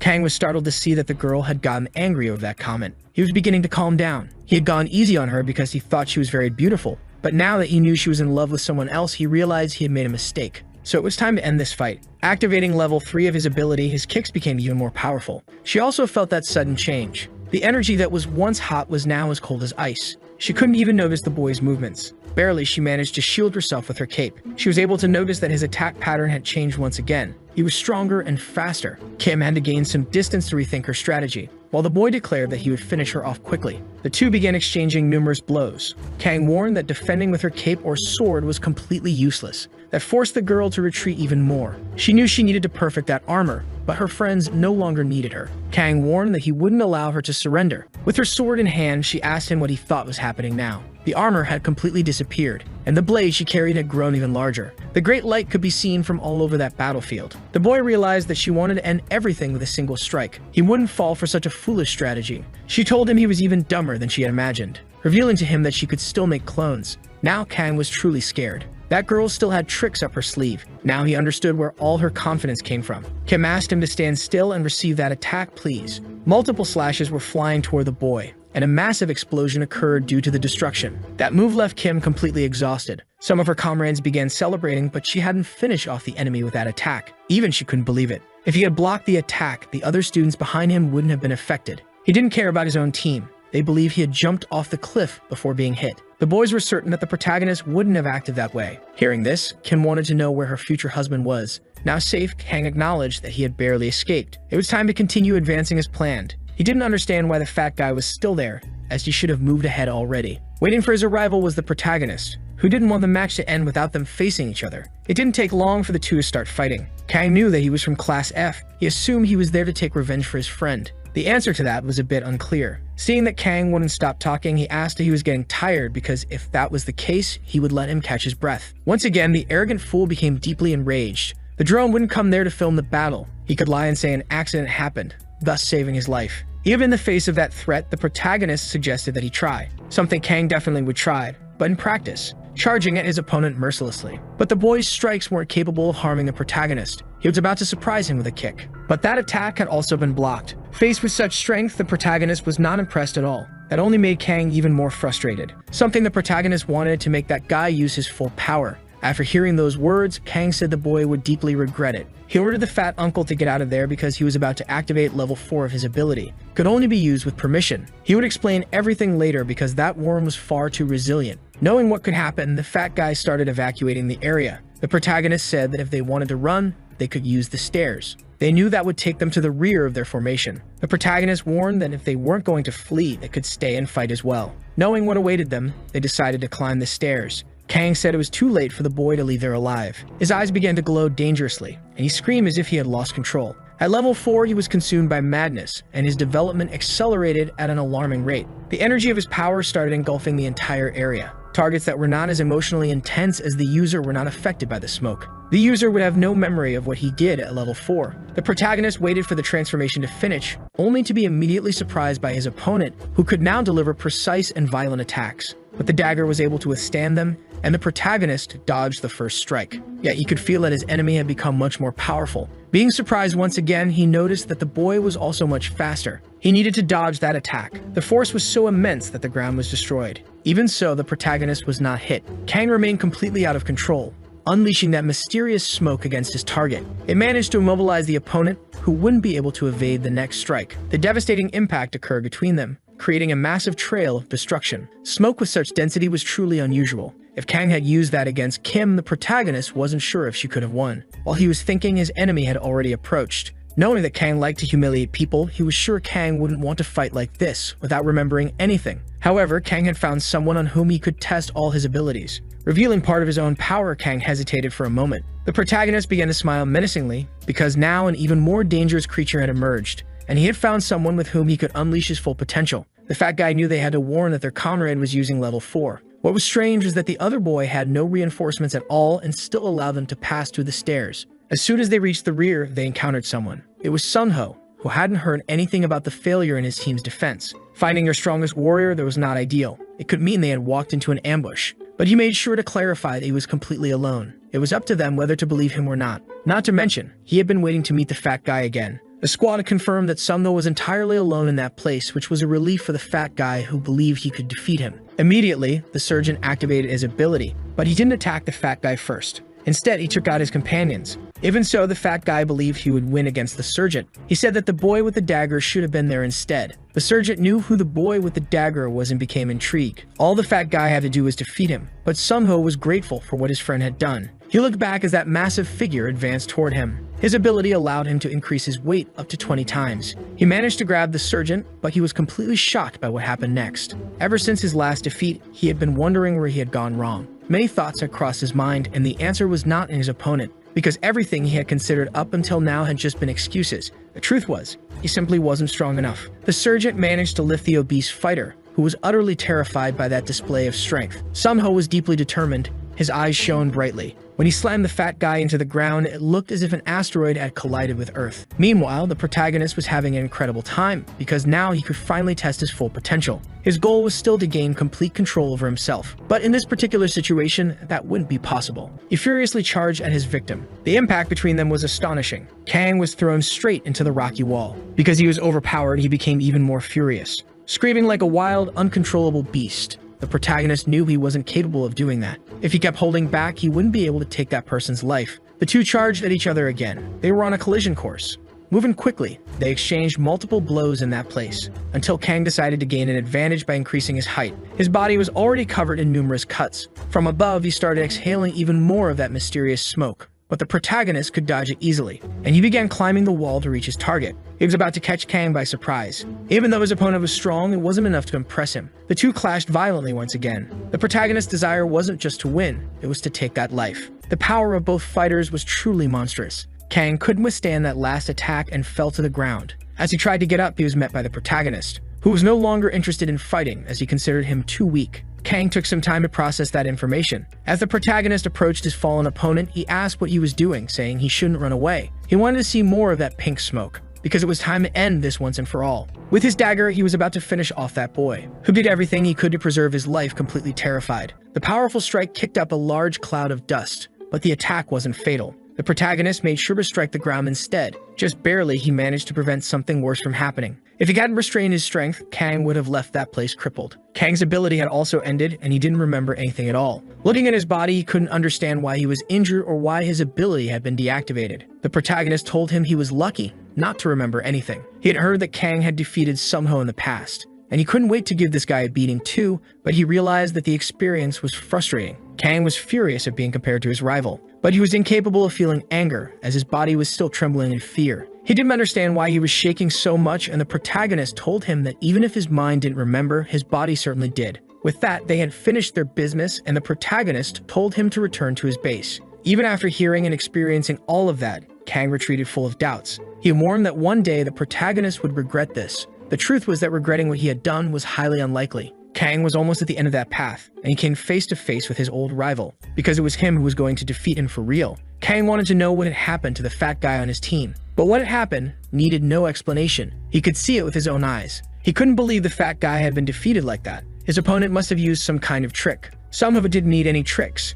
Today he was stronger because he hadn't trained himself to failure. Kang, who always talked too much, tried to belittle his opponent. That was why his left arm was now completely injured. And in the end, he was nothing and would remain nothing. Sumho acknowledged that fighting him would be a bit difficult. Seeing the boy taking off his clothes, he became quite concerned. He saw that he was carrying a weighted vest. Kang warned that it wouldn't make any difference, but he was very surprised to see how heavy it actually was. Since both were already badly injured, the fight between them would be evenly matched. Kang was about to throw more insults, but the sergeant wanted to start hitting him immediately. Now he realized that he had been caught off guard, being brutally slammed into the ground. Regaining his footing, he continued cursing his opponent. This time, he would use the strength of his legs, ready to finish the sergeant once and for all. The force of their clash was brutal. Sumho said there was something he had been curious about. He wanted to know why he wasn't attacked that day in the alley, and he finally realized something interesting. Over the past 3 years, he had gotten stronger, but the same couldn't be said for Kang. That remark made Kang extremely angry, releasing that aggressive pink energy. But it wasn't enough to make the sergeant afraid, even though he was brutally hurled away, crashing against the rocky wall. He said that his enemy was fighting without thinking, and that was his biggest mistake in this fight. He knew that Kang was capable of fighting with his head. After dodging the attack, he grabbed Kang once again, throwing his body against the rocky wall. Since he was already injured, that impact proved to be brutal. Thanks to his black belt in judo, he could use his opponent's strength to his own advantage. That fight had come to an end because his opponent was pathetic. Knowing that he was being washed, he asked Jinsung to reveal himself already. Jinsung hadn't realized he had been discovered. The sergeant knew the boy had been watching Kang. It seemed that the protagonist's plan had worked. But in his ideal plan, Sungwoo was supposed to be the opponent. Since he was injured, he wasn't going to try that. His arm was dislocated, and according to the combat rules, he couldn't compete. If Kang had still been wearing his bracelet, he would have let him go. Now he could retreat from there, hoping that his friend would finish the fight for them. Saluting, he said he had no choice but assured them that he would return soon. The zombie squad continued advancing through enemy lines. They were completely unstoppable. The enemies couldn't hold out against them. It was becoming very difficult to keep fighting. Before he could plan his strategy, he was caught off guard. The protagonist wanted to know what they planned to do with his squad. His arrival on the battlefield made his friends very excited. On the other hand, he couldn't believe the zombie squad had lasted this long. They had struggled after Kim left that place. Only a few minutes remained before they could win by time. The protagonist wasn't sure if he could reach the other side. His friends could hardly believe he wanted to attempt it. If he had more time, it wouldn't be difficult, but with less than half an hour, it would be extremely complicated. If he could control his ability better, he would have an advantage, but he still needed to refine it. He needed to control his body better. He thought about enhancing his legs to gain more speed. But improving his arms to fight more effectively was also interesting, until he realized that what he truly needed was the ability to think more clearly and analyze the battle. So, what he really needed were his eyes. The user could analyze the target's weaknesses and determine the easiest route to victory. The opposing team noticed that they had stopped advancing. Since time was running out, it didn't make sense for them to keep pushing forward. They also wouldn't be able to turn the tide of the battle. While they were distracted, the protagonist was approaching. Coming in alone like that was complete madness. They soon realized that this person was truly terrifying. Two men were drinking tea with great patience. The old man wanted to know what his friend had decided. The young man said he would certainly win. The weapon Jinsung wielded was a sword. He would never lose to that. Admiring his confidence, the old man thought that was exactly what he needed to see in order to entrust his granddaughter to him. It was unacceptable for her to keep walking beside someone mediocre like him. The young man assured the elder that he wouldn't have to worry about that matter anymore. While they were talking, the protagonist had already secured victory. Even with the limited time, he had made it to the end. The young man declared that from then on, he would be responsible for taking care of the old man's granddaughter. To ensure you don't miss the next part, subscribe and activate the notification bell, and see you next time on Tob's channel.